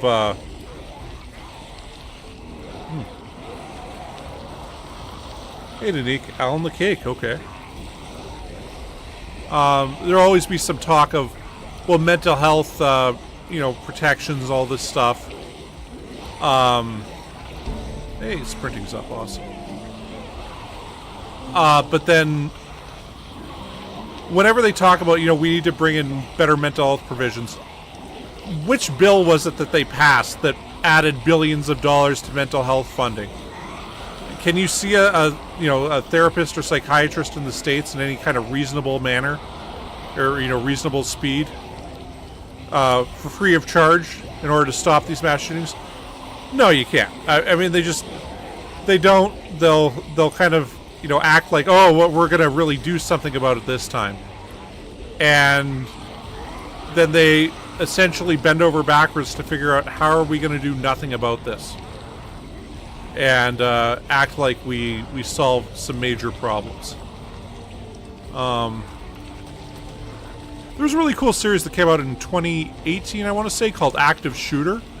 It was like a one-season thing, and it was just about kind of the history of mass shootings in the States and changes that occurred as a result of it.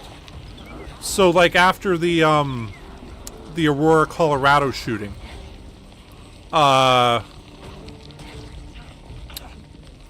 what's his name? James Holmes or whatever, the guy who did that. They decided they would say his name one time and then never mention who it was again in the press, as a way to stop them, you know, stop the fame-seeking people from doing this kind of stuff.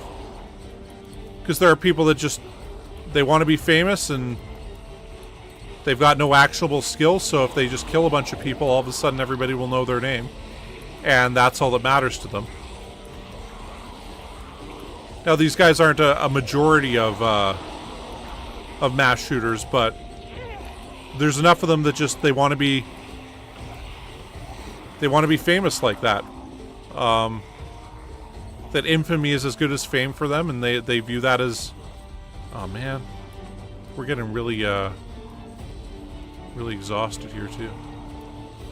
I'm gonna have to pull out a gun and start dealing with this.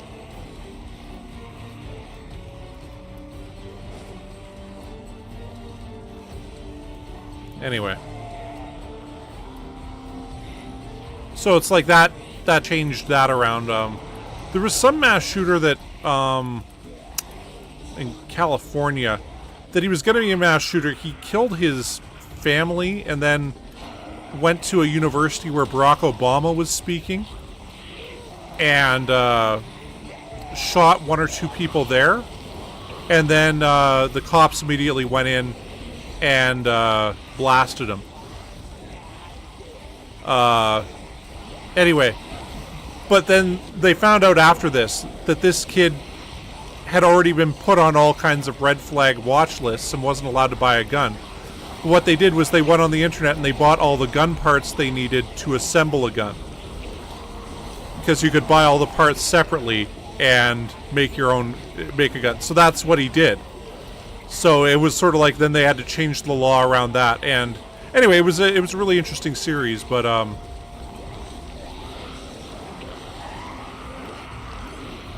yeah,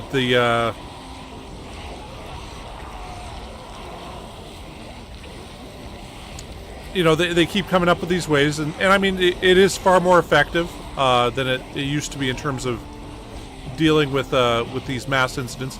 Like when that stabbing happened in Saskatchewan, back in 2020, we had a really, I think it was the worst mass shooting in Canada's history, where this guy out in Nova Scotia was driving around a fake police car, like a replica police car that he had assembled, and was killing people. And he killed 20-some people before he got taken down. Anyway, the RCMP decided not to inform anybody there, except through Twitter, that this police car was there. And it was because they didn't want people to be afraid of the cops. So they decided not to tell anybody that there's some psycho driving around in a police car trying to pull people over and get people to stop so he can kill them.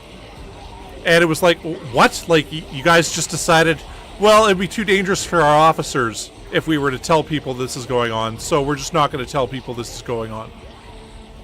And, meanwhile, the same cops that said that, you know, called up their families and said, hey, stay inside, there's some psycho going around doing this. It was just pathetic. And, then on top of that, they had a list of 1,000 different guns they wanted to have banned, done up beforehand, or, you know, before they did anything else. However, when it came to that James Smith Cree Nation thing, they immediately sent out an emergency text to everybody in the province saying, hey, these guys are going around stabbing people. Watch the fuck out. And I'm like, what the hell kind of Amber Alert is this? Like, what kid was kidnapped? Because, you know, my phone came up with the same Amber Alert thing.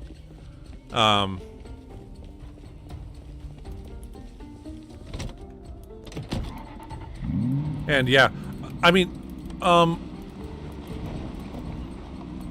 yeah, but back on the topic of immigration, when it comes to, like, success for immigration, I think it was,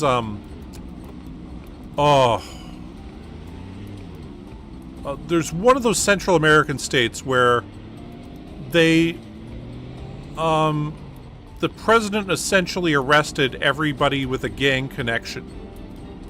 And, I mean, it was very dictatorial in what they did. And they have, I want to say they arrested like 27 or 28,000 people. And they have since let like 5,000 or 6,000 of them out. But they just essentially grabbed everybody who was a gang member and threw them in jail. Before then, they'd had such horrible gang problems in the country that the way somebody described it was that while you were driving across the country, you'd have to pay protection money a dozen times in order to actually get across the country, and it's the size of like Connecticut or something. So, like, I mean, it was a very small country size-wise, but the gangs had essentially overran everything. And yeah, they'd taken over way too much stuff, and let's make this a bit smaller. There we go. And yeah, since the president did this, they don't have the gang problems anymore. Now people are like, well, they've got a dictatorship now. But like, this is one of those countries where the gangs would show up at your house and say, hey, you're part of this gang now. And if you don't agree, we'll kill you. So then, okay, well, I guess I'm part of this gang. And yeah, that was just the way things were. A lot of migrants went to the States from there. But from now on, there's going to be far fewer illegal migrants going there because there's no point in running so desperately from this place because you're not risking, you know, certain death by staying.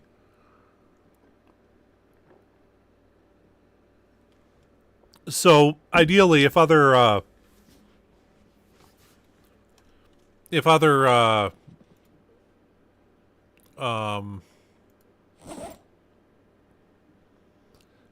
you know, Central American countries follow this kind of example, what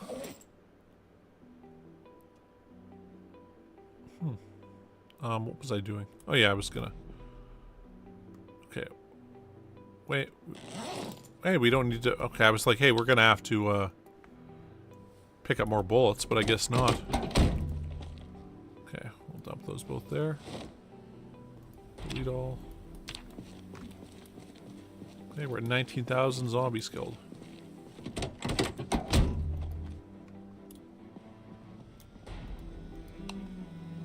But yeah, they've done wonders with their immigration problem, or with the problem of illegal immigration to the States, where they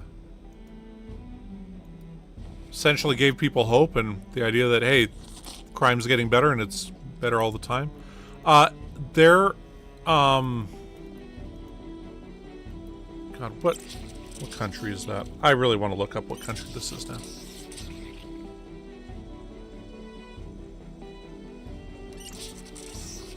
But yeah, their success is remarkable.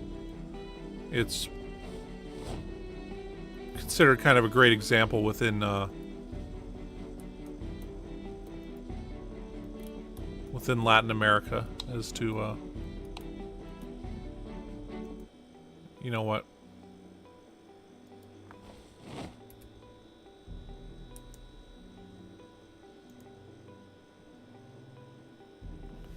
You should do this right now.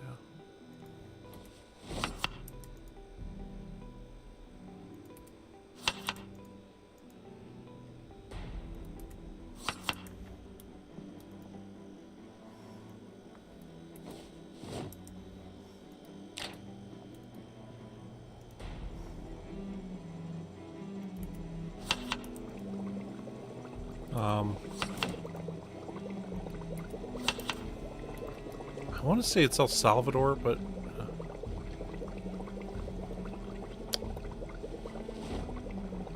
gonna say actually, yeah, I just forget which country it is.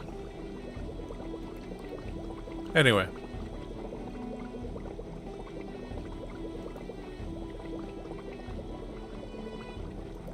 So I guess, you know, encouraging countries to follow kind of their example would be one way to deal with the issue.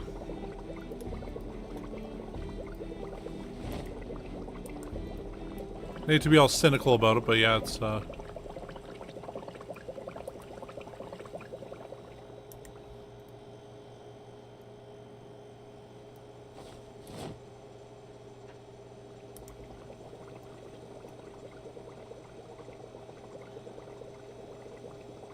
it is what it is.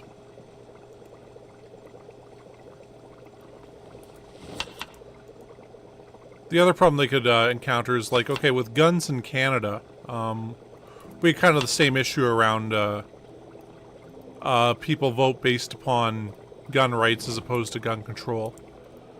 So the Conservatives kept saying, we had a long gun registry for quite some time where people would have to register all their long gun firearms. And the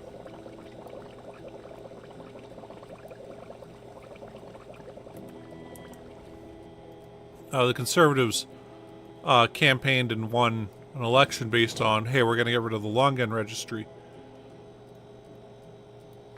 No, that wasn't the only issue, but it was a major issue that got them a bunch of extra support. So they kept saying, yeah, we're going to get rid of this, we're going to get rid of this, all this stuff. They finally become government, they get rid of it, but then all of a sudden there's a lot less people going out to vote for them because, hey, they got rid of the thing we didn't like. So, like, when they actually solve the problem, it ends up being electorally bad for them. Like, imagine if Republicans in the States held the same view on abortion that Democrats have. What would get people out to the polls for the Democrats come the next election? Like, I mean, really, you know, what would be the big motivating issue there? Like, it's one of those things that, like, when you put it that way, it's like they need the Republican kind of boogeyman when it comes to the issue of, you know, choice and you know, pro-life, pro-choice issues. So, yeah. Anyway, and I find immigration's the same way. Like, if all of a sudden illegal migrants quit coming to the States, how bad would that be for the Republicans electorally? And,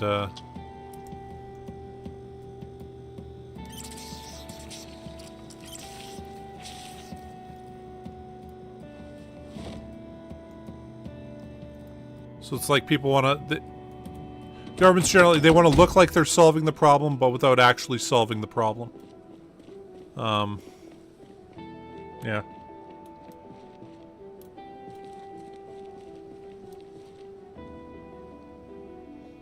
Yeah, we have the same thing around handguns in the shooting range. That you're only able to transport it. I think legacy-wise, if you had a handgun in your house, you're able to keep a handgun in your house. But from now it's if you own a handgun, you have to leave it in a lockbox in a shooting range. And otherwise, yeah, for guns you need a license and everything. You see, we have a part of our charters. We've got freedom of mobility. So there's certain parts in Canada where you're likely to run into a bear of some sort that might try to kill you. In those parts, you're allowed to walk around with a gun. So you can say, hey, look, I reasonably fear that a bear might try to kill me. So I'm going to, bring this gun with me, and that's that. And,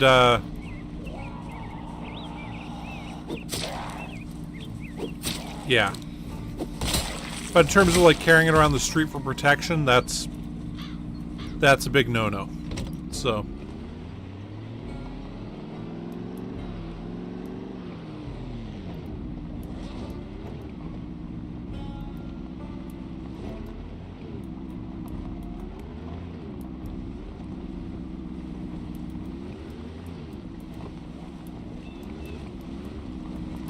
Well, it's kind of like the Liberals here. They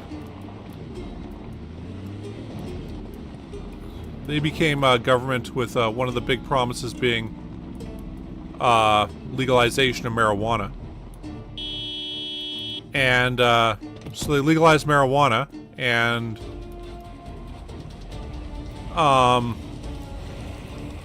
the conservatives kind of waxed and waned about, oh, we'll recriminalize it.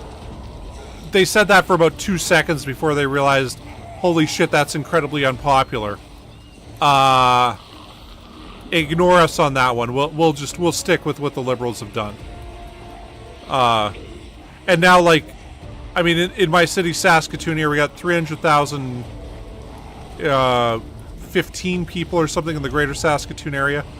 We have, 60 pot shops. So that's 60 random storefronts where you can go buy weed. That's... To me, that's crazy. That it's just that huge all of a sudden. Where we went from there being absolutely no stores... Oh, shit.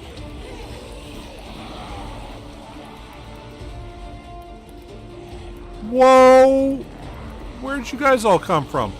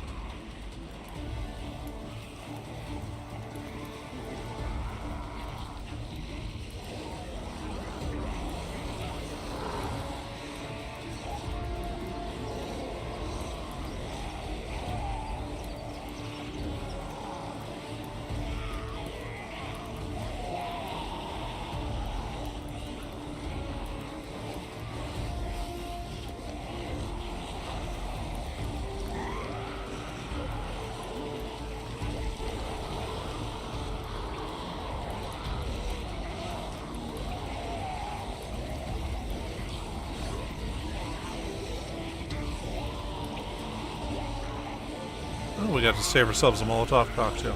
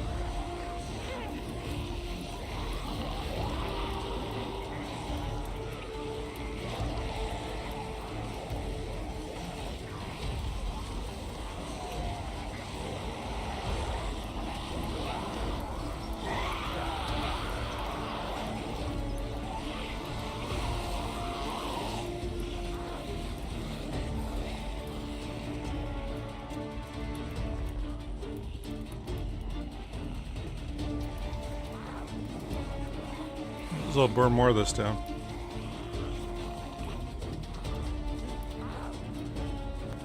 Yeah, anyway, that's basically my thoughts on Texas. It's very cynical. I gotta say, it's weird to me the talk of civil war in the States over this is the other thing. I'm like, really over the border? Like, you talking about civil war for that? But it's sort of like there's a huge faction now that's just itching for it. And that there's a lot of goals that Americans, I think, have realized they're not going to achieve electorally through the, historic example of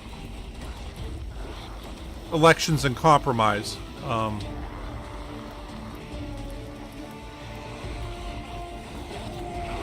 Holy shit. Oh, I totally hit the wrong button there. Oh.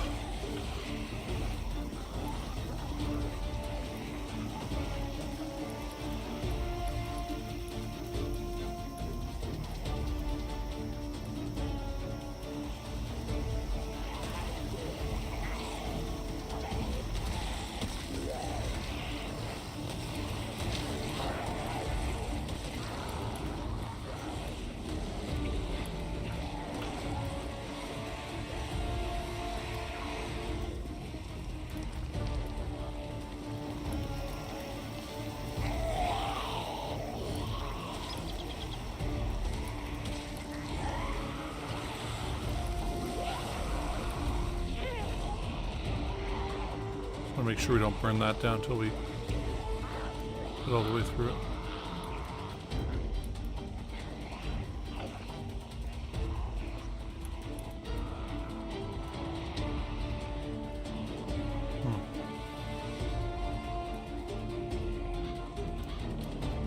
I'm not sure if you guys have seen that trailer for that new Civil War movie, but it does look pretty good. I'm like, well, it's one of those movies that looks like either it's gonna completely suck shit or it's gonna be fucking fantastic. And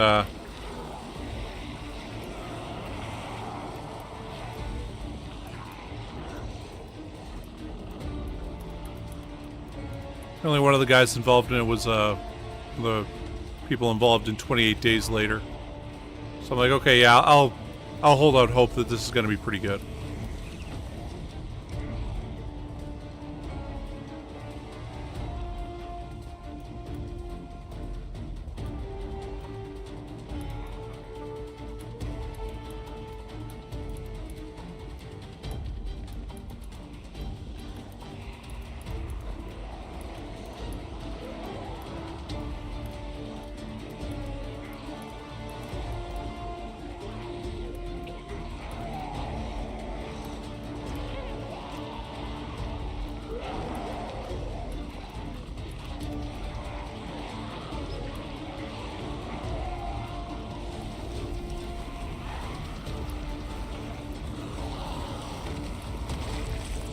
If you guys haven't seen the ads for it, it comes out in April. That Civil War movie.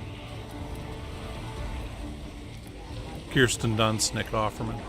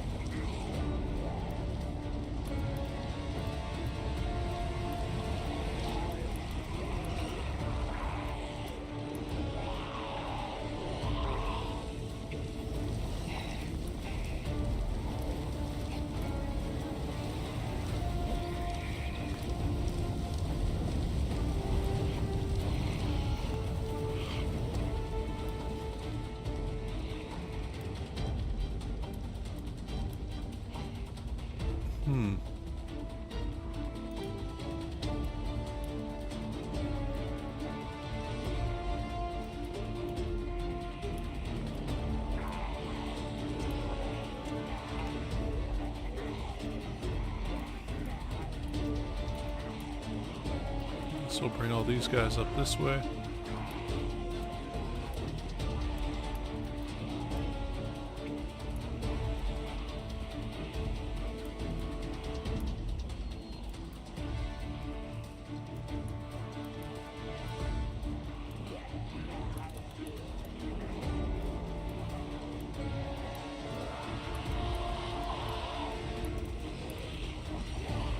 Tattoo parlor, pizza place.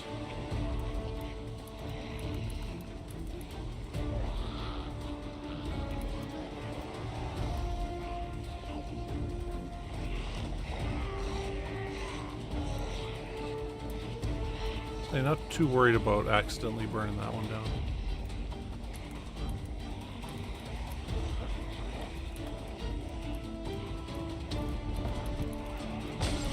Well, that is a shitload of zombies right there.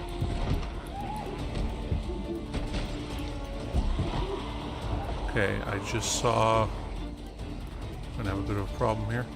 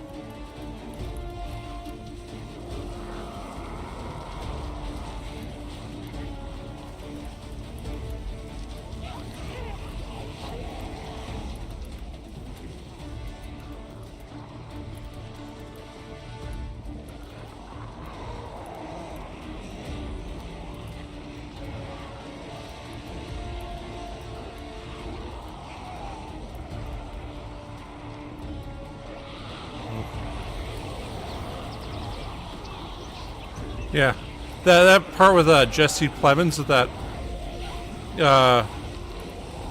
where they're like, "We're Americans." It's like, "Oh yeah, okay."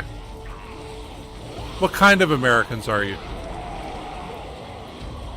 Would you guys just forget, huh? Yeah, I was just like, "Oh man, okay, that's." He plays a great creepy character, man.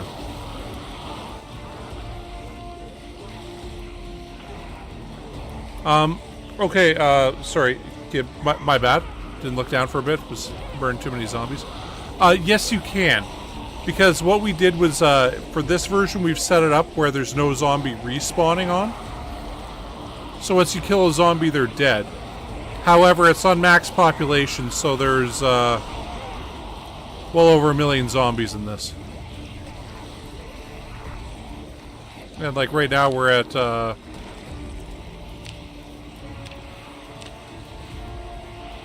what, 120,878 zombies killed?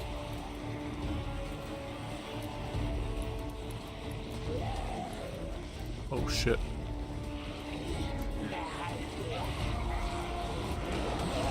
Oh, that was close. Almost zugzwinged us right there, you guys. My bad.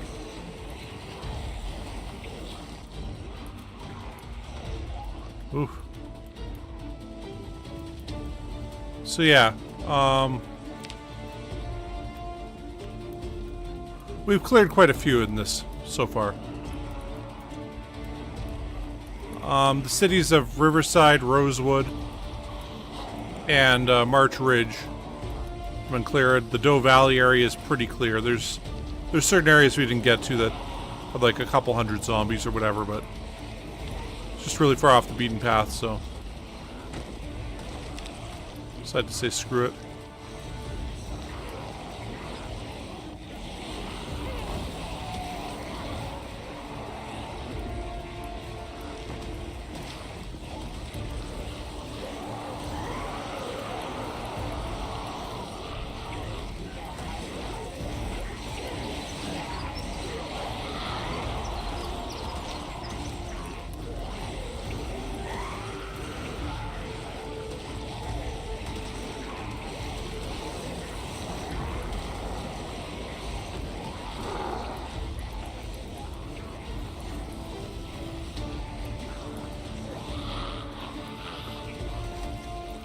And once we get past 20,000 kills with this character, which we're almost there, we're at 19,469 right now.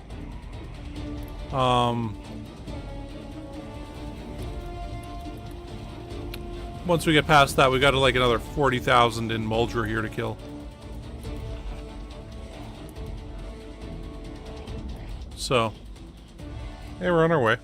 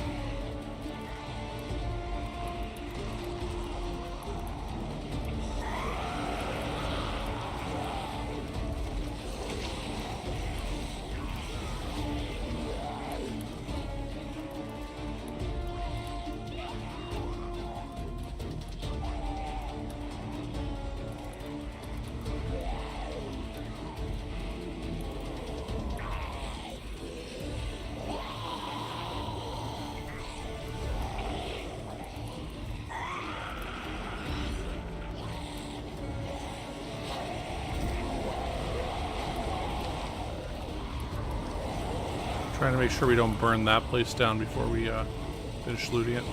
There's a much more loot in it, but food is food, right?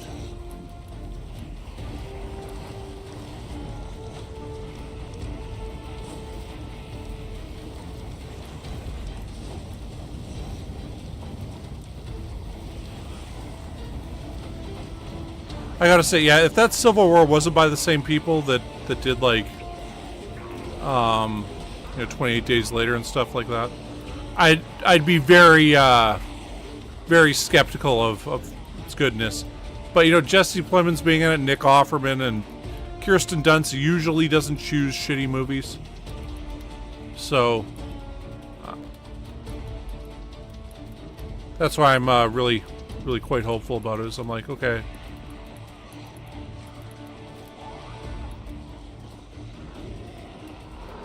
Get more of these guys in here.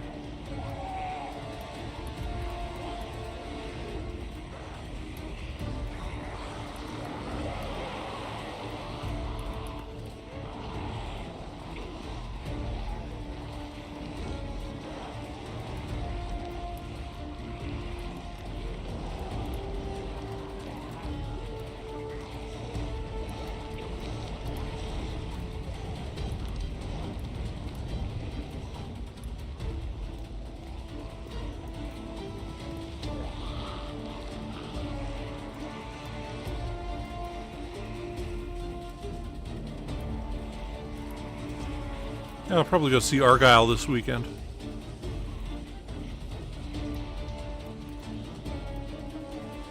So hopefully that'll be decent.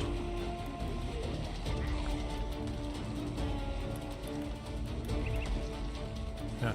Oh, by the way, keep Kai Crew. Sorry, don't know how to say your name. But yeah, you can keep playing this after you die. Like, you can respawn and keep going. There's a bunch of different mods where one's a journal mod where you can keep your skills. We aren't playing with that. So if we die, we start with a new character, but it's the same world. Keep going, kill more guys. Like, this is Fiddlin' Ben's the 8th.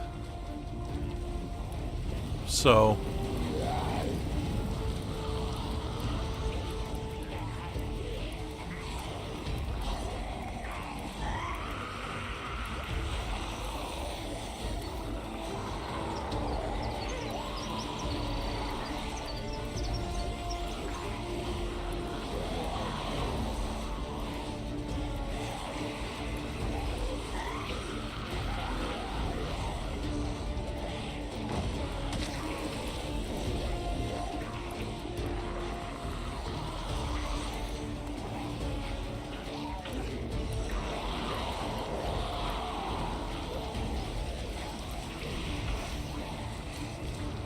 Fuck. That was really stupid of me. It's 2 really stupid moves I've done in this thing in the last just little bit here.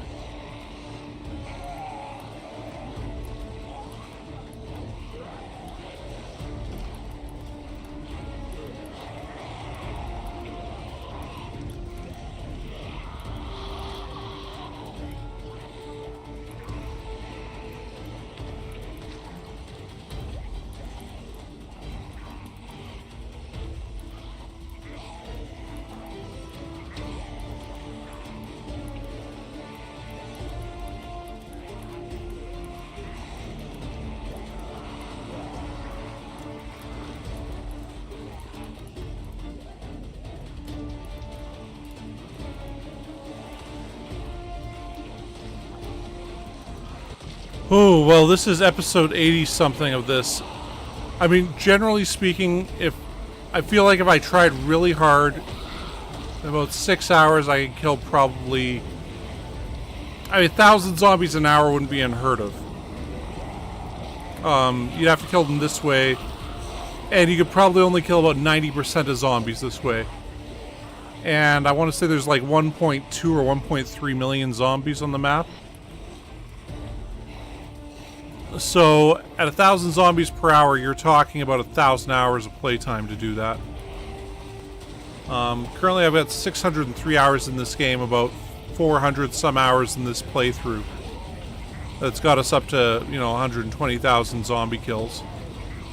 But that's like also including like building bases and stuff like that. Upping skills. There used to be a radar in this. Like, one of the mods was a zombie radar. So you could tell where the zombies were around you and stuff.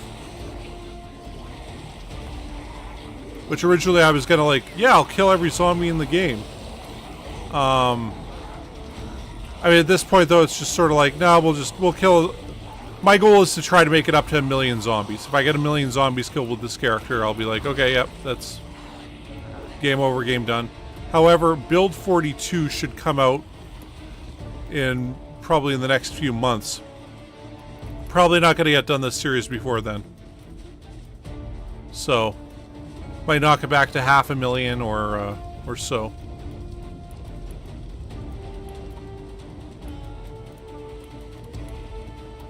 Or hell, maybe even just 250,000.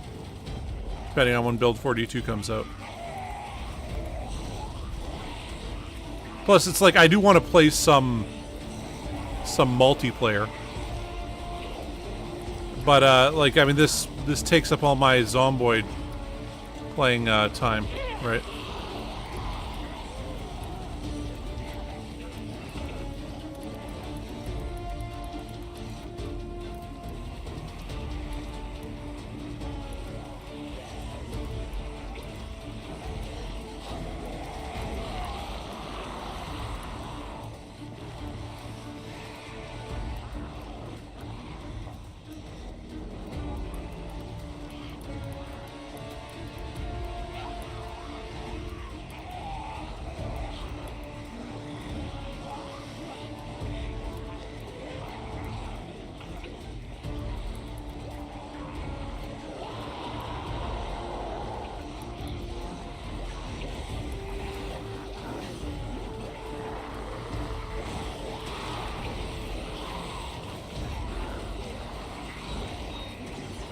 There is a map available on Reddit that shows just how many zombies there are everywhere and all that stuff.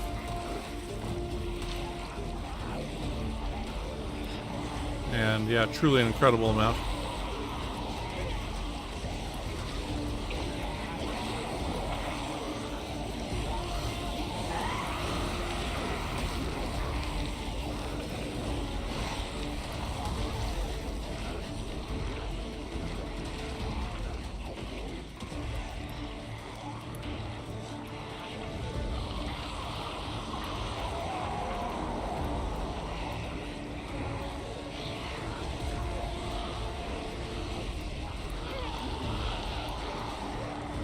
Okay, we almost got these guys.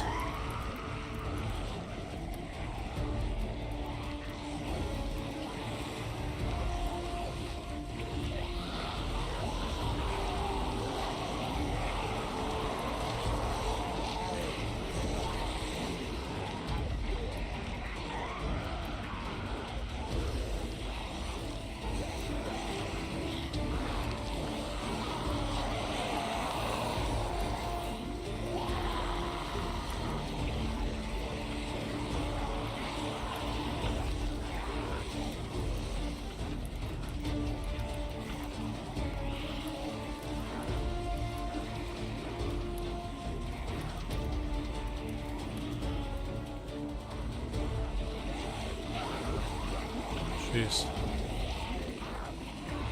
Man. Just wish these guys would die off already.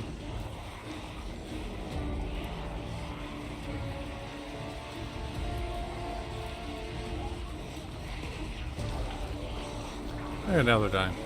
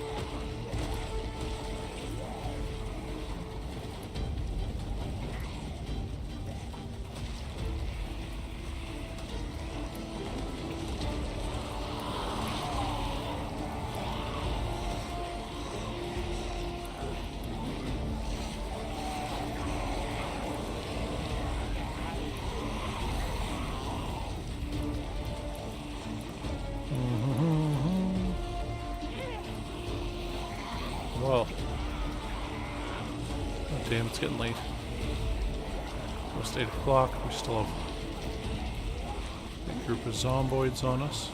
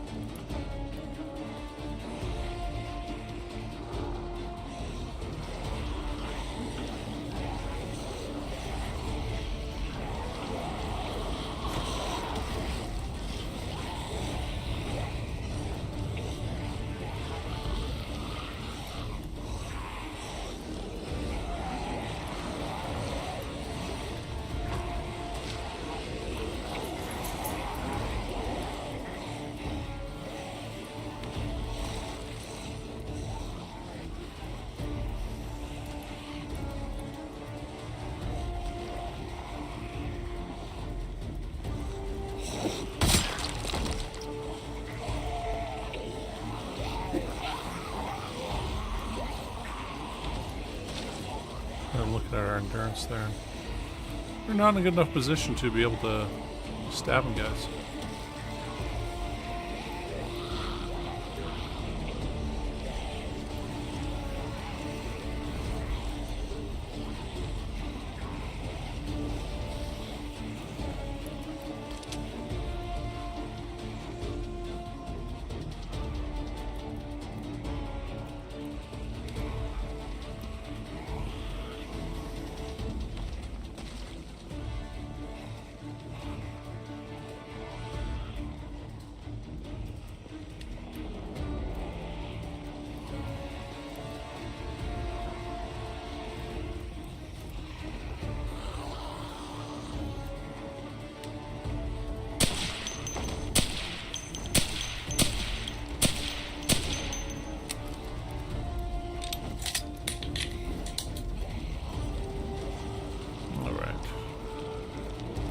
Back to our car now.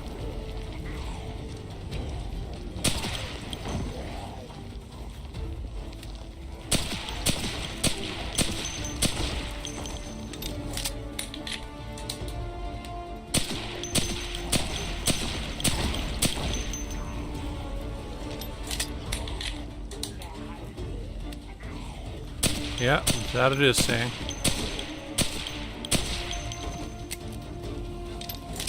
One more on us. Wait, two more. Okay. Let's go hop in our car again.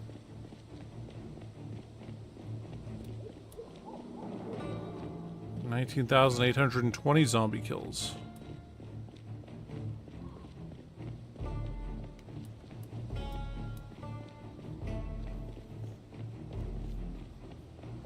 Okay, we are moving up in the city now from where we were. We got the big trailer park done.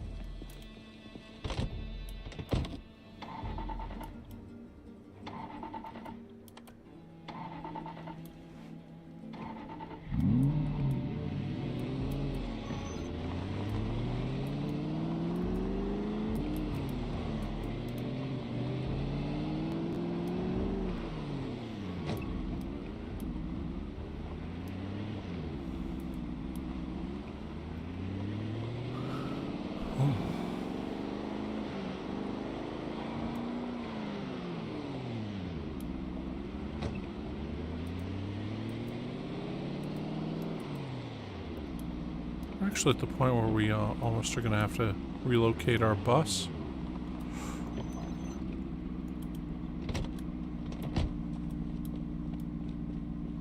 So I thought this area was cleared.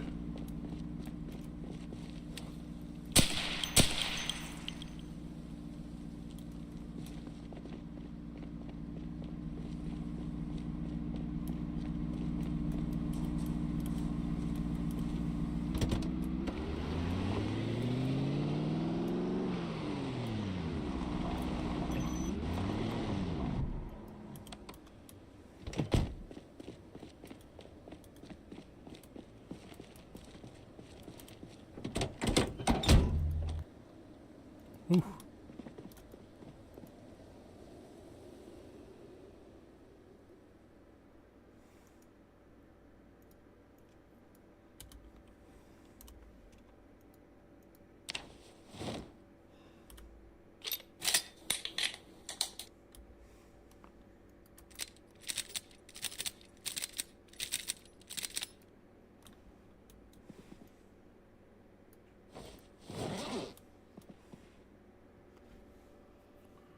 Alright, so that's done.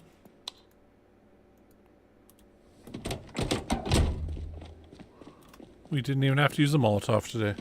Isn't that beautiful?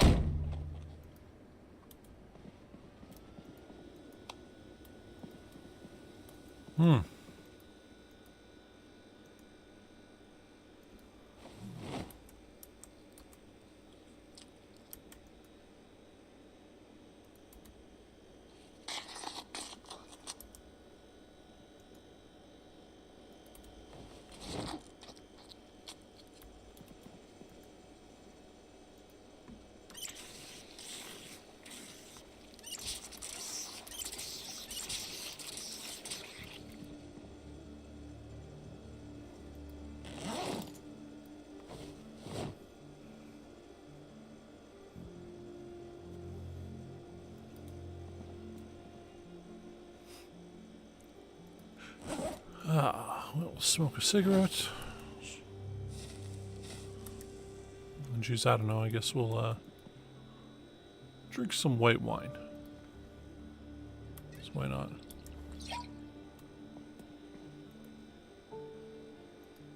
Okay, cool, that keeps our weight the same.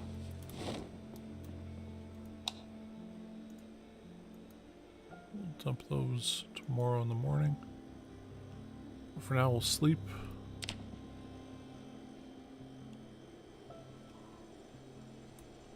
Hey, it's 5:30.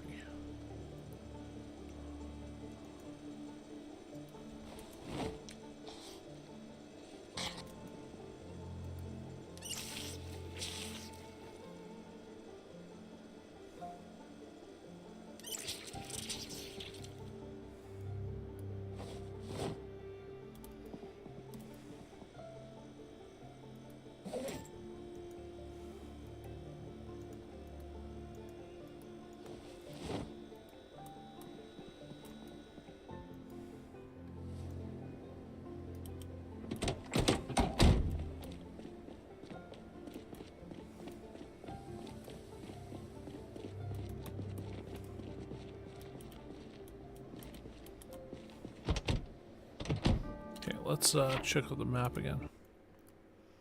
Guess we made it up there. We should be able to finish off looting that. Now, I mean, I feel like we've pulled a bunch of the zombies from here over there. We've pulled some from up here down. Like, there weren't that many left here, though. That was the thing kind of surprised me. Like, were we luring these guys down all along? Or what?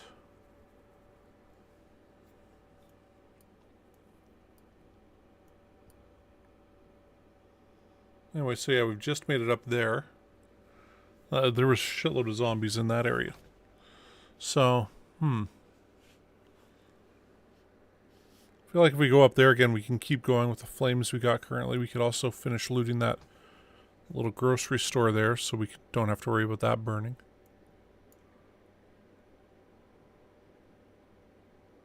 Yeah, the plan is to, you know, go up this street burning zombies the whole way here. And once we're done that, we're going to have to try to not burn zombies on the street anymore. Just to try to keep the highway clear. And, yeah, I'm looking at other areas to, like, burn guys, and, I mean, that... thing is, all these areas are going to be covered with trees by now, right? So it's... that's a bit of an issue. Well,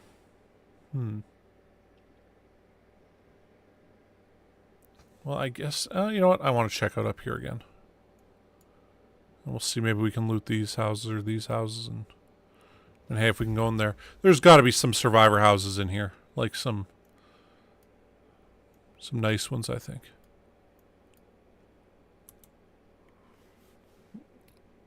Anyway, oh, side note. This is, this map here. Is it Kibiku? Or Kibcrew? Kibcrew? What? Either way. Yeah, this is a map I got off Reddit. It's great. It shows you what the population's like on max zombies. So, like, you know, here in Rosewood, some of these squares are 5,000 or so. Right now we're in Muldraugh. We're just getting past this square here. Like, that's where that area was where there was that shitload of zombies. We're pulling them around here. That's where that grocery store was. So we've kind of got out of this cell that's got 11,084 zombies here. There's 144. I'm pretty sure we've got them killed. And yeah, the 1536 for this whole area is pretty crazy. But yeah, we're at about 19,000. What, 19,821 zombies killed with this guy. We got about 1,821 in the train station there. Which I closed it now, but in the train station just over here.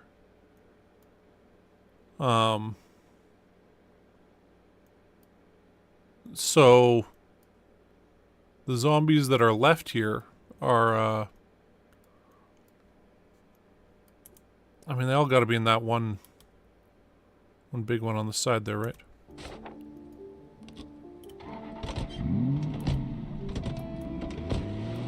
So let's, I mean, they all got to be along the main road, the guys that are left in the next square up there.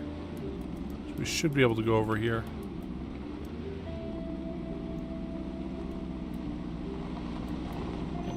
Right, we left dead bodies all over that road. So we're gonna have to go up this road here.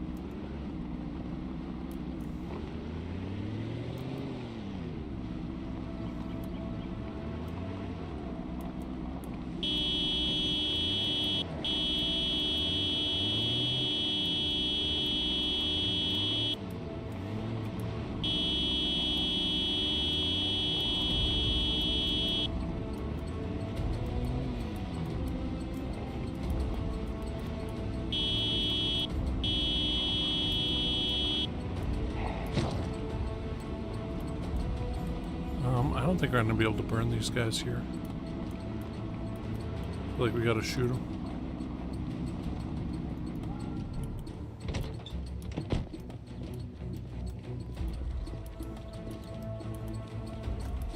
Oh, we'll stab them with spears until we have to shoot them with guns.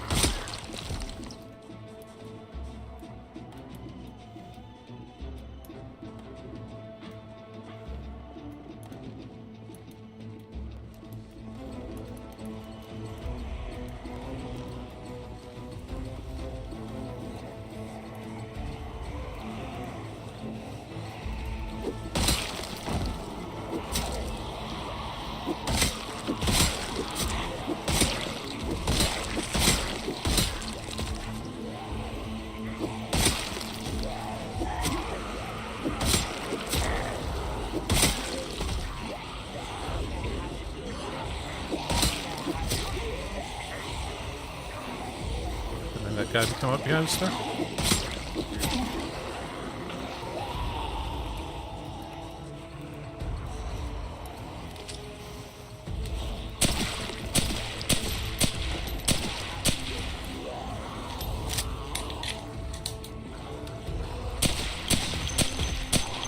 Oh.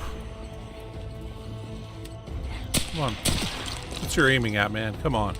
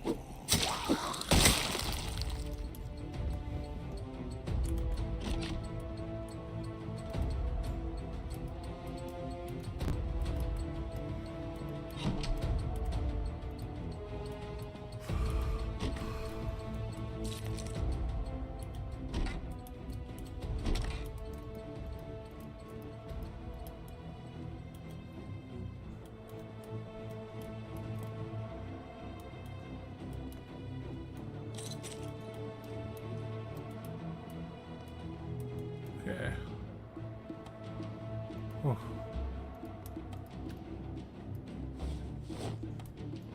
We don't need this stuff so much anymore, do we?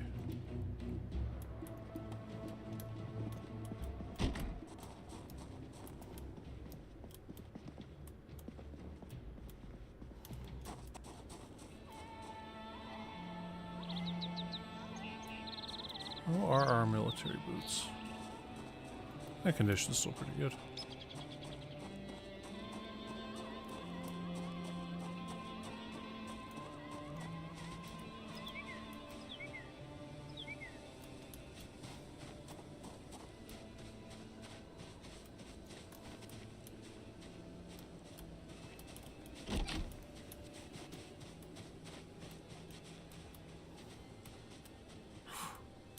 There's a gnome.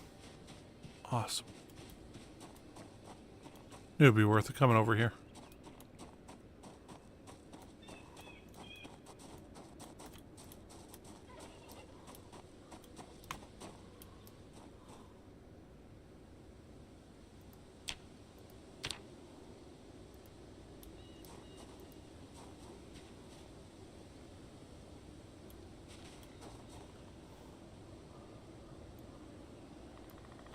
You will find the kingdom of the gnomes.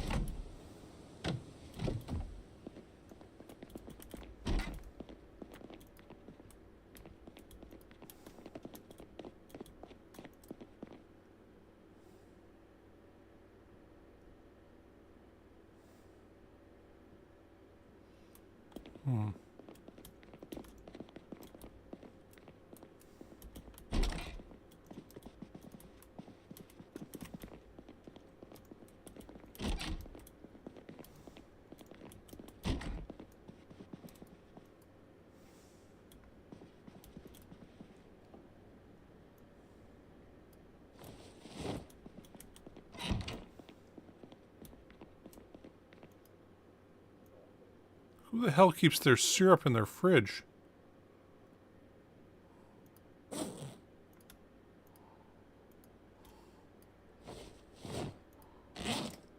Sorry to all the people who keep syrup in their fridge, but that just seems very strange to me.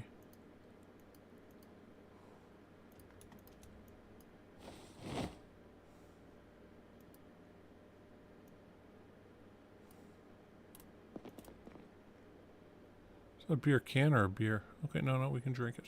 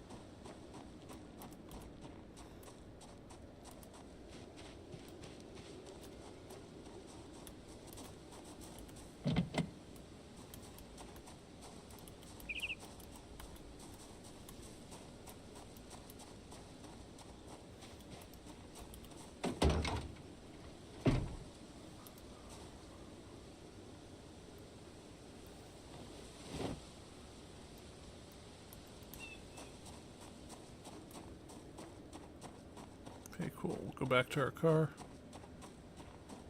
Mark off these 3 houses looted. Got us another standard battery, so that's pretty good. What's a propane tank? I love propane and propane accessories.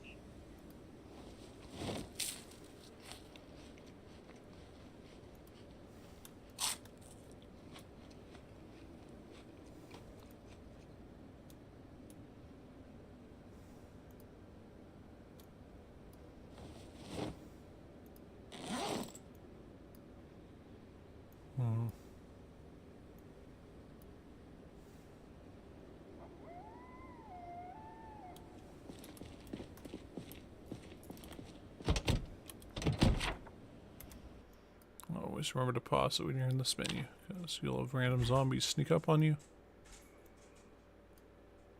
And, you know, I'm just going to X those out. Let's say there's nothing in there.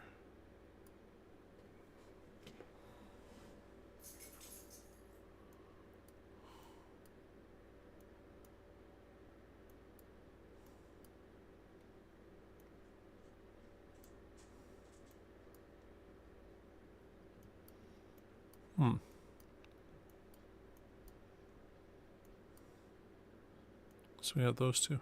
Kind of want to retake our old base from last time, just so we can show that we've achieved the thing we couldn't last time. Just maintain that base. But I digress.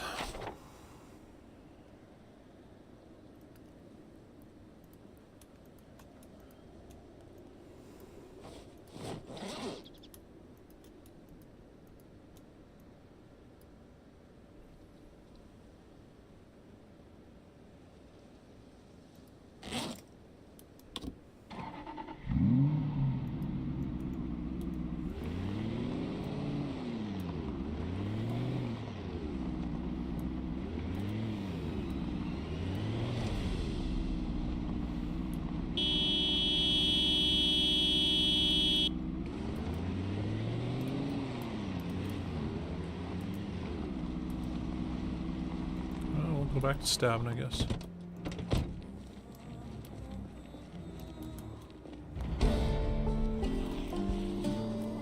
Awesome. Gotta love that bug. Makes me feel like I accomplished something all the time.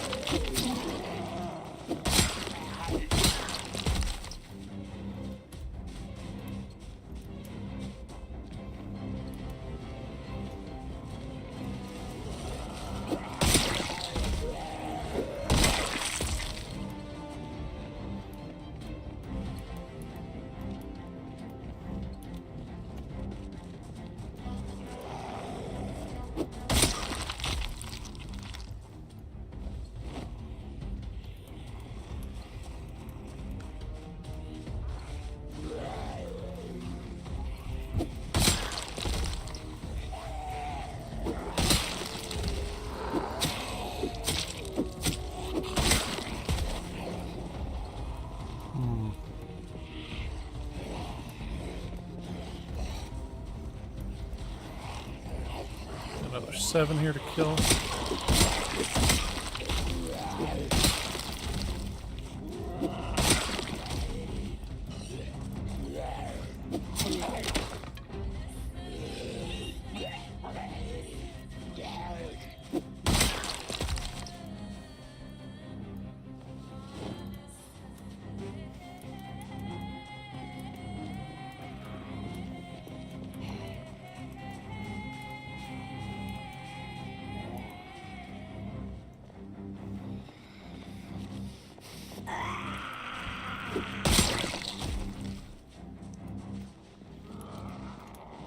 I didn't even see that guy. I was looking up there. Wow.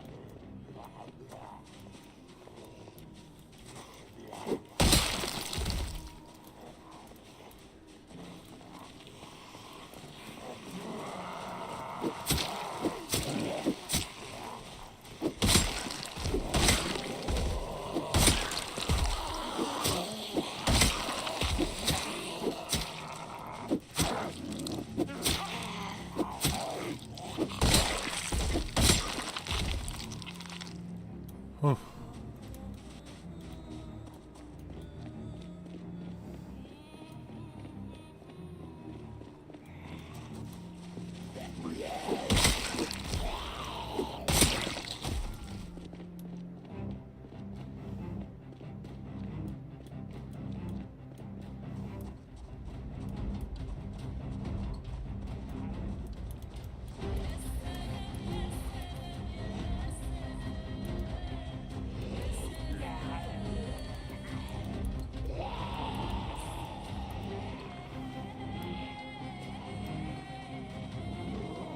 Oh.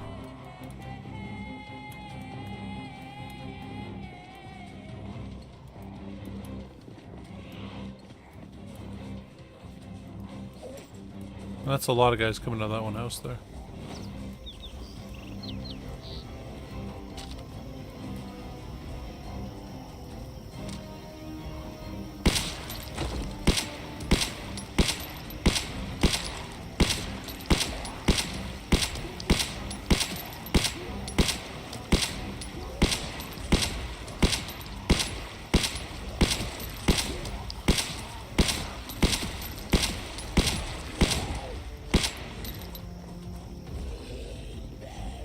Oh, one bullet left.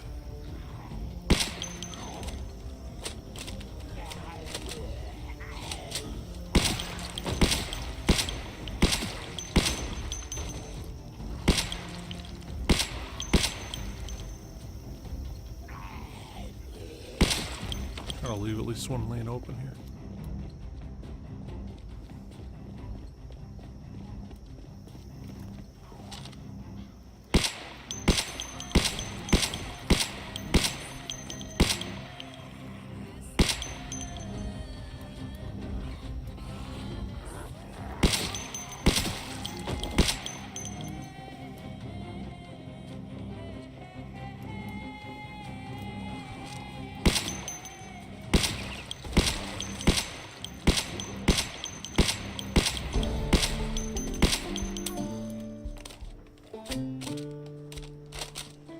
There we go.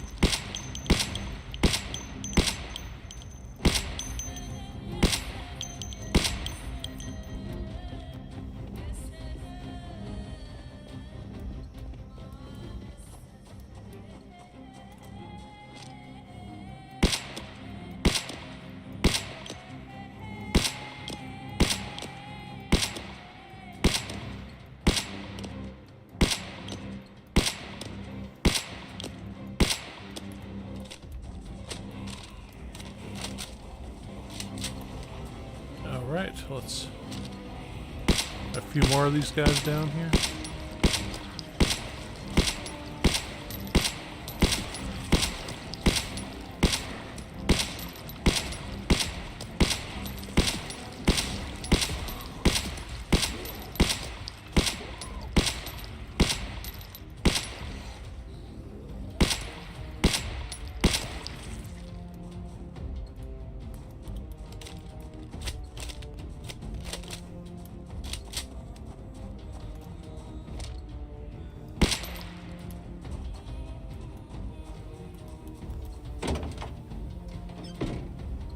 Nice.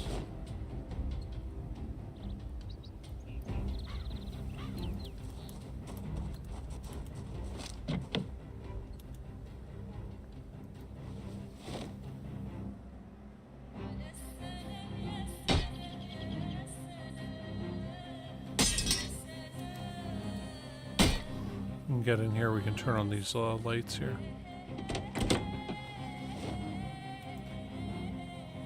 I did not mean to do that. Put back there. That in both hands. The hand torch back.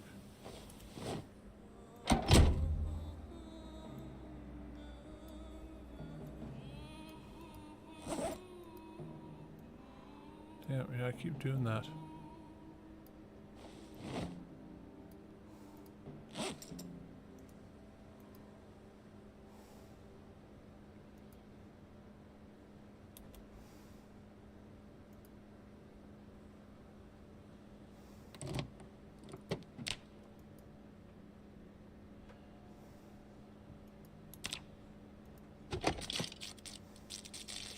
Guess there's no battery left.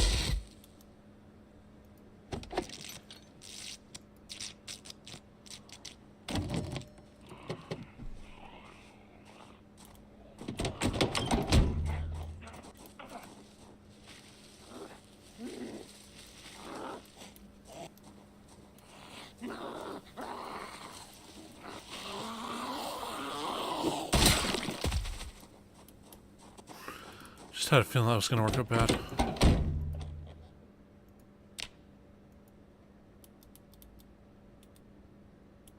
This battery into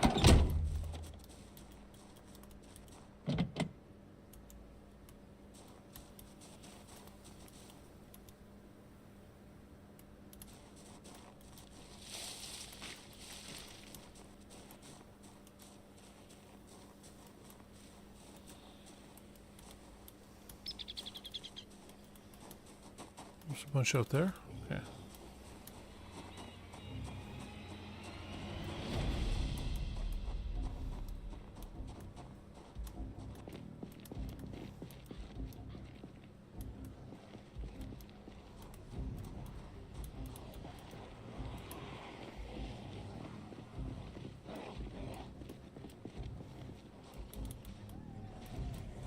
That's a lot with no house on it.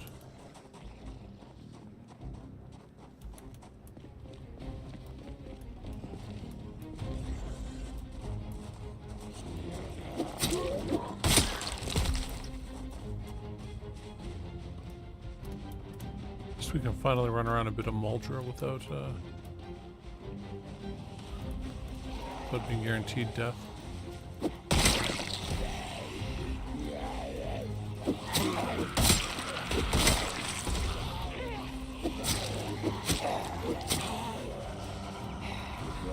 Okay, here we go.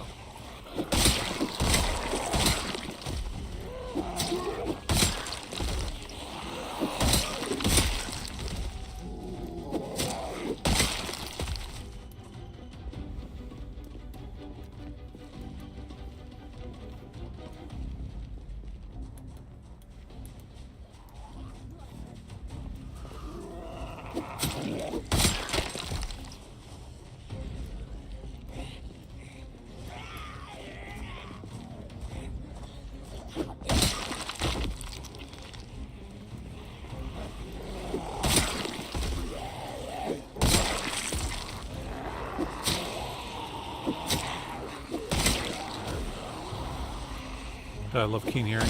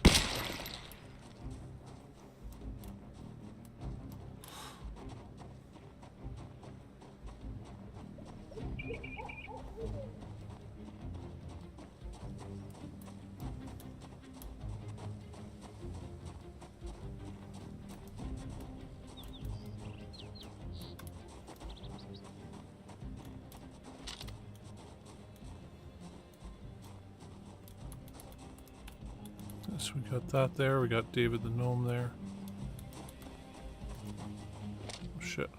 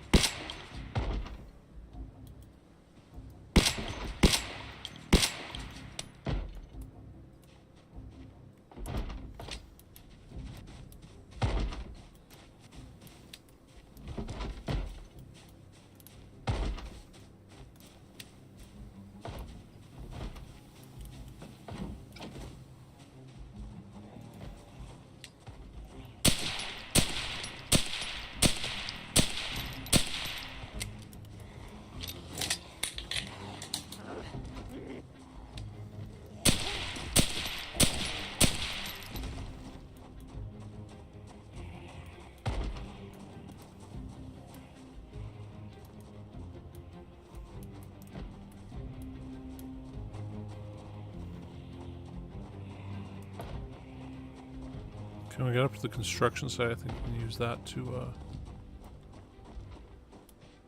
lure in and burn some of these guys. For now, I think we're going to go grab David, and we're going to grab the propane tank.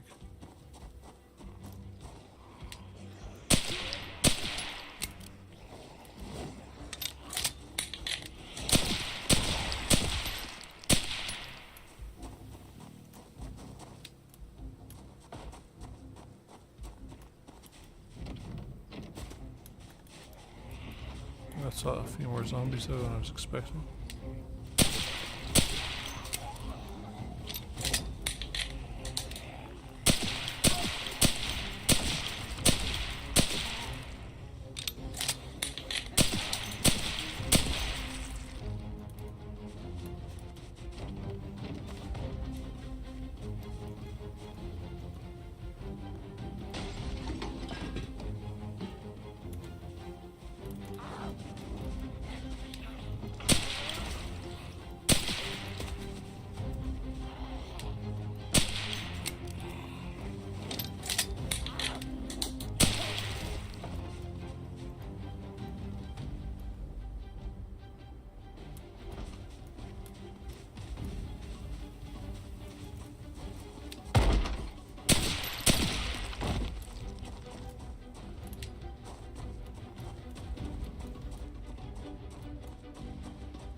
Oof.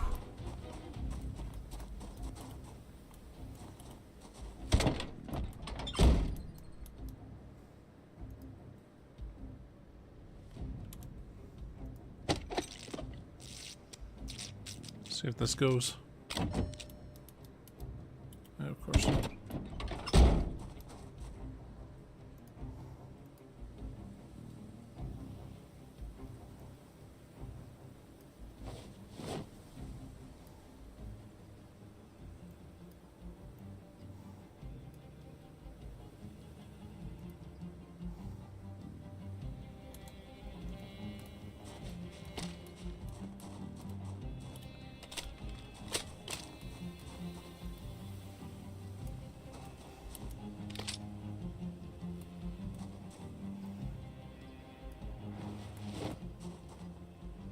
Can't go in there.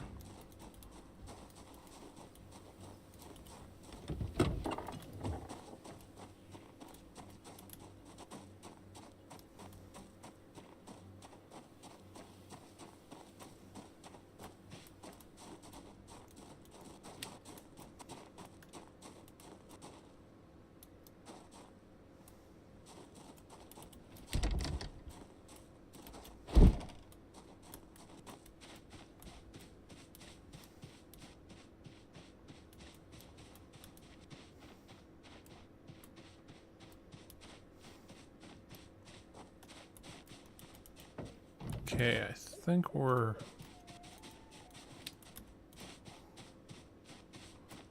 pretty much done with this neighborhood.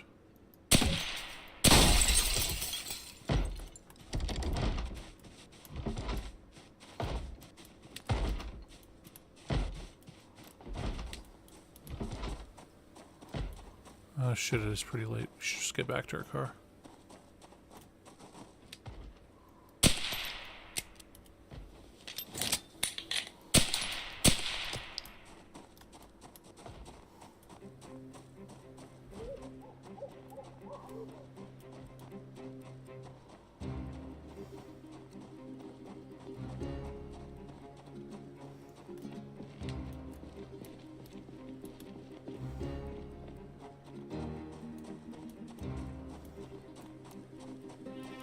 There's a shitload of guys at that construction site there.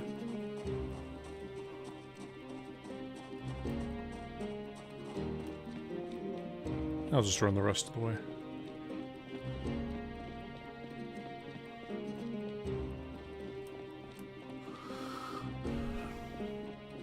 Woo.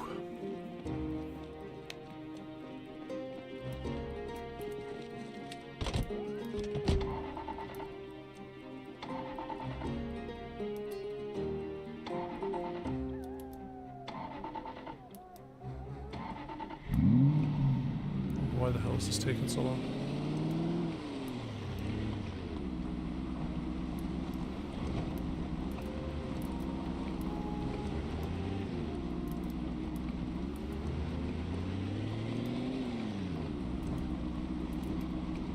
Now we got so many decisions to make now as to where to go.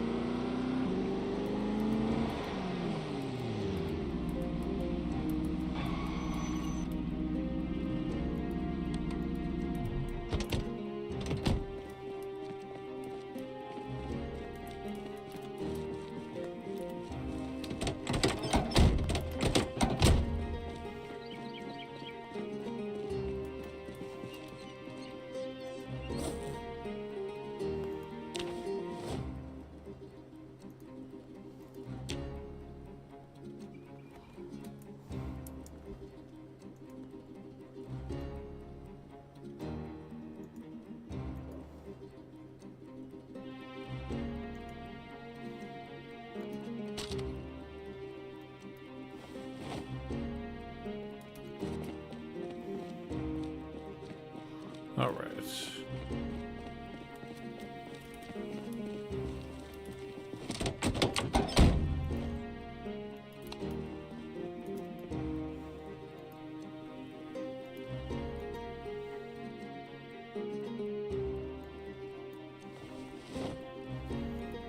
There we go, that's done. Another David the Gnome there. Another David the Gnome there. Another propane tank, I'll put that right there.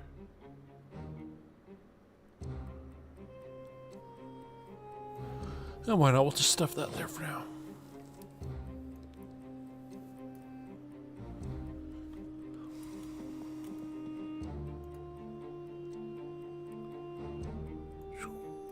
Put those both there.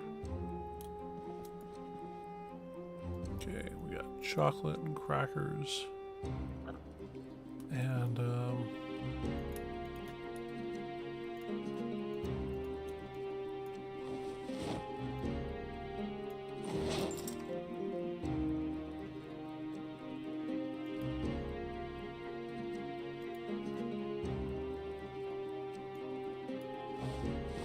right there.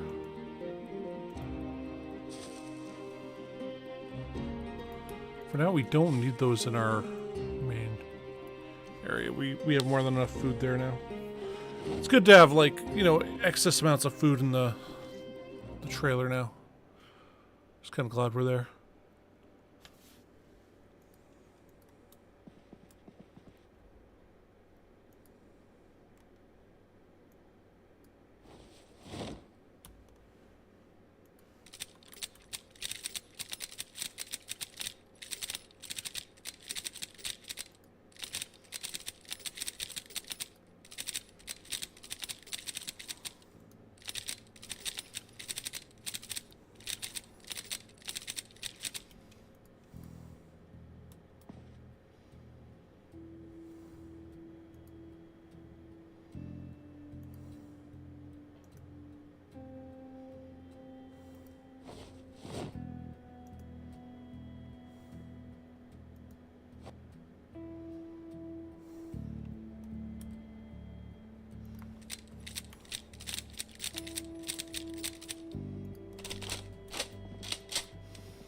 Okay, there, Bushmaster's done. For now, what we got, 650 rounds still. So that's like 3 more full uses of all the magazines and stuff, and then we're out of ammo for that, so. I feel like we're gonna have to ration that a bit more. I know, like, we're gonna run out pretty soon, but it's I was hoping to at least get through all of Muldraugh before we have to go grab a different type of gun like that. So I mean, we have them, but yeah, I just don't want to have to be using all of them. Hold on 1 second, just adjusting. Actually, geez, it's almost 3 o'clock here. Yeah, I should probably call this stream once we finish reloading here.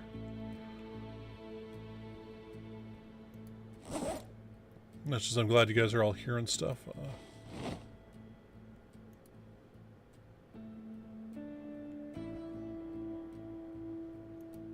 Where's the 38 special rounds?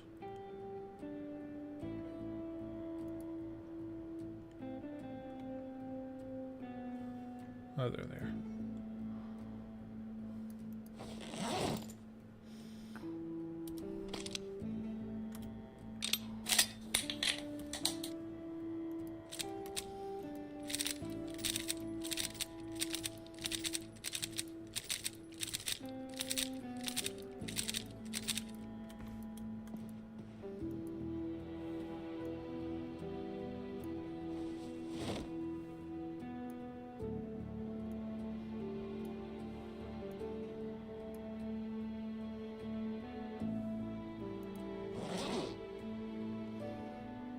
Oh yeah, we'll keep those granola bars on us.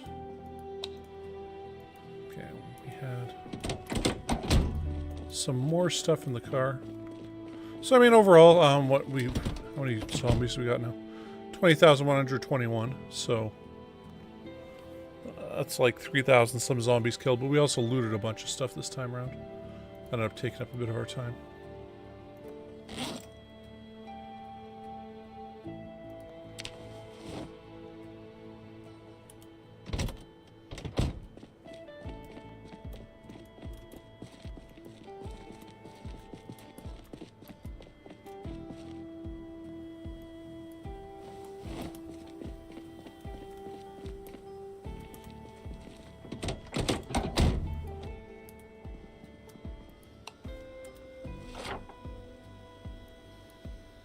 So I fully loaded there. We kind of checked these out. We didn't actually go in them. There doesn't appear to be any survivor homes right here.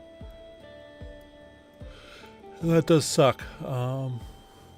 Geez, next group would be there.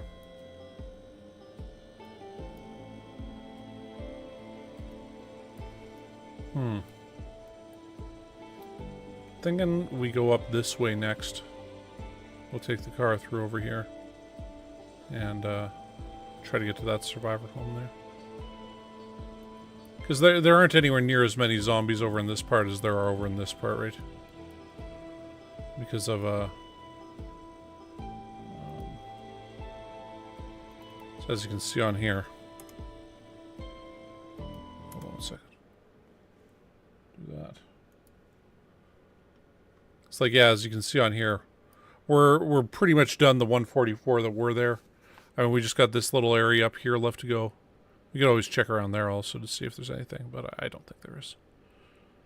But yeah, for 1536, I mean, in this area alone, there's maybe 500, right? But we've probably lured some of those out with honking the horn and shit. And most of these guys got to be up around here instead. So yeah, we could probably get into all those houses, the nice double-decker houses. Plus, there's definitely one survivor house, as was said on the map. And,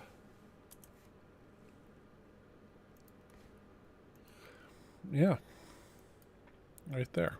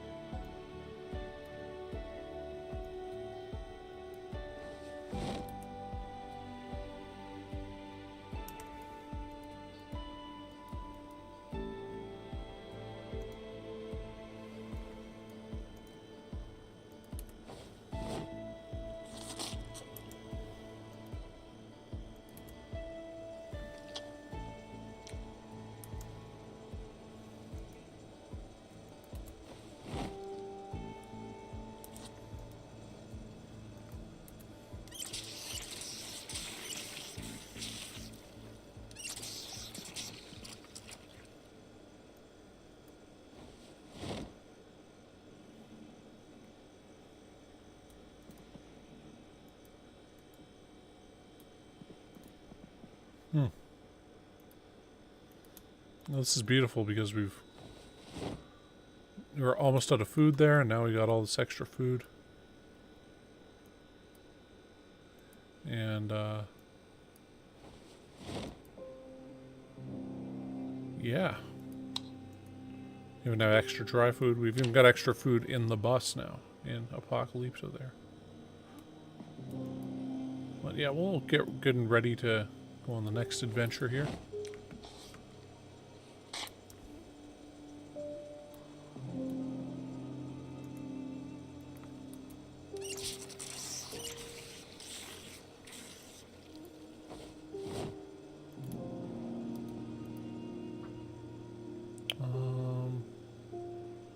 We need to eat some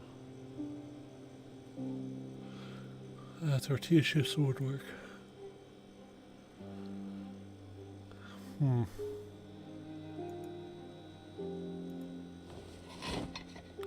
So dog food.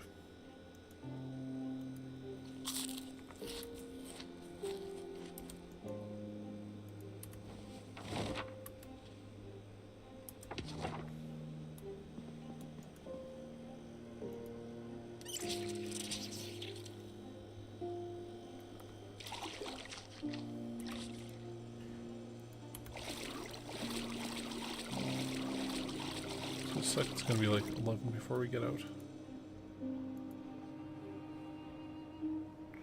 Actually, gotta see. You know.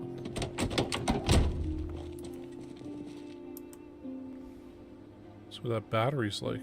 Ah, yep, it is. I just had a feeling. I'm like, we didn't try turning on the lights. I feel like the battery's gonna be done by then.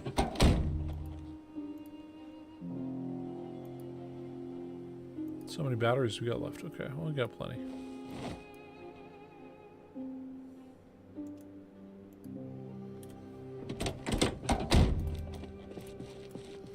Definitely not as many zombies killed as last time.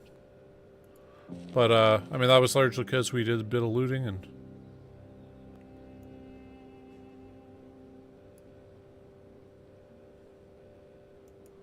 And, you know, always important to get that looting done. We're at least good on food again.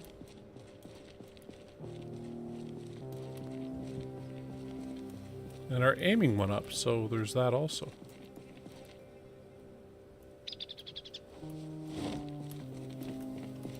So I'm going to go back here. We're going to grab, what, 5 of these.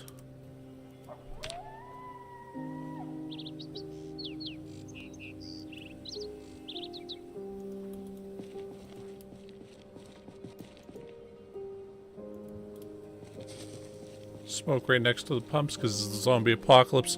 What are they going to do? Find us? Sure, we might blow up and die, but... You know, that's that. Anyway, cool. So with that, we'll call that a stream. And, you know, once again, thank you guys very much for watching. And, yeah, let's check out one other thing. Okay, so there's still 4 videos left to convert. Jeez. And then, yeah, no problem, cool. And, yeah, and hopefully we'll start doing, start working on an actual edited video of, like, clearing rosewood and then eventually make it up to here in Muldraugh. And, yeah. Anyway, so, yeah, thanks for watching once again, you guys, and, I'll see you tomorrow. Probably be back with a bit more, Pal World tomorrow and, do that for the rest of the week. Try to finish up that game. And, yeah. Anyway, cheers. Peace. Bye.